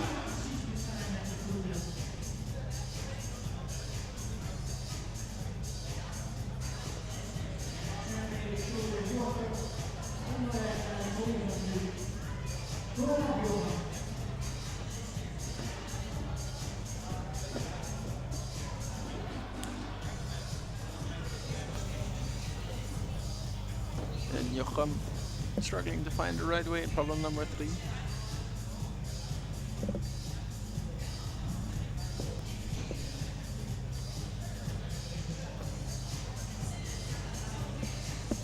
And here we see Thomas. I really hope we can see another top in boulder number 4. See how people move from the zone to the end. We missed that with Tom, who has topped. He's the only one who topped all 4 boulders, and is the only one who topped boulder number 4 so far. Thomas, here he goes.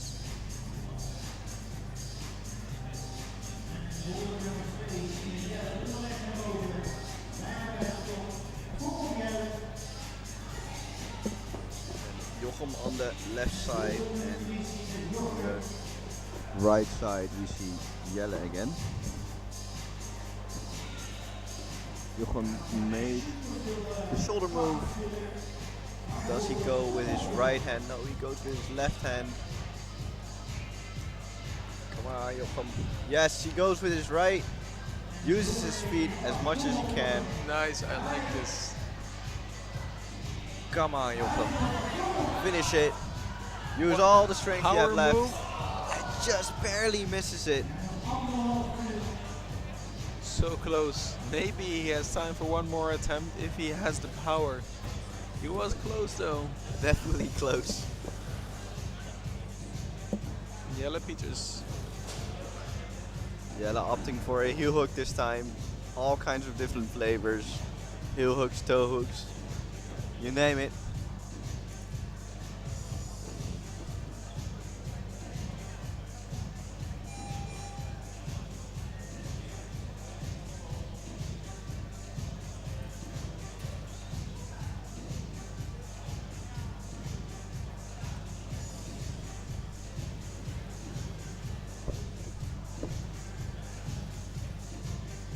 Thomas taking his time, resting up. And none of that for Jochem. Jochem goes at it again. He knows what to do, has the right timing. 30 seconds left, so got in the right moment. Let's go with his... He's exhausted. Yeah. And I shakes his head. Yeah, I'll be honest, it was an already amazing performance that he managed to do it. Even this part, the second time, it's great. It's so powerful.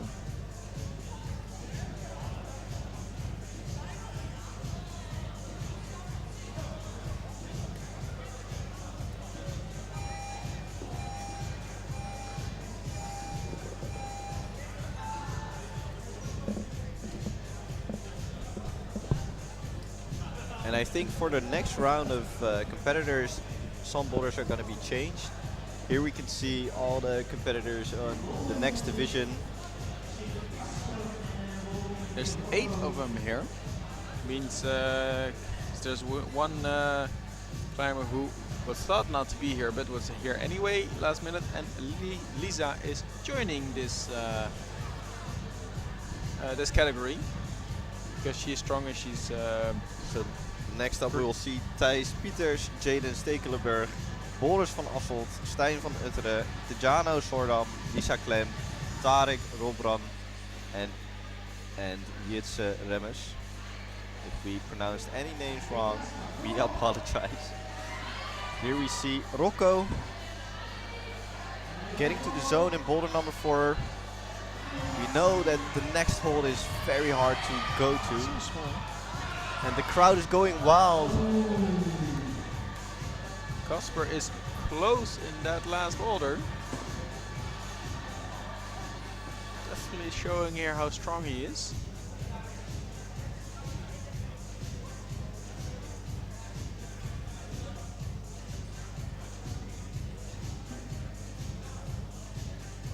And here we see the results. A beautiful result by Tom Steele. Yeah, this is 4 tops, 4 zones.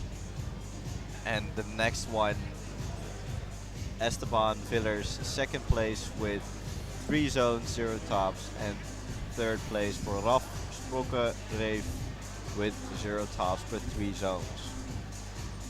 You can see that Tom really dominates this. dominated his division here. Then again, I do like that every climber has a score. Yeah. So, like that spread. Probably a bit of a tough round for this category. So of course they usually build these boulders for 2 categories. It was a bit tough for this category, but still they made it a lot easier. Not all competitors would have had a challenge. So meanwhile, some of the boulders are getting adapted for the next climbers. But before we go to the next division, we still have Rocco in boulder number 4 and Casper in boulder number 3. He almost reached the top in his last attempt.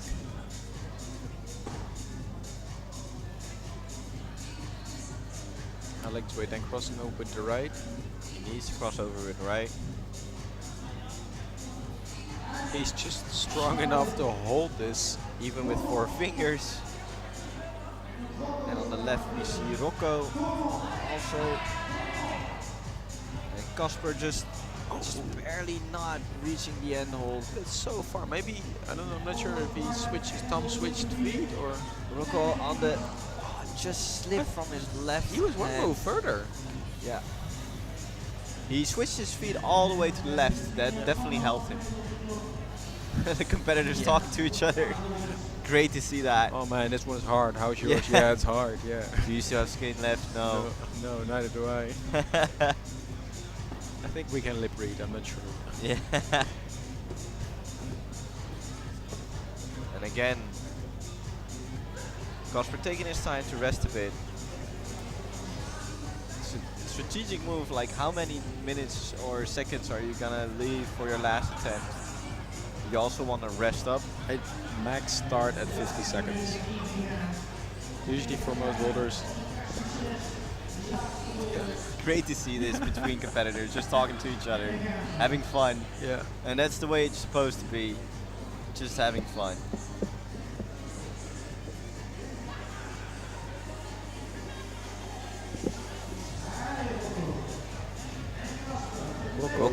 showing how strong he is here. Yeah, Rocco and Casper really making work of those first few moves. Too tough for Rocco this one, but how is Casper gonna do? Now close. Oh, tried to use the volume in a way, just wasn't able to. I wonder Rocco if is. he can. I wonder if Casper could have used that left foothold. I really don't know how could have. Well, we're in the screen right now, saying hi to everybody at home. And please have a look at the sponsors here back here. What the heck, Xcode, Morpho, Axis. Thank you for supporting this competition. So these are the faces behind the voices all this time. Happy to entertain you guys. And here we go back to the action. Jelle Climbing in problem number 3. Together with Jochem next to him in problem number 4. Last action for Jochem now. Road setters here. Don van Lade fixing some stuff in the orange slab. They increased the difficulty. They changed the tiny hole to remove the hole that Casper didn't use anyway.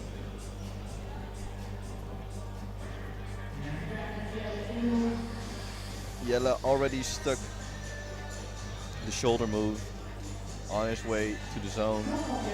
Does that count? I wouldn't have grabbed it. No, now it counts. Yeah, so now we used it, but he grabbed it and then went bumped back. So But that doesn't count then? if you just touch it, doesn't count. Right.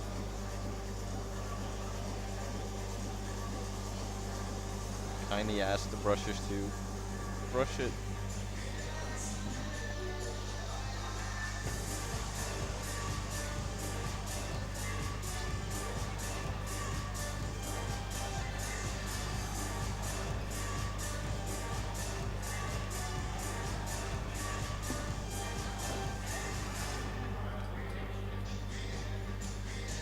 Jochem in problem number 4. And here we can see again how hard that first move is. Jochem struggling with that first move in boulder number 4. While Jelle is making his way to the zone again. Hopefully sticks it this time. Holds it with 3 fingers. How? Just trying to get his feet up. But doesn't have any space for that. Meanwhile, we have the first competitor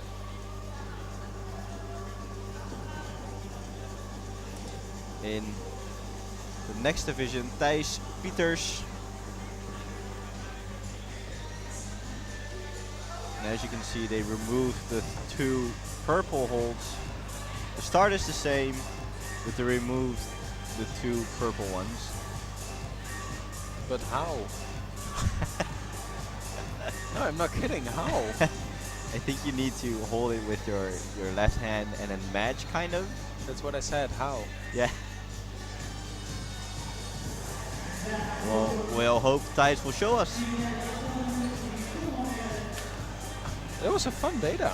You Yep. saw jumping against the wall and then flip.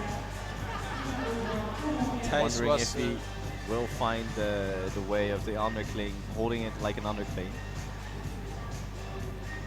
in isolation. Thijs was playing chess together with Boris. We'll see Boris later. It's a nice way keeping a calm state and some just kill some time. Grandparents are watching, so hi to you if you're watching.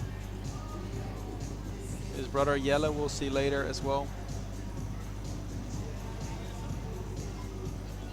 Oh, we just saw Oh, it. we just saw Jelle, sorry. I'm confused with my starting lists.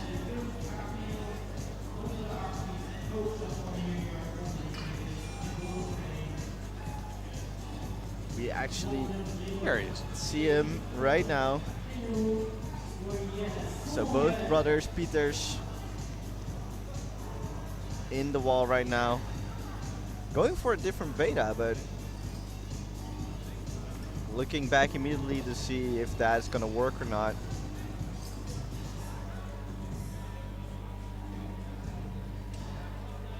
And I think that was it for Jelle, saving up some skin for the last boulder. Meanwhile, his brother is in boulder number 1. Thijs. His feet are aimed quite well, but again, as you said before, his upper body is too far back, so he's unable to push himself in the wall. And I think that's really vital in this position.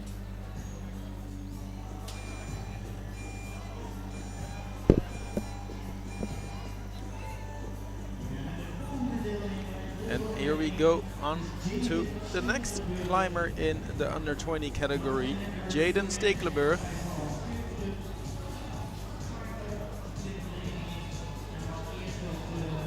It means that Casper is climbing his last boulder in problem number 4.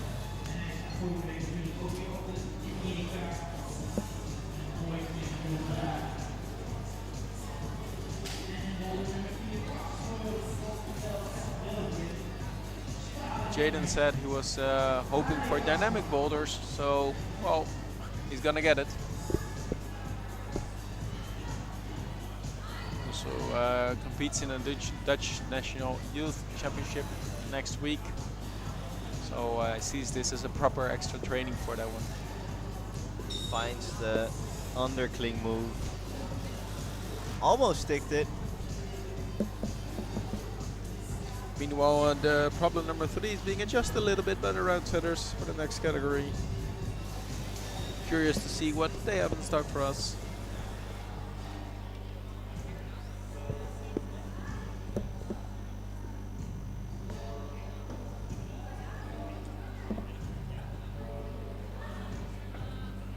Nice. That's a nice swing he got there. Jaden, Good I move think, by Jaden. hold it. Has the zone now, and let's see how. I think it's like that. Yeah, or grab the wall on the other side, on the right side. Like compression, you think?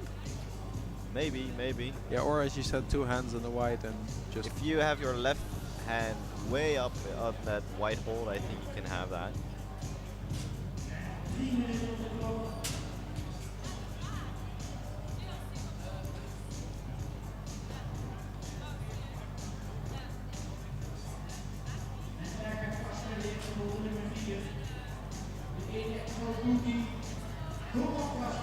Meanwhile, Casper in boulder number 4 already managed to go from the first crimp to the next hold, and we have seen multiple competitors not really going further than that first crimp. It's a really hard and physical boulder. Tom topped it, and then Rocco came second close, I think, just after the zone hold. But let's see what Casper can do.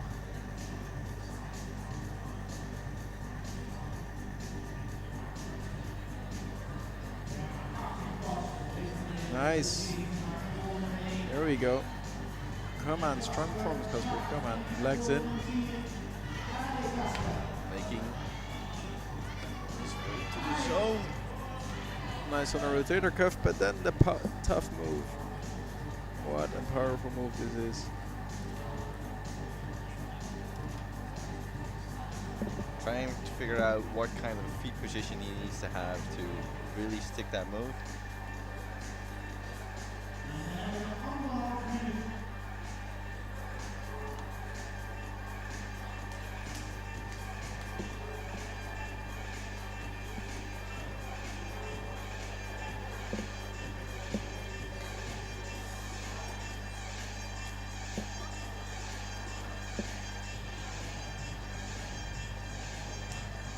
Casper, second to last competitor from the under 18 category in today's final. Well, it's been a show so far, boys.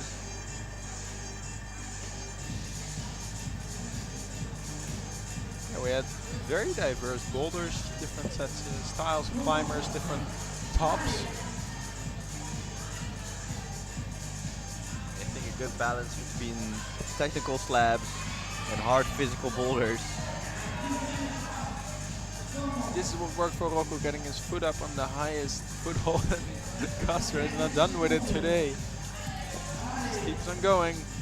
But that's it. He smiles and he knows that. I love the big smile. Yeah.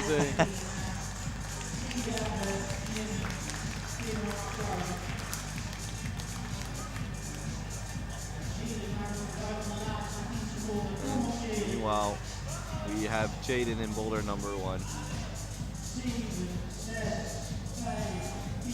And that's it for the time.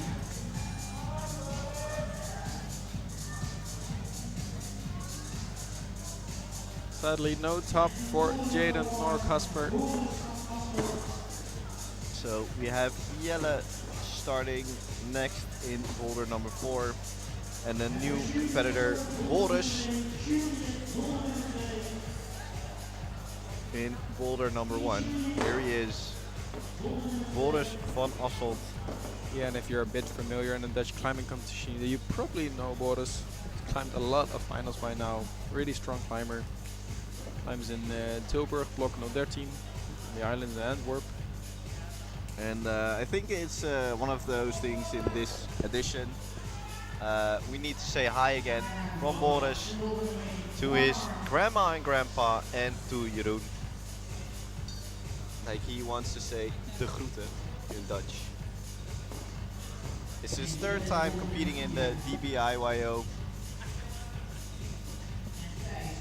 Last edition he came 2nd. He told us that he didn't want to lose from Lisa. But the limiting factor for him is his skin. He doesn't have the greatest skin, so that can be a limiting factor in his climbing. For the true DBIYO fans, you probably have a poster with Boris's face on it. Last edition he was the so-called poster boy.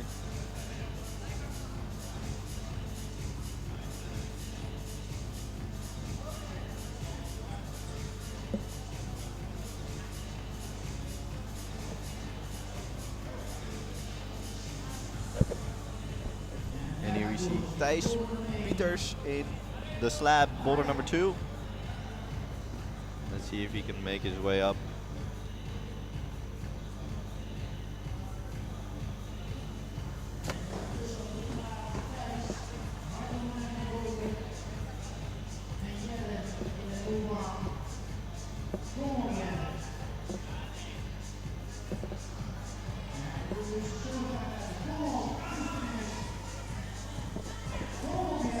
Meanwhile, Jelle almost made it past the zone in boulder number 4. Then the very challenging point that if you get a little bit further than the first crimp, you get to the zone, but then moving beyond the zone is very hard. And here we see some adjustments in this problem. Quite hard to see, but the white crimp below the zone hold is new. And the other crimp up, just above the zone hold that was there, that Casper skipped, is gone. Boulder stick the jump and try to stick the next jump. Here we see how hard this move is. Crazy idea maybe, but if you grab the white one and you swing your feet around, do you think you can toe hook behind the purple? No. No? No. Maybe that's too The much white of a- hold is not good enough to do that. Well, we see Jelle.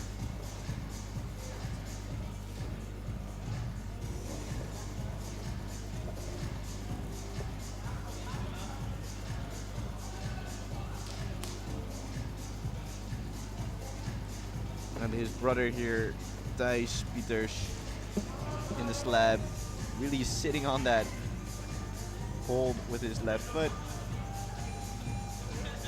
Like to zoom in, really see how bad those holds are. I do think they're really cool, but they're really bad. Yeah.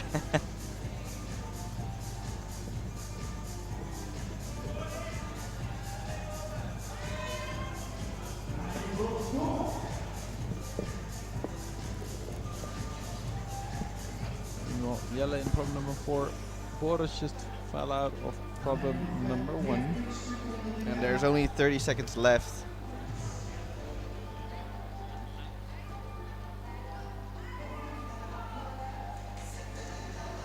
Are we gonna see one more attempt?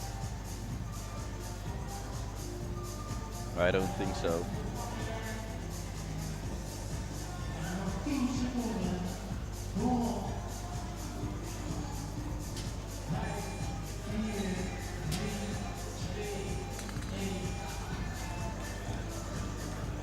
And that is it for problem number 4. It's now being adjusted as if it wasn't hard enough. I don't know, maybe, I think it will get, that might get a bit harder, so. And the next competitor in boulder number 1 is Stijn van Utteren.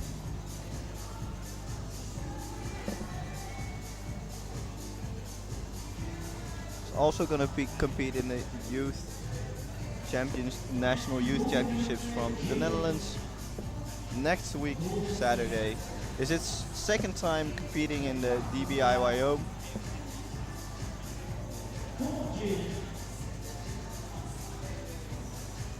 And here we see Stijn.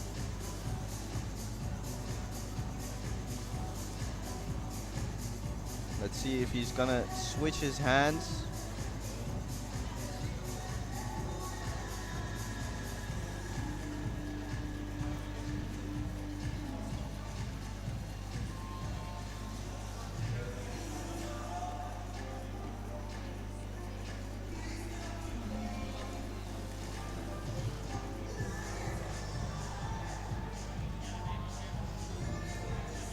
So Stijn has a whole crowd supporting him. His dad and mom are in the gym, and his grandma and grandpa are at home watching this stream. I also need to say hi to you guys. Or at least that's what he thinks. That's what he hopes. It's great to see and hear that every grandpa and grandma is supporting their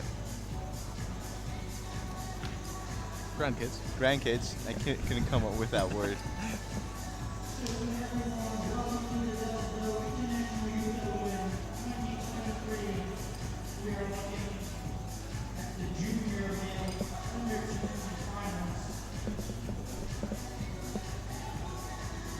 On the right side of the screen, the slab is being conquered, or at least that's the intention.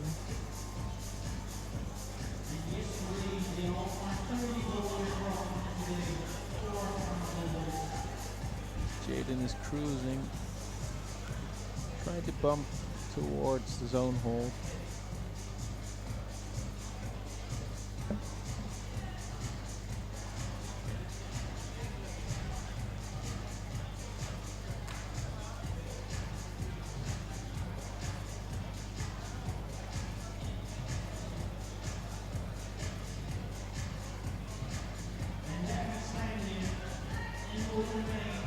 That's a very creative way of putting a toe hook there. Drop knee toe hook. Drop knee toe hook.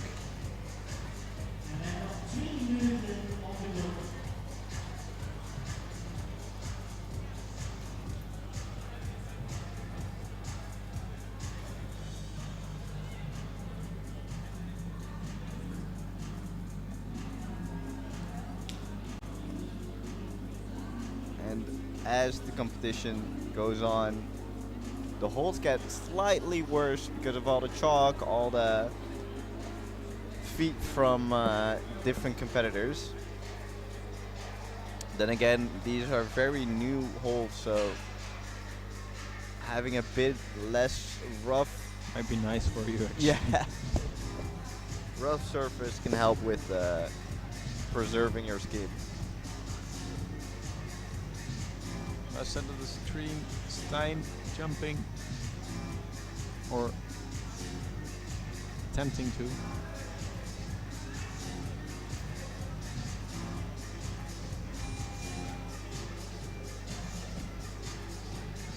Stijn still got a minute left to figure out how to do the first jump, and we still haven't seen a top in the first boulder in this division.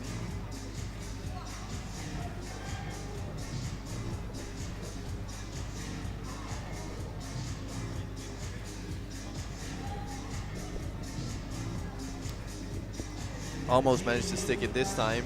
Getting closer. And Jaden also hopes to top boulder number 2. He takes his patience.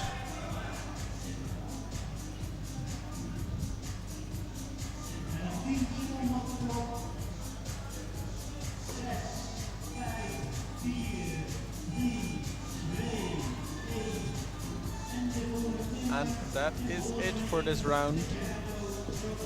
Now it's up to Boris to climb in problem number 2, see what he can make of the slab. That means that Tajano is joining us in problem number 1.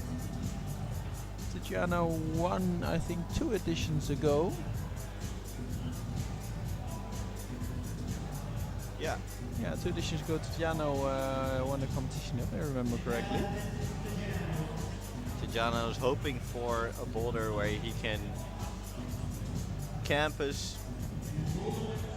show his strength. And the judge just told him that he needs to have all 4 limbs on the starting hold. Immediately goes for the undercling way of holding the starting position. Nice and easy. Also with the socks, I think the socks are the key here. It's the new trend, boys. Yeah. I'm falling behind. Yeah, I'm getting old. definitely. Try to go with 2 hands on the. I think on the you white can hold. hold it if you jump in, but the moment you pop back, I think you fall out. But I think if you have the thumb of your left hand on it, then you can hold it. yeah. Well, we'll see. The thumb is essential.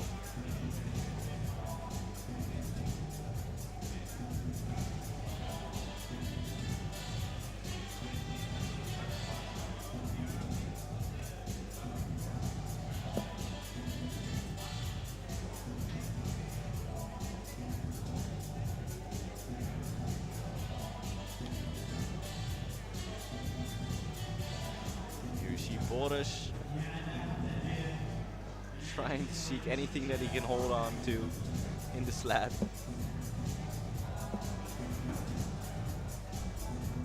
Tajano making ease of the first jump. Second jump proven to be challenging.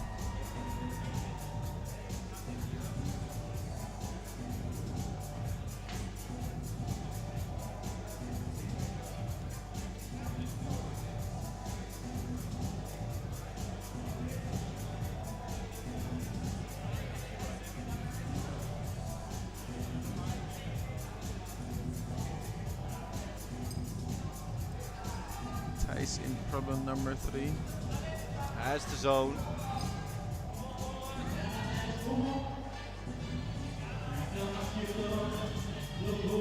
Holds the swing.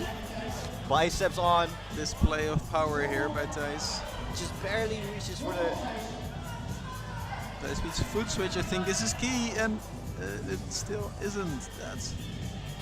That's so far. Meanwhile, Boris actually Was climbing the other way. Yeah, climbing down. Wait, are we seeing a replay or? No. He tried to find a better position to stand in. The brushing team He aiding him. He was quite far, but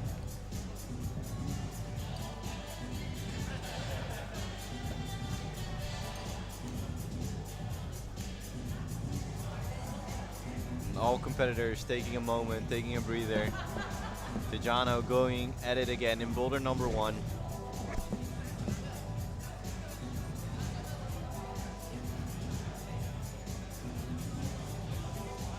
nice how he just does the jump so easily now.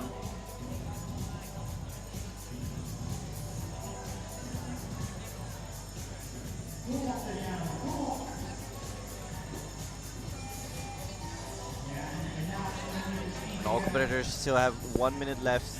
You can't see it, but we can. We see Thijs in boulder number 3 making his way here. Right now we see Boris. And now we see both. And Thijs reaching above the hold, but can't hold it. And Boris trying to figure a way on the slab. Trying to stand on the dual text and managing it.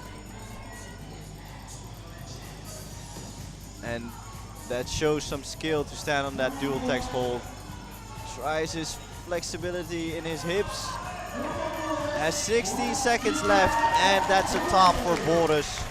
Awesome, way to go for Boris. And also a top by Thijs.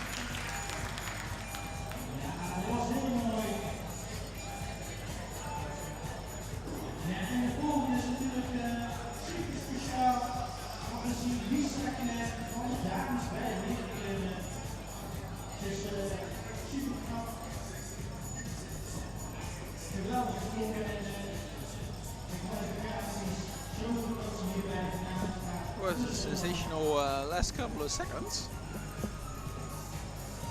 And here we see Lisa Clem. A special guest with the gents. She's, let's put it this way, very likely to just win in her own category, so to give her an extra challenge, she joins the guys today. And sticks the zone in her first attempt. So far, none of the climbers, but I think she has the best beta. You saw she went left, hand on the left and then right hand on it to compress, as she said before. I think that's the best beta so far.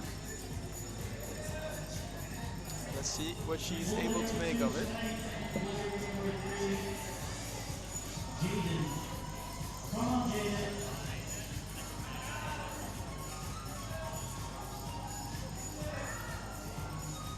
Well, Jaden barely hung on to the zone hole. Tough move crossing over. Stein in the problem number 2 in the slab.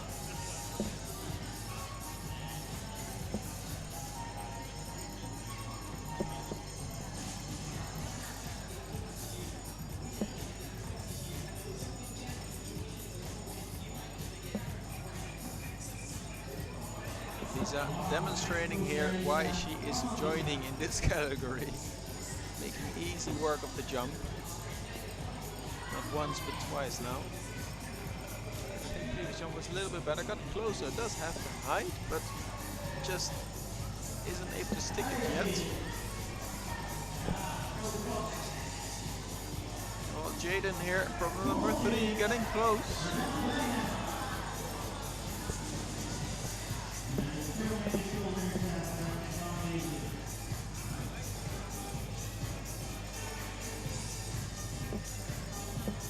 And Lisa told us that she really wants to show the guys that girl power is something not to be messed with.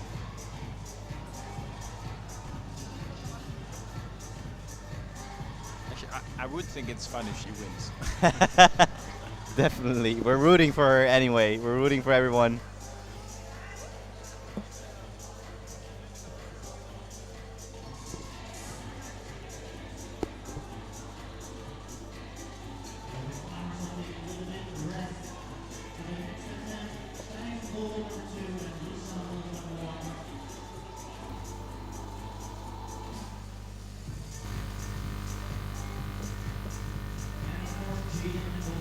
And here we see Stein trying to figure out how to move to To dynamically move to the smallest hole there is. You never know how you can fix it, boss.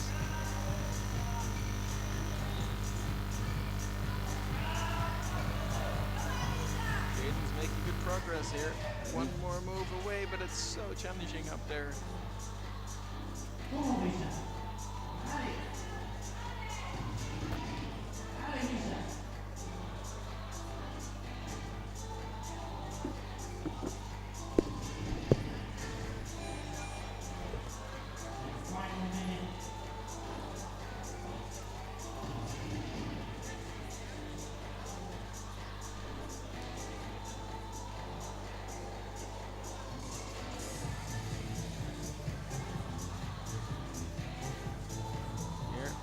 Is again 40 seconds left on the clock. The first swing wasn't the issue for her. do about the second jump.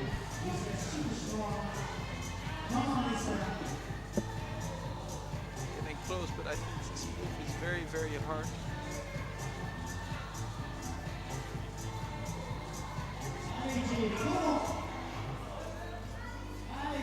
There we see Jaden getting fast into the last move again, but not sticking the last move. Stein did get the zone, but didn't get a top.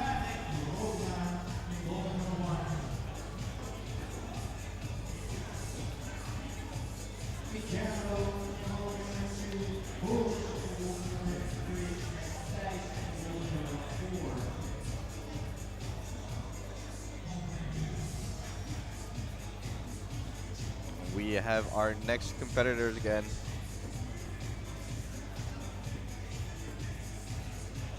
In boulder number 1, we have Tarek Robran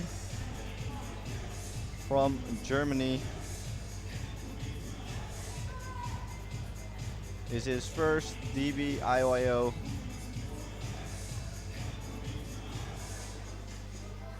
And already had his first attempt in his first boulder.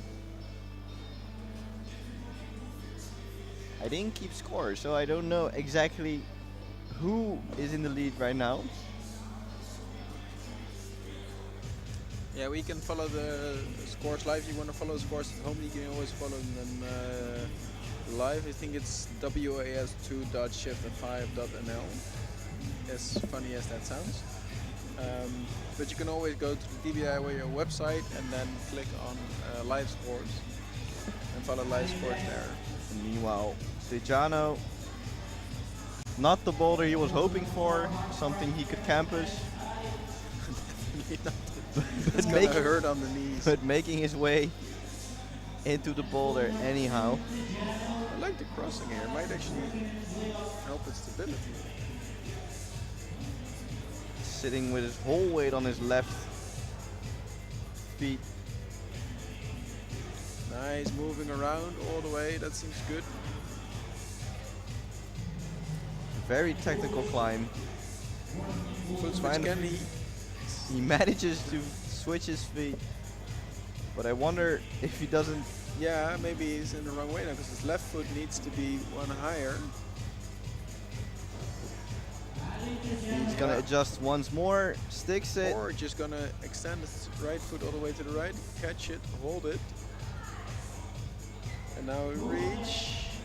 I think if he pushes managed from to- the right, he holds it. almost. A beautiful top. No, no, no, Almost. no, not yet. No, no. Not yet. Don't jinx this now. That's the top by Tijano. That was a Yeah. close one. I'm sweating from my fingertips right now. Amazing save how he, after his foot popped, still stayed on and. Nice adjustment of beta in the boulder. Boulders trying to figure out how to climb boulder number 3. Sticks the Shoulder move. shoulder move. Looking to get his feet up and just barely slipped. Ask for the brushes to brush it. Takes a deep breath.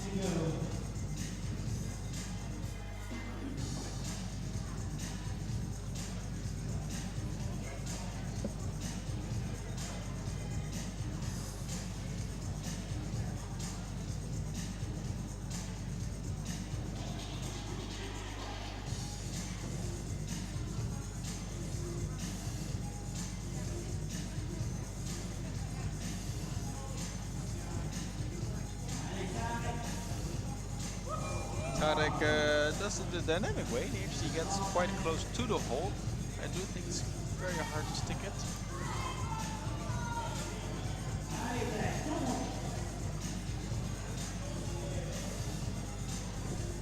And here we see Tarek again.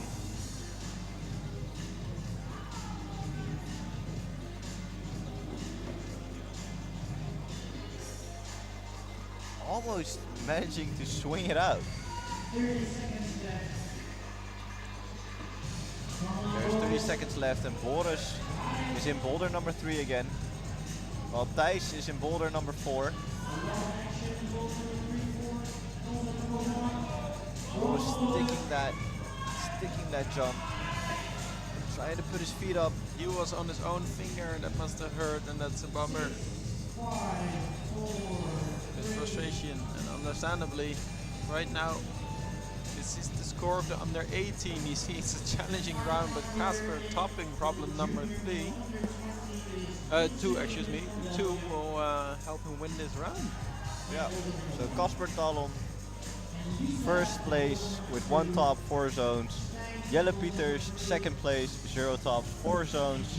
And Rocco Sipsma with 0 tops and 4 zones puts him in 3rd place.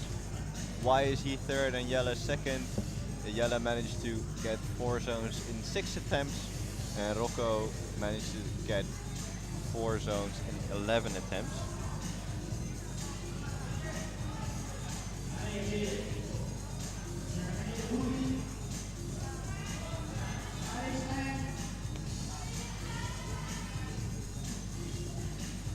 And our new competitor Jitse. It's from Belgium, also joined a couple of DBIYOs before. Not sure what his hardest problem climbing outdoors is, but I know he climbed the Welcome Tijuana 7C pond. Oh, nice. But that was a couple years ago, probably climbed something harder by now. He used to compete in the local competition here in Delft, the DB9, Yes, and now he's here again for the DBIYO. Here we see Lisa Clem, representing girl power in the men's division. Already has a zone in boulder number 2. Trying to figure out how she can move onward. If she tops this one, she puts herself in a really nice place, because not a lot of the guys top this one, and none of them top number 1, so she doesn't have disadvantage there. So if she managed to find her way through this one, she actually has a chance at the podium.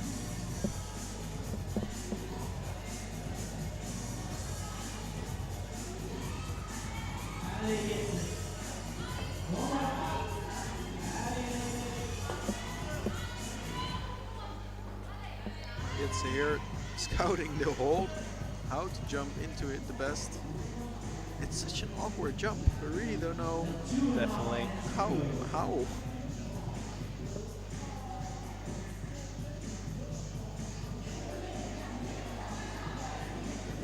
And Jitse is the last competitor of this division. Here we see Stijn again. Trying to get his feet up. I did like method. I think he needed to put his right hand on the other hold just to push apart and keep more stability.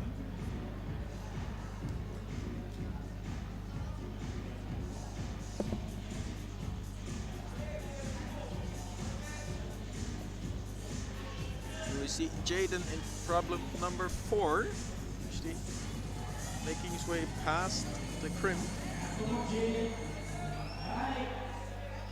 He's got the zone hold. Does he do a drop knee? No. Switch feet. But again, the move after the zone hold is so freakishly hard. Come on, Lisa, we're rooting for you. If she manages to climb this one, she really has a good chance of making podium. Now I'm hopeful. Now I'm very. But she's just off with her feet again. Remember what we saw with Tejano? Yeah. Her feet are a little bit mixed up, or she's able to do the foot switch. She might be. I don't know. There's a minute left. She needs to have her left foot where her right foot is. She does open her right foot up. Is she gonna do a blind foot switch on that? I think I don't think she wants to do that. If she's flexible enough, she can maybe. yeah, she can reach this with her feet, but she needs to find stability and somehow the trust that she can lean into it. But 30 seconds left on the clock. I mean, she does need to do it now, quickly. Come on, Lisa, go, go, go, go. I'm not sure, is she gonna go once more? Yeah, 20 seconds.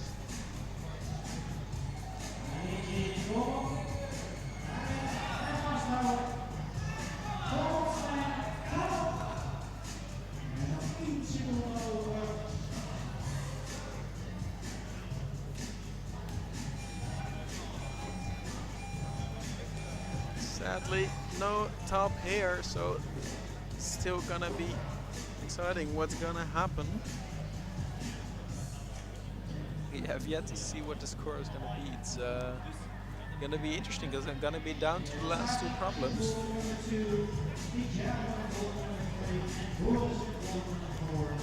Yeah, and we'll see a new division in a moment.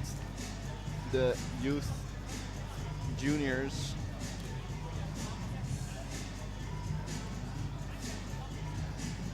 Meanwhile, Boris is in holder number 4, sticks the dynamic movement and goes to the zone. Let's see if he can move onwards from there. Trying to figure out his feet. He did try the drop knee method on the right, a little bit drop knee at least, but I think that's too powerful. I think it's gonna pop out anyway, and then it's too hard on the right hand. We're gonna see Tarek. Let's see what he makes of this slap.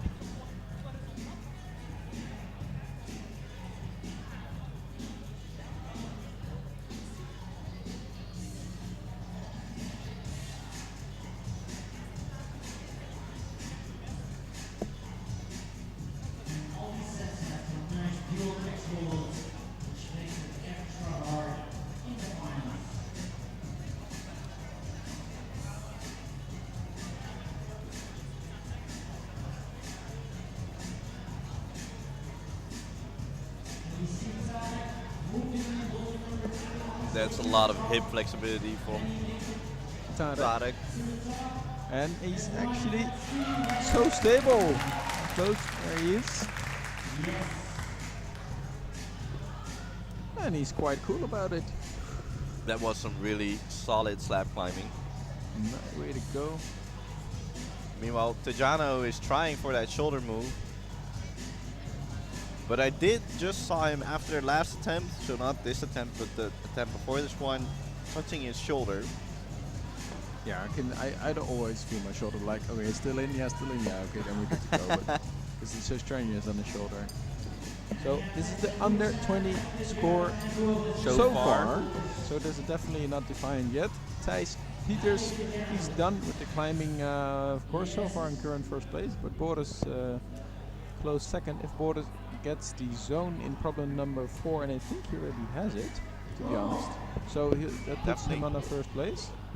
So basically anything can happen, because if Lisa tops 3 or 4, then she could also still win. Meaning, we'll see. Tajano here. This is exactly the boulder that we was hoping for. So let's see if we can make the most out of it. He's actually, you saw the toe hook was holding him back. So he put in the toe fracture stability, which he totally got. But then upon the move, I think it came out too late. It was holding him back. So you need to time it right. Letting the toe loose when you jump, Yeah. but not a moment to Just soon. before.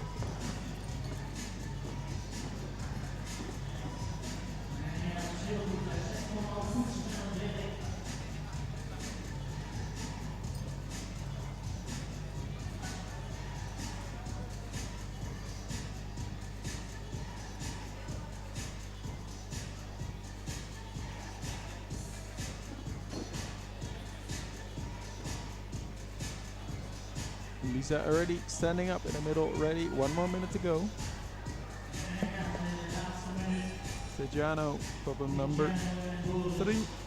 And Boris in problem number 4. If he would topped it, it would definitely set him a very likely place on the podium.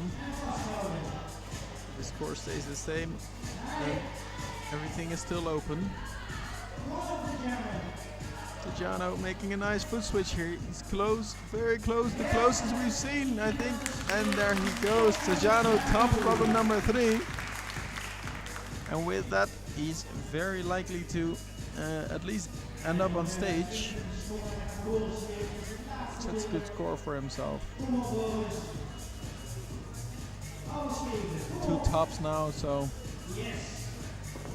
already puts himself in front of Boris and in front of Thijs.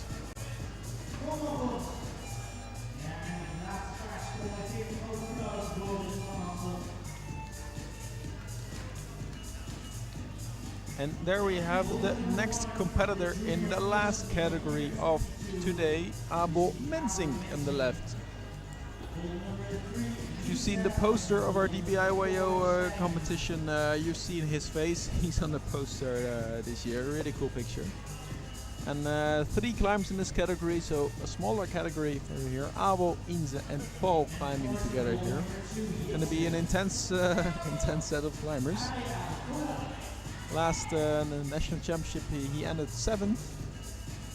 He was 17th at Dog Masters, and he also joined the Quiff a couple of weeks ago. So he has had a really cool couple of competitions the past few weeks.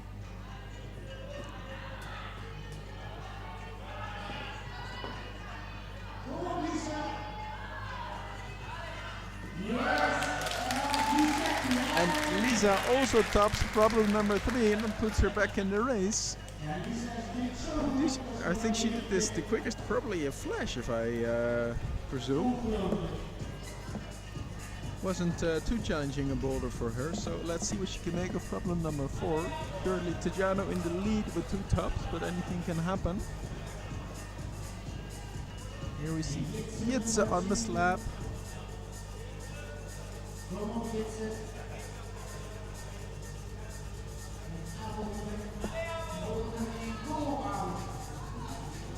Meanwhile, Abo is climbing problem number 1.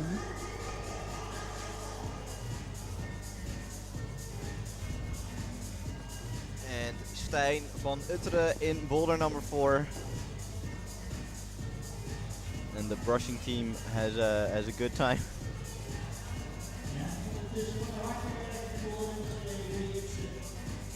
And some acrobatic moves on the right side by Jitse.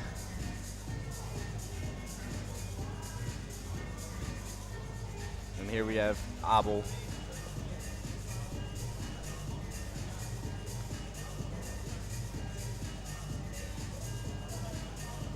Also took part in the Quiff last week. Had a lot of fun with that.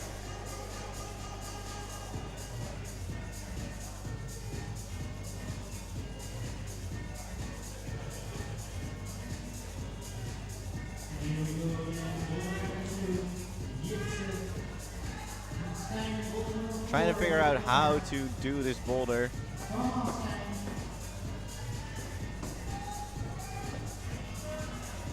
Stijn is he skipping? Oh, but that doesn't work, of course. All right. Then your hands are mixed up. Yeah. I was like, huh? Does he? Yeah, but he cannot move around it. So properly set route, but you cannot move around it. So like that. Jitse.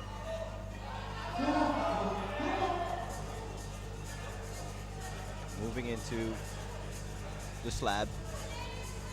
Almost lost his balance. So close. I think he wants to move his hand to the one but close. he doesn't have. He's pushing himself out if he does that right now. So he needs to get his weight a bit more onto his right foot. Hip flexibility. Yeah. It's not all about strength. No, it's a challenge, especially for men, usually.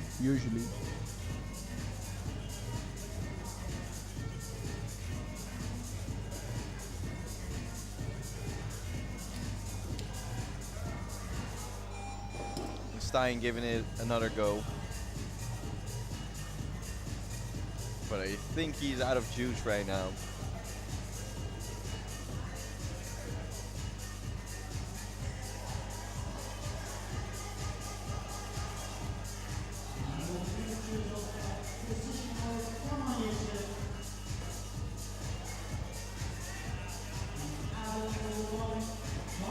almost stuck the jump, and then trying to find a way to hold the first. Jetse here is close. Again, now in a better position, better able to push, I was gonna say, but still. And now See that he's all the way stretched out from his left foot. And with 9 seconds left, I think that's it.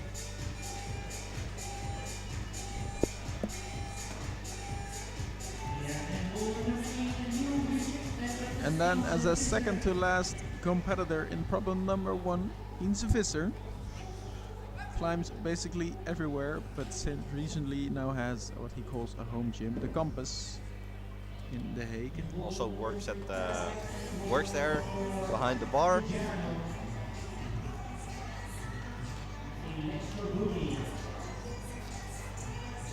I think it's his third DBIYO. Climbed European Youth Cups as well.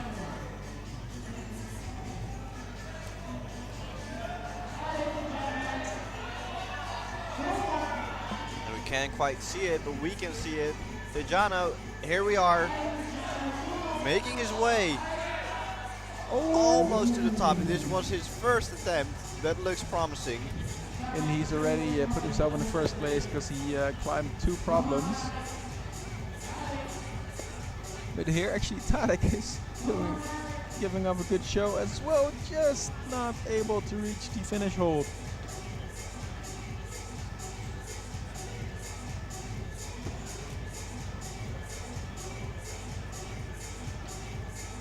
He's here almost sticking the jump. Does it very nice and smooth.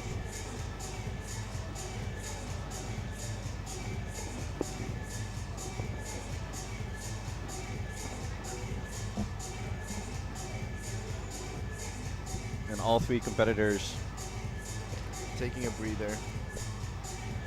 And Inze going at it. Same goes for Tarek, sticking that jump instead of making it a shoulder move. Nice that so many of them actually jump it and stick it. And then the last move. It's tough. Is he able to stick it? He Just barely misses it. Doesn't get enough height.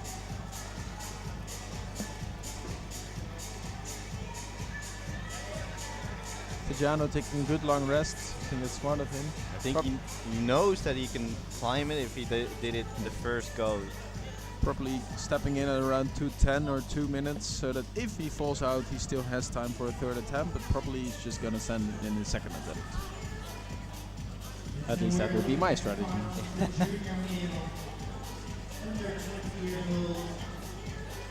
Well, there he goes. Tejano, problem number 4. Here you see Inze, problem number 1. Inze sticking the jump. Meanwhile, all 3 competitors are making their way And to in the middle, problem number 4. Tejano is close. Just 1 move away. Can he get the height? He just cannot. barely misses it. So close. That takes so much energy. Still has time left.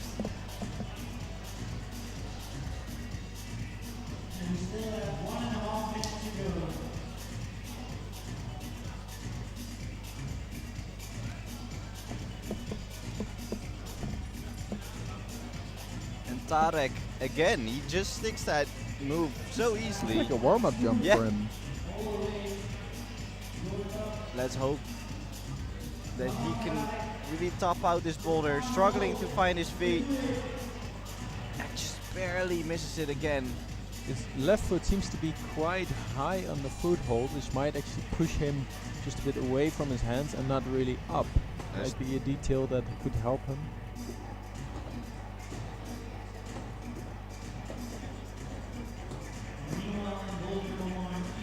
And Inze sticking, almost sticking. And with 37 seconds left, Tejano is giving it another go. Here we are. Going to the zone, reaching it. This is exactly the boulder that he wanted. Keep popping out this time. And both competitors, only the last move. No! Tejano and So close.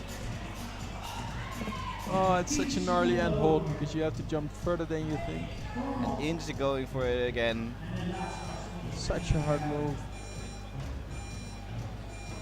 Sadly, 3 climbers falling out of the crucial moves a couple of times. No tops for them. Maybe Paul knows what to do. And we've been hosting the live stream since 10 o'clock. This is our last competitor of this day of the DBIYO 2023. We're happy that we can host an event like this again after a few weird years with a small thing called Corona. And now it's time for Lisa in her last boulder. If she tops it, then she puts herself in an interesting position. Makes great work of the first few moves. Puts herself in a great position by getting the bonus in her first attempt. My God. Let's hope she can stick this. Get the feet in. Get the feet in. If she reaches this, if she gets this. Oh, she's struggling right now, and Oh! I think this And puts that, ladies and gentlemen, is Lisa Clem Oh, that's amazing. showing the world what she's made of and what she's capable of. so far only 2 people have been able to climb this problem, but she does it in a flash attempt. I think that And definitely Paul that managed to stick the jump. What's happening here? He's here to win, that's what he said in isolation. And well, he's starting off in a very good way. and Paul already, this is his 4th edition of the DBIYO. He had 3 podium spots so far, twice a second place and one time a first place. And what a round, Abel tops problem number 2. We can't keep up with the score right now. And now all eyes are on you.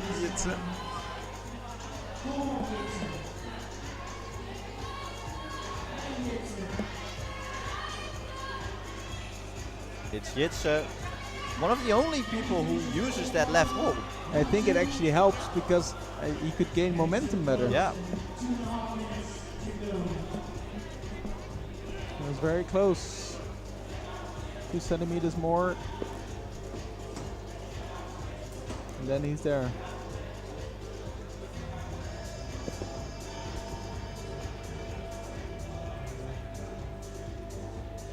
I think Lisa definitely has a podium spot.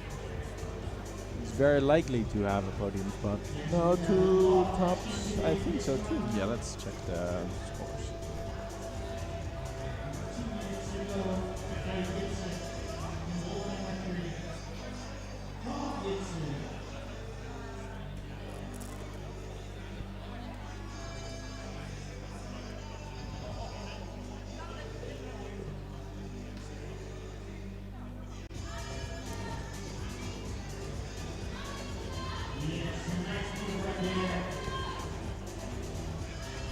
Right now, actually, Lisa is in the lead because she. Let me check. This is the qualification. Well, Jitse manages to top Wrong. roller number 3.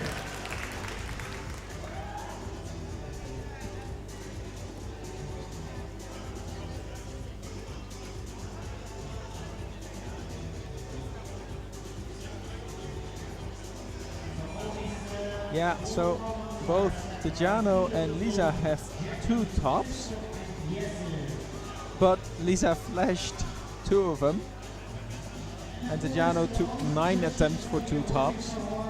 She's currently in first position. Look at that. And Jitse still has to climb boulder number 4.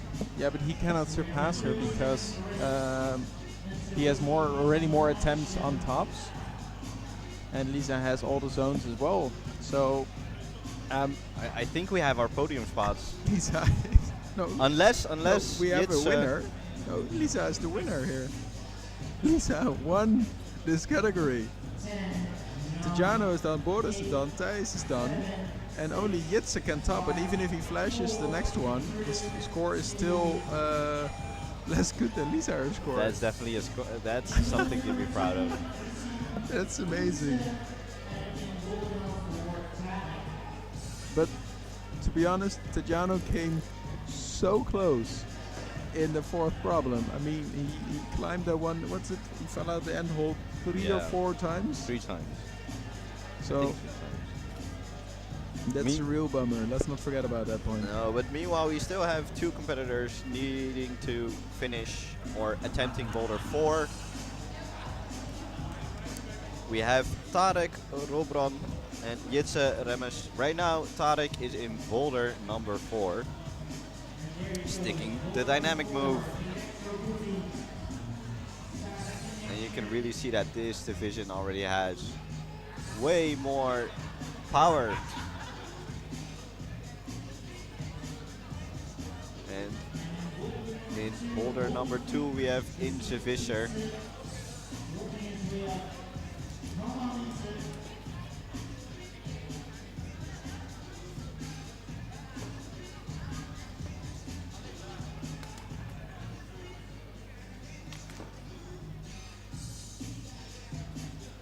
Right, so on the right we have Inge Visser in boulder number 2.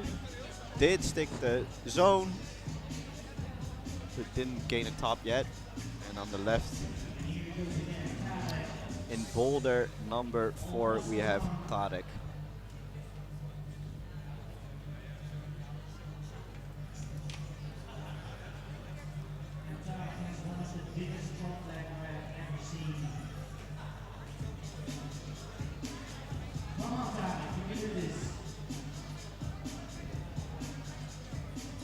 Inze also using a toe hook in the slab.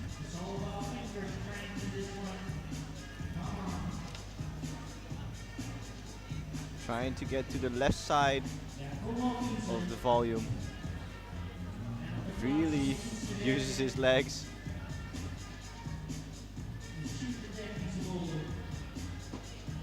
Manages to get the foot switch, but then he needs to get his right foot all the way to the right volume and barely misses it. But he still has 2 minutes left, so more than enough time to have an attempt. Meanwhile, Tarek used another attempt in boulder number 4.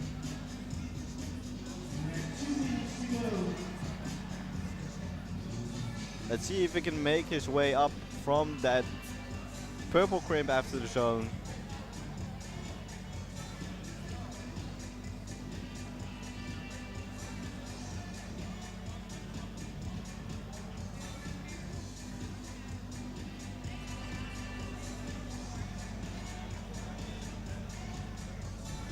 And what an incredible competition so far. Lisa doing what she said she came here to do and show the boys how it's done. Really superb to see a twist like that. Meanwhile, Tarek's close, but it's such a challenging move. We see still. Even more amazing that Lisa flashed it. He's doing what he's good at. He's usually quite good on these kind of slabs.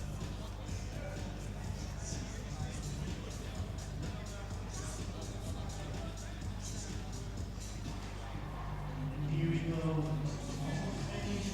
For calling into this. One more go. I think that.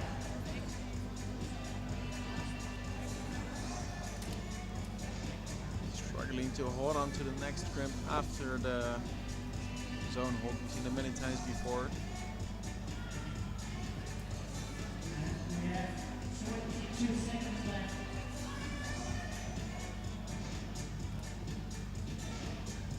Please give it a good and insert.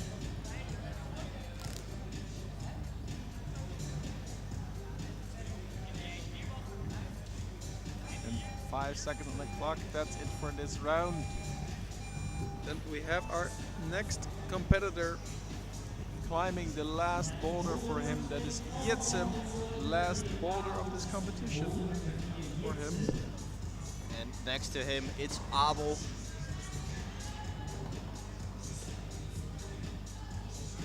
Climbing problem number 3, and Paul in the slab, problem number 2, the only one who climbed problem number 1 of the men's category. Yeah, and in the junior division of the men's, it's only 3 competitors: Abel, Inze, and Paul.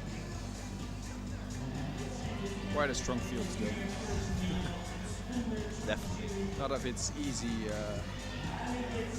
to be It's there. sticking the dynamic move again.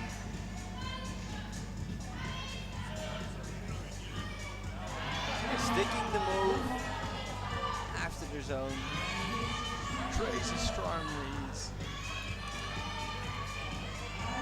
And then going for the last With the left hand! with the left hand. He went with the left hand and easy does it. He says, I- no, well, this wasn't too hard. Crazy. But maybe It's easy No. with left. You think, or? Lisa's still first. Yeah, Lisa's still first. Yeah, because he did it in less attempts. Alright, yes. Because Lisa flashed her 2 tops. Yeah. Sorry, we're also trying to follow everything, so if it's unclear to you, we're trying our best to manage. Meanwhile, you can see Paul Brandt on the screen. And here we have Abel climbing in his home gym and trying to go for that last hold, but skips the left hold. So we have only seen one competitor using that hold so far.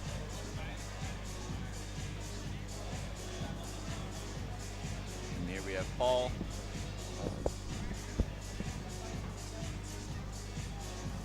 Leading nicely to the left. I think the way these holds are intended. Right foot on the small hole, perfectly. Red is beta, and then left foot in between. Oh, what a display of tech! I like this. Good climbing it. I think this is the way it was supposed to be climbed. At least. Wow. What a bummer. What a bummer. Maybe I'm wrong. They might have also. Ooh, that. Imagine how small these holes are. I mean, he just slips off it. It's not from without a reason.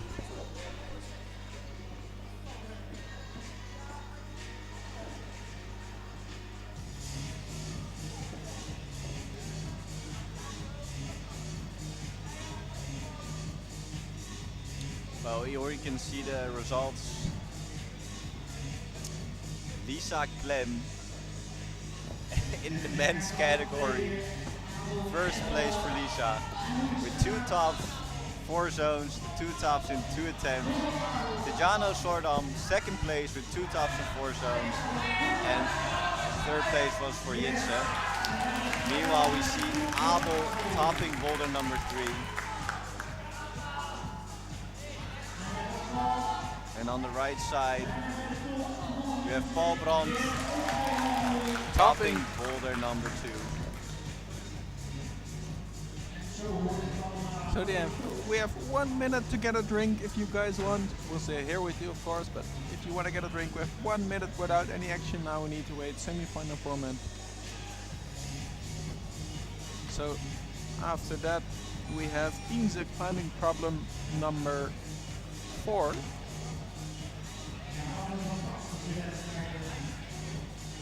Abel is having a rest and Paul is having a rest. So all eyes will be focused on him.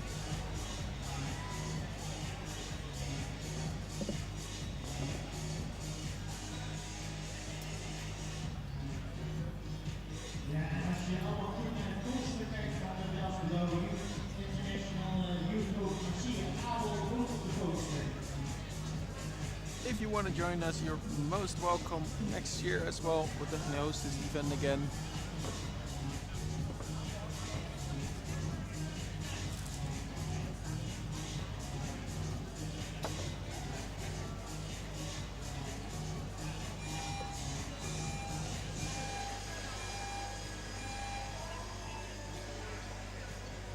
And there we go, 5 minutes on the clock.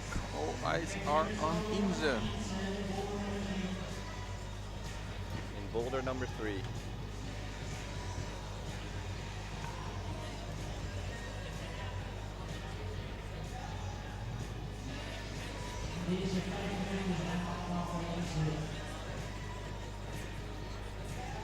Technically, he could still win. Its odds are not necessarily in his favor.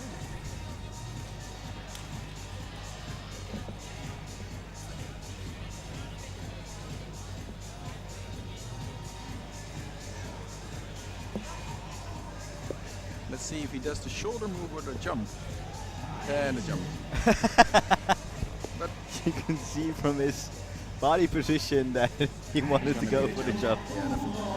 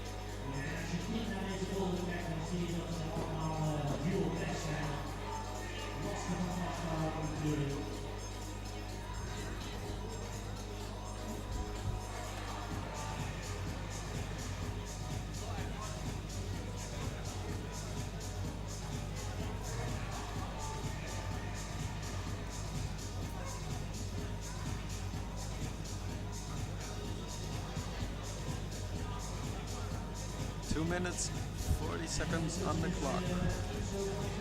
Nice that he keeps us calm during this time of the competition.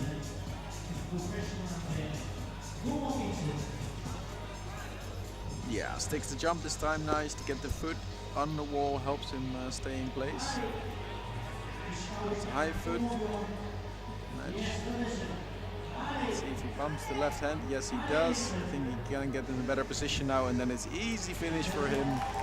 He just had to find out the right beta, and he did. 2 minutes left on the clock. And you could really see how much that left And did for hand him, right? did for him. You can position your body way better. You can adjust your feet in the right place. Exactly.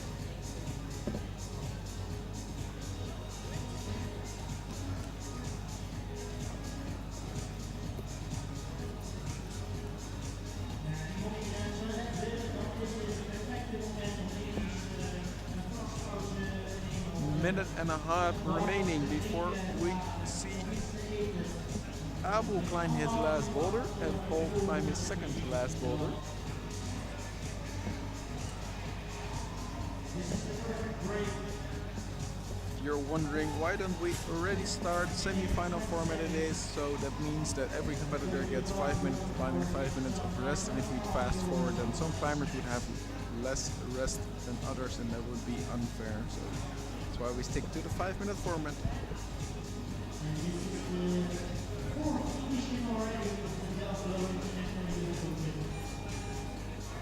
Also hosting live stream at home.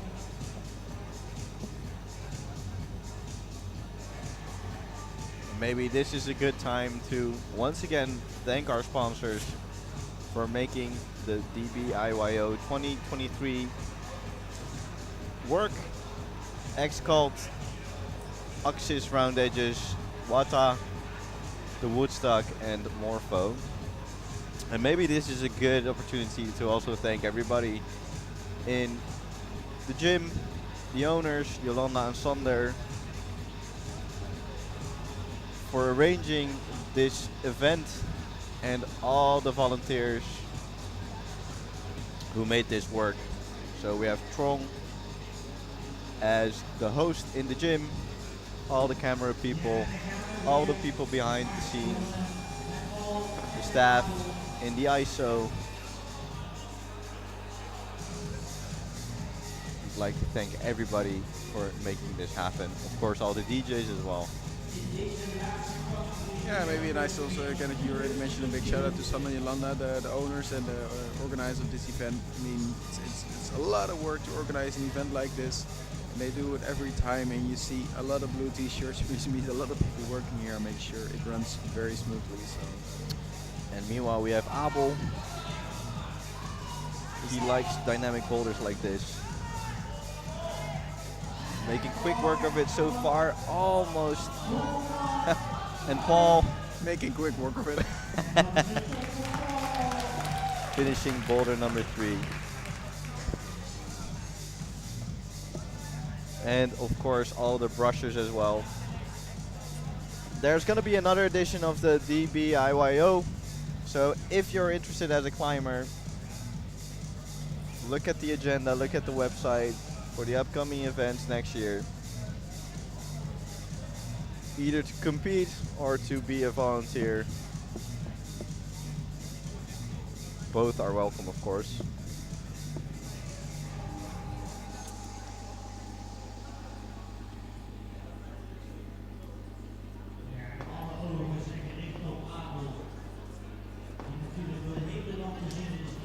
Meanwhile, Abel is taking his time to analyze the boulder again to see if he's missing something or not.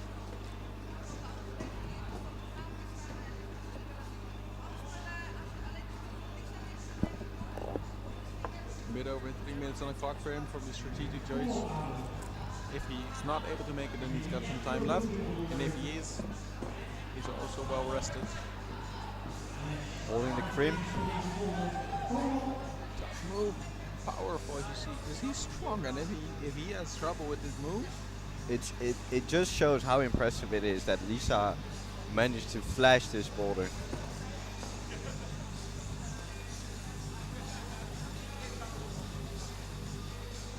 Kindly asking the brushers to clean the holds to give him another edge on the edge.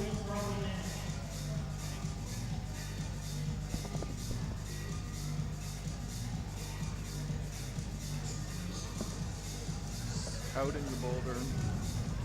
A nice shade working, by the way. You can see from the light on the wall.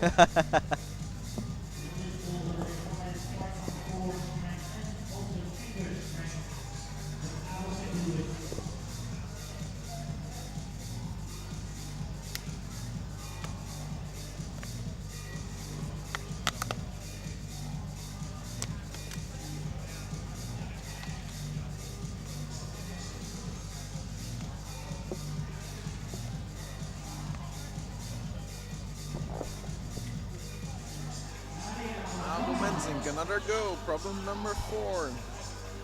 Last boulder of the competition. Yeah, Hold it. he sticks Come on. Sticking that move as well. Different ways of doing this. Left hand, right hand, and he does it with the He right does it hand. in his second attempt. Third attempt. I'm sorry. That was cool how he managed to stick it, and then it wasn't a problem. He knew what to do, had a plan. 1 minute left on the clock for our final climber. Before our final climber, I should say. If you're wondering why Abel sits in isolation chair again, as I mentioned before, technically there can be any appeals, and the appeal period in the semi-final format should be within before the end of the round after the climber has climbed, so that's why a climber needs to be in isolation still.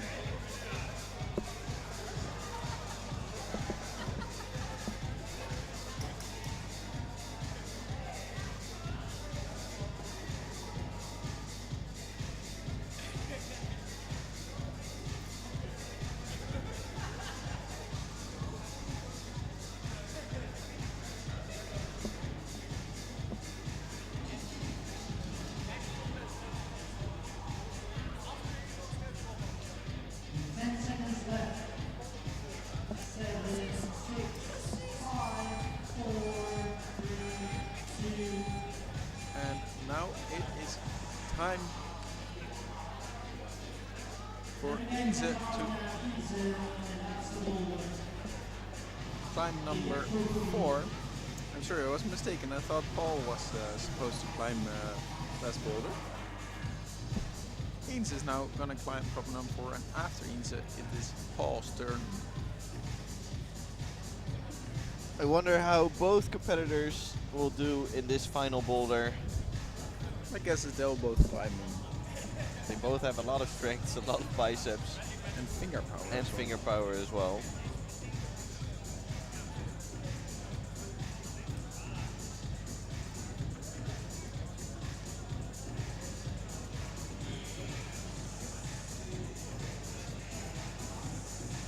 Inze trying to find the right way to start it.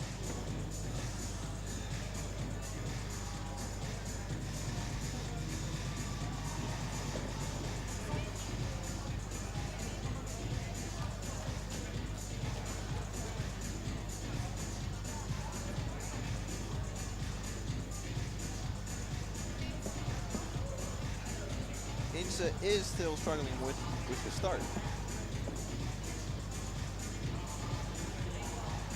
I think he has an injury to his left wrist, which Yeah, with the underclings, I think he's not gonna. Yeah, he's not gonna risk it. I saw him talking to the judges, and I think he had something with his left wrist, which makes the undercling move too. Yeah, and I think it's not worth to risk.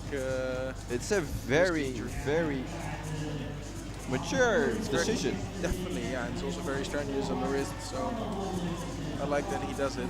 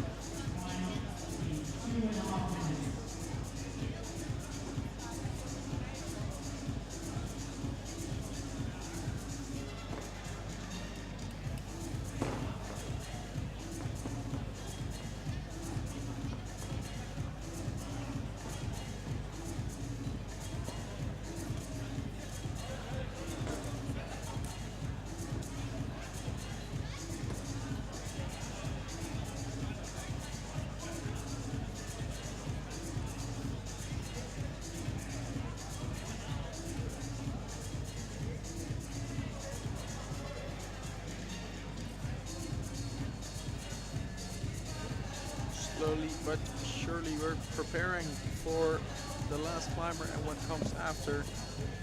We have our stage ready.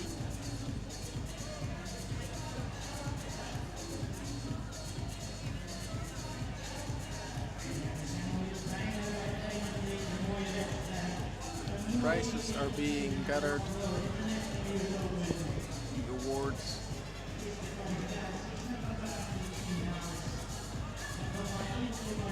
We still have 1 minute and 20 seconds left of waiting time, and then Paul can give his shot at his last boulder.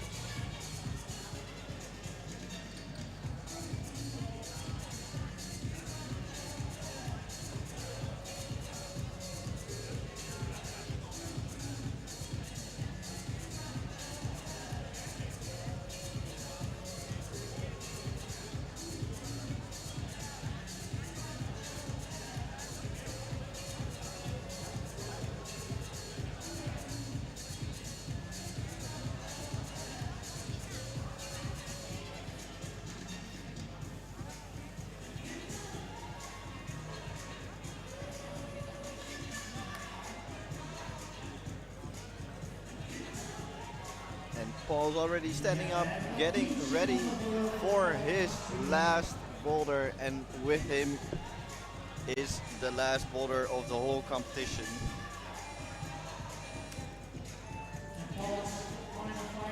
started in this last boulder problem. It's the extra booty.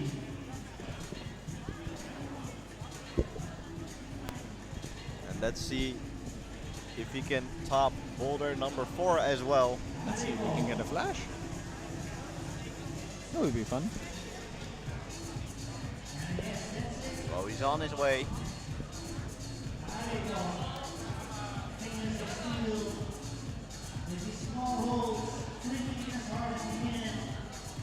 Well, I have a feeling that I am right. With skipping. Even skipped the hole. A display of power here. Well, And I think that definitely shows that Paul ended up first. yeah, definitely a winner here. Strongest climber of this category. And as we see here, Paul, first place, 4 tops. Abel with 3 tops. Inze third place, 1 top. Nice spread, even still with this. With only 3 competitors. Yeah, even with 3 competitors, nice spread, and even at attempts, it wasn't, of course, Paul, you could say he flashed 2 of the problems. Well, yeah, but the other ones, he took multiple attempts. So, the same for Abel. And then Abel also climbed the problem number 3 more attempts than Inze did.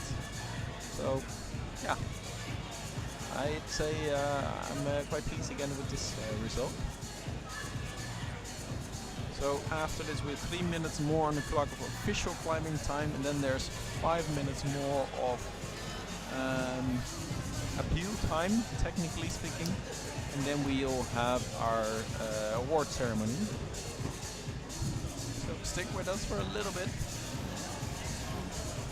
And a few minutes. They need a few minutes to set up the stage, and then we'll see the winners and the podiums of the DBIYO 2023. Took me a whole year to say it correctly, but I'm saying it correctly. You can practice again for a year. Yeah.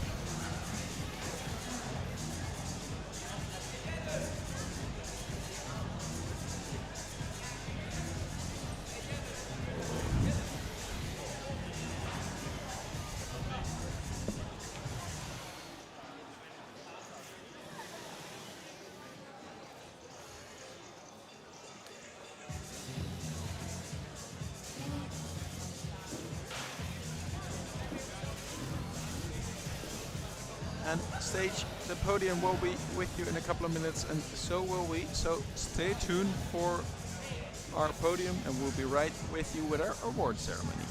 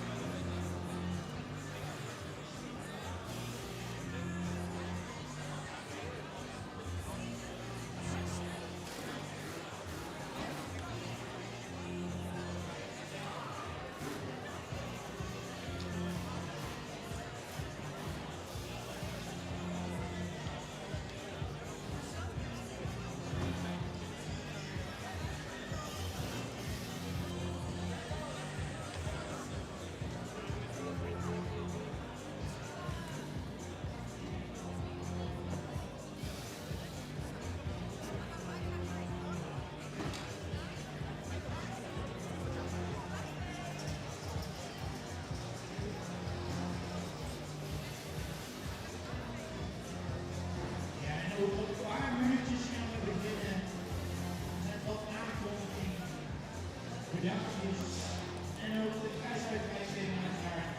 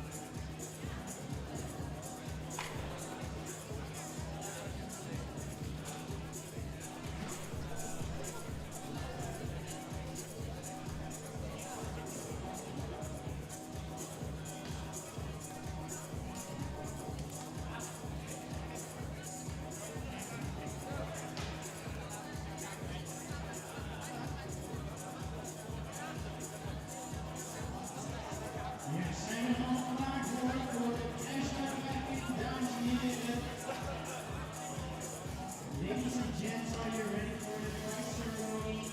We are about to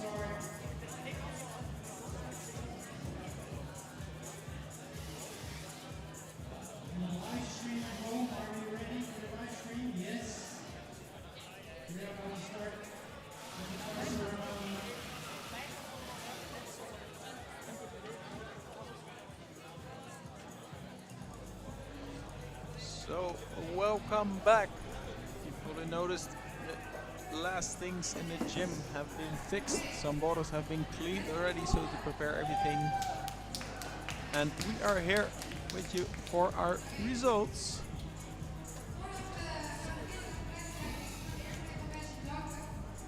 But before we go to the prizes, we want to thank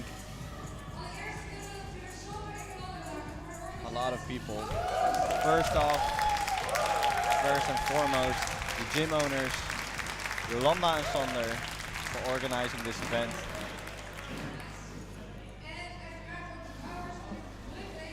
Including all the route setters even. Michiel, Jesse, Chris, John and Jackie Gaddafi. Team had quite an intense week, but I think the result is really cool.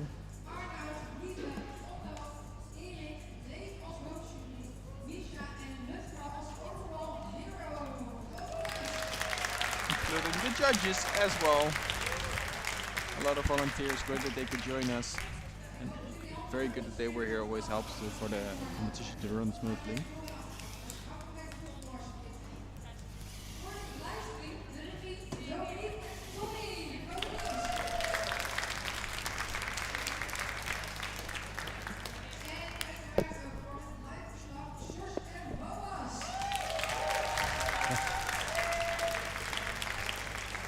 And thanks to our live stream host as well. It's pretty weird to thank this, but thank you, George, for being here. Thank you, Boaz, for But being also here. thanks for the host for because we just have been talking, but there's also a great team behind it for all the technical stuff and the cameras. So great that you were here and made this event possible.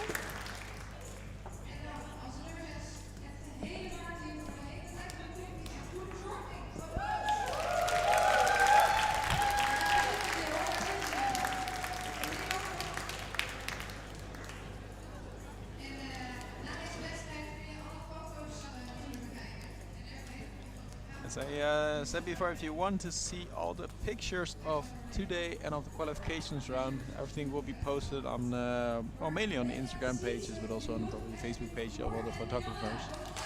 You can find them through the website or on the Facebook page of Delfts Bleau.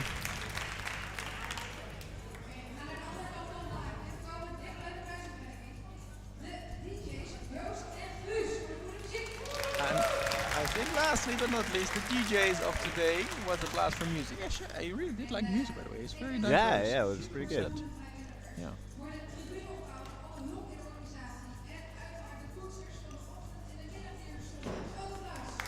And of course the brushers, the people who helped build the stadium, the podium. And then, of course, our sponsors.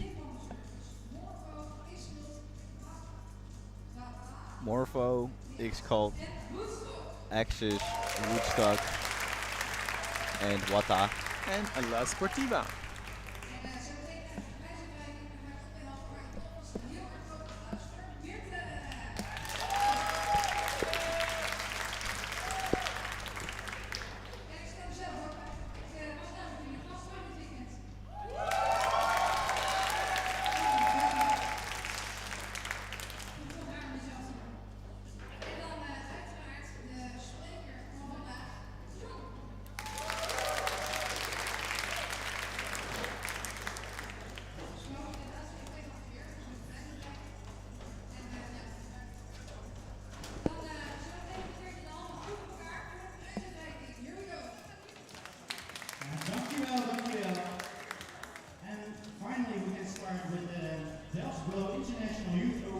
So,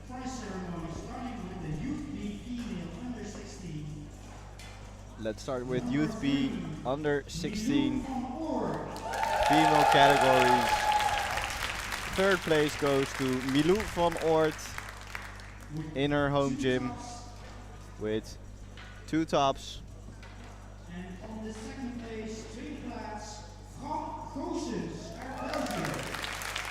And second place goes to Fran Goossens from Belgium, also 2 tops. Op de eerste plaats bij de Youth Day Female And En dat is Tessa Robinson. first place goes to Tessa Robinson from the Netherlands. In de finale. Ja, en ik geef deze dames natuurlijk een groot applaus. We vinden het prachtig. Dank jullie wel. We mogen nog even niet staan voor zometeen voor de foto bij de heren. So they're gonna stack up. And then we go to the Bij de heren zien we jeugd B onder de 16 jaar op nummer 3.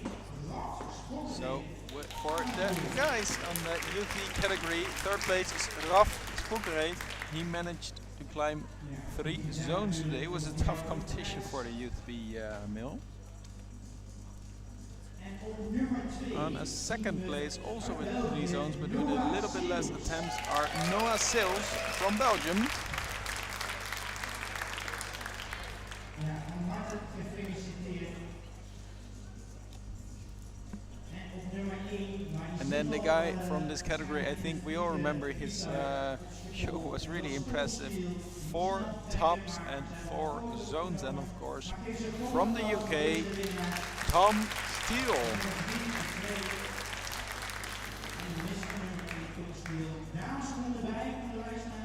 Tom Steele's already gone to the airport. Oh, He already- right. Yeah, he already had to rearrange his flight, but so he couldn't be here for the award ceremony. But Tom Steele is imaginably in first place. Great standing performance next to by him. them. Yeah. All right, and the next category is the Youth A female under 18.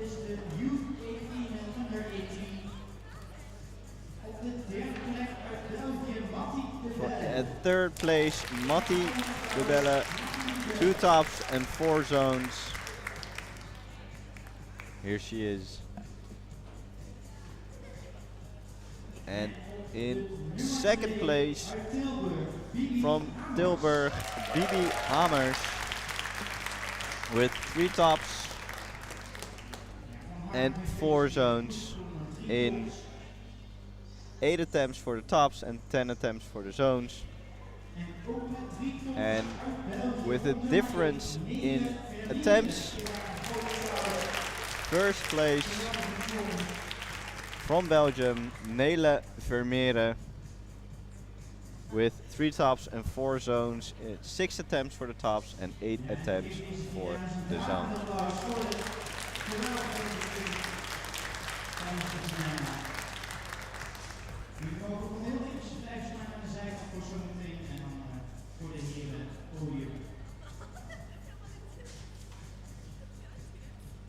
Op nummer 3 bij de jeugd A male under 18, Rocco Sitsmaker. Third place with 4 zones in 11 attempts, Rocco Sitra from Amsterdam.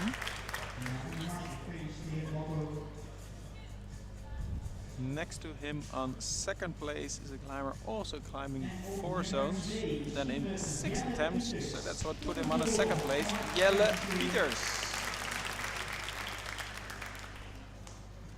And then the guy from this category that managed to climb 1 out of the 4 boulder problems, climbed all 4 zones though.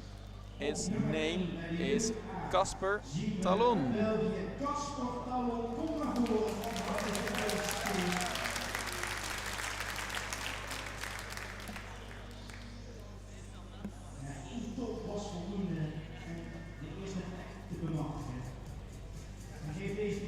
Congrats to you guys. Great performance, amazing show today. And a nice combined picture. Smile for the camera, we'd say. Again, if you want these pictures, they'll be posted on the Instagram as soon as possible. So.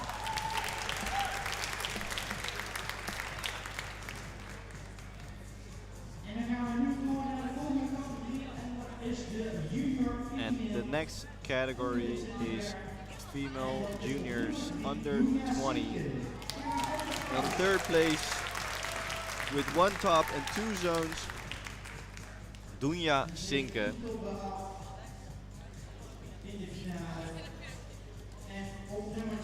And at number 2, Klaar van den Beuken, with also 1 top and 2 zones, with 1 less attempt for the zones,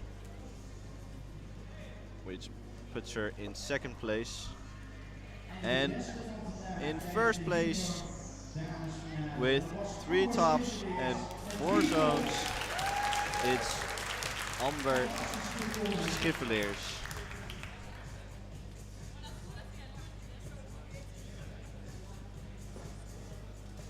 Ja, ik geef deze drie dames een dagelijks applaus voor de kwalificatie van de finale van de Bleau. Die voor nog eventjes hier blijven staan voor zo'n groepsfoto. En dan zijn we alweer naar de volgende categorie bij de heren. This is gonna be a good one. Yeah, this is gonna be fun. Not necessarily for some of the guys, but third place, he fell out of the last boulder 4 times. I think there was a bummer. Tejano Sordam managed to climb 2 out of 4 boulder problems in 9 attempts. He was so close to winning this one. Sadly now on the 3rd place. On the 2nd place, also with 2 tops, but with 3 attempts less, 2 tops in 6 attempts total. From Belgium is Jitse Remes.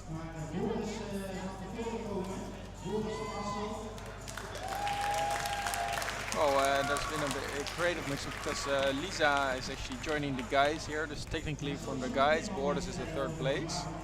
So Borders is in 3rd place here, and Tejano is 2nd.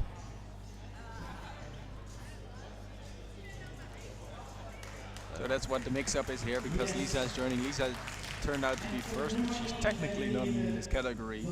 So that's why Borders is 3rd, Tejano is 2nd, and Jitse is 1st with 2 tops in 6 attempts.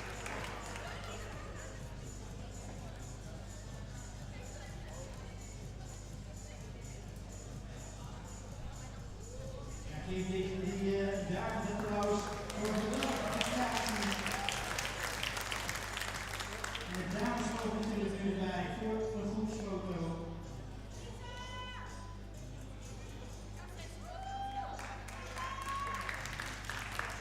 There we have the pictures of the category. En natuurlijk ook weer heel eventjes blijven staan. And yeah, we have an extra competitor in this category. And Lisa Clem, she actually crushed the guys in this category.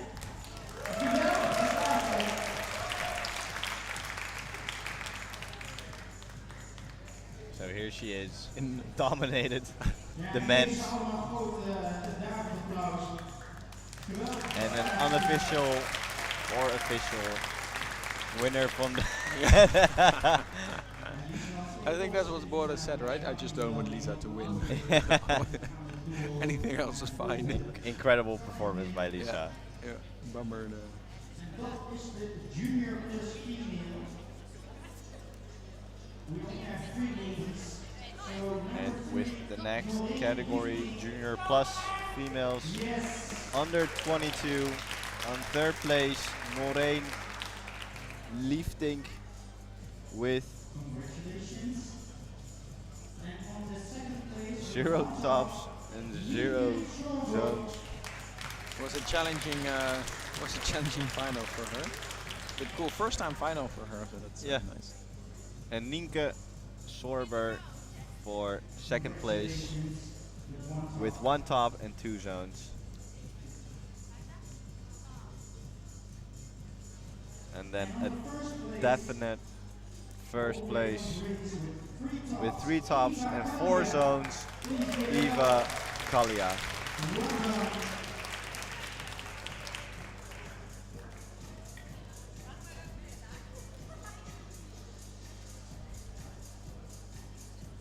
and please give it up for these 3 ladies.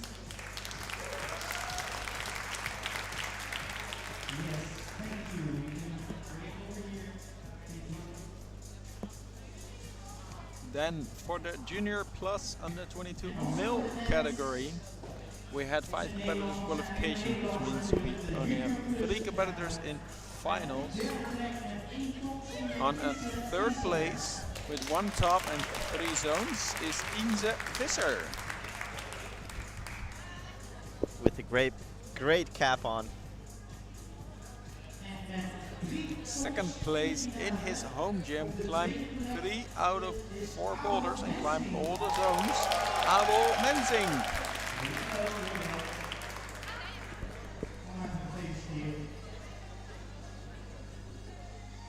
And then the winner of this category today, it was clear, he dominated the field, absolutely strong, Paul Brandt.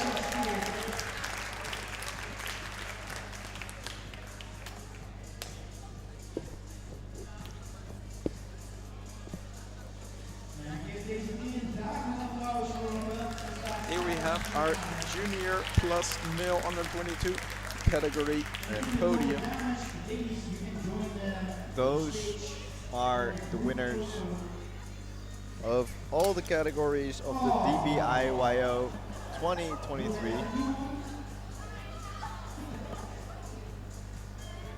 Oops.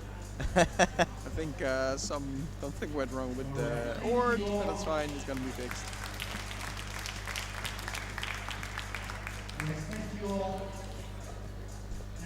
So, thank you all for being with us during this event, the DBIYO Delfts Bleau International Youth Open 2023.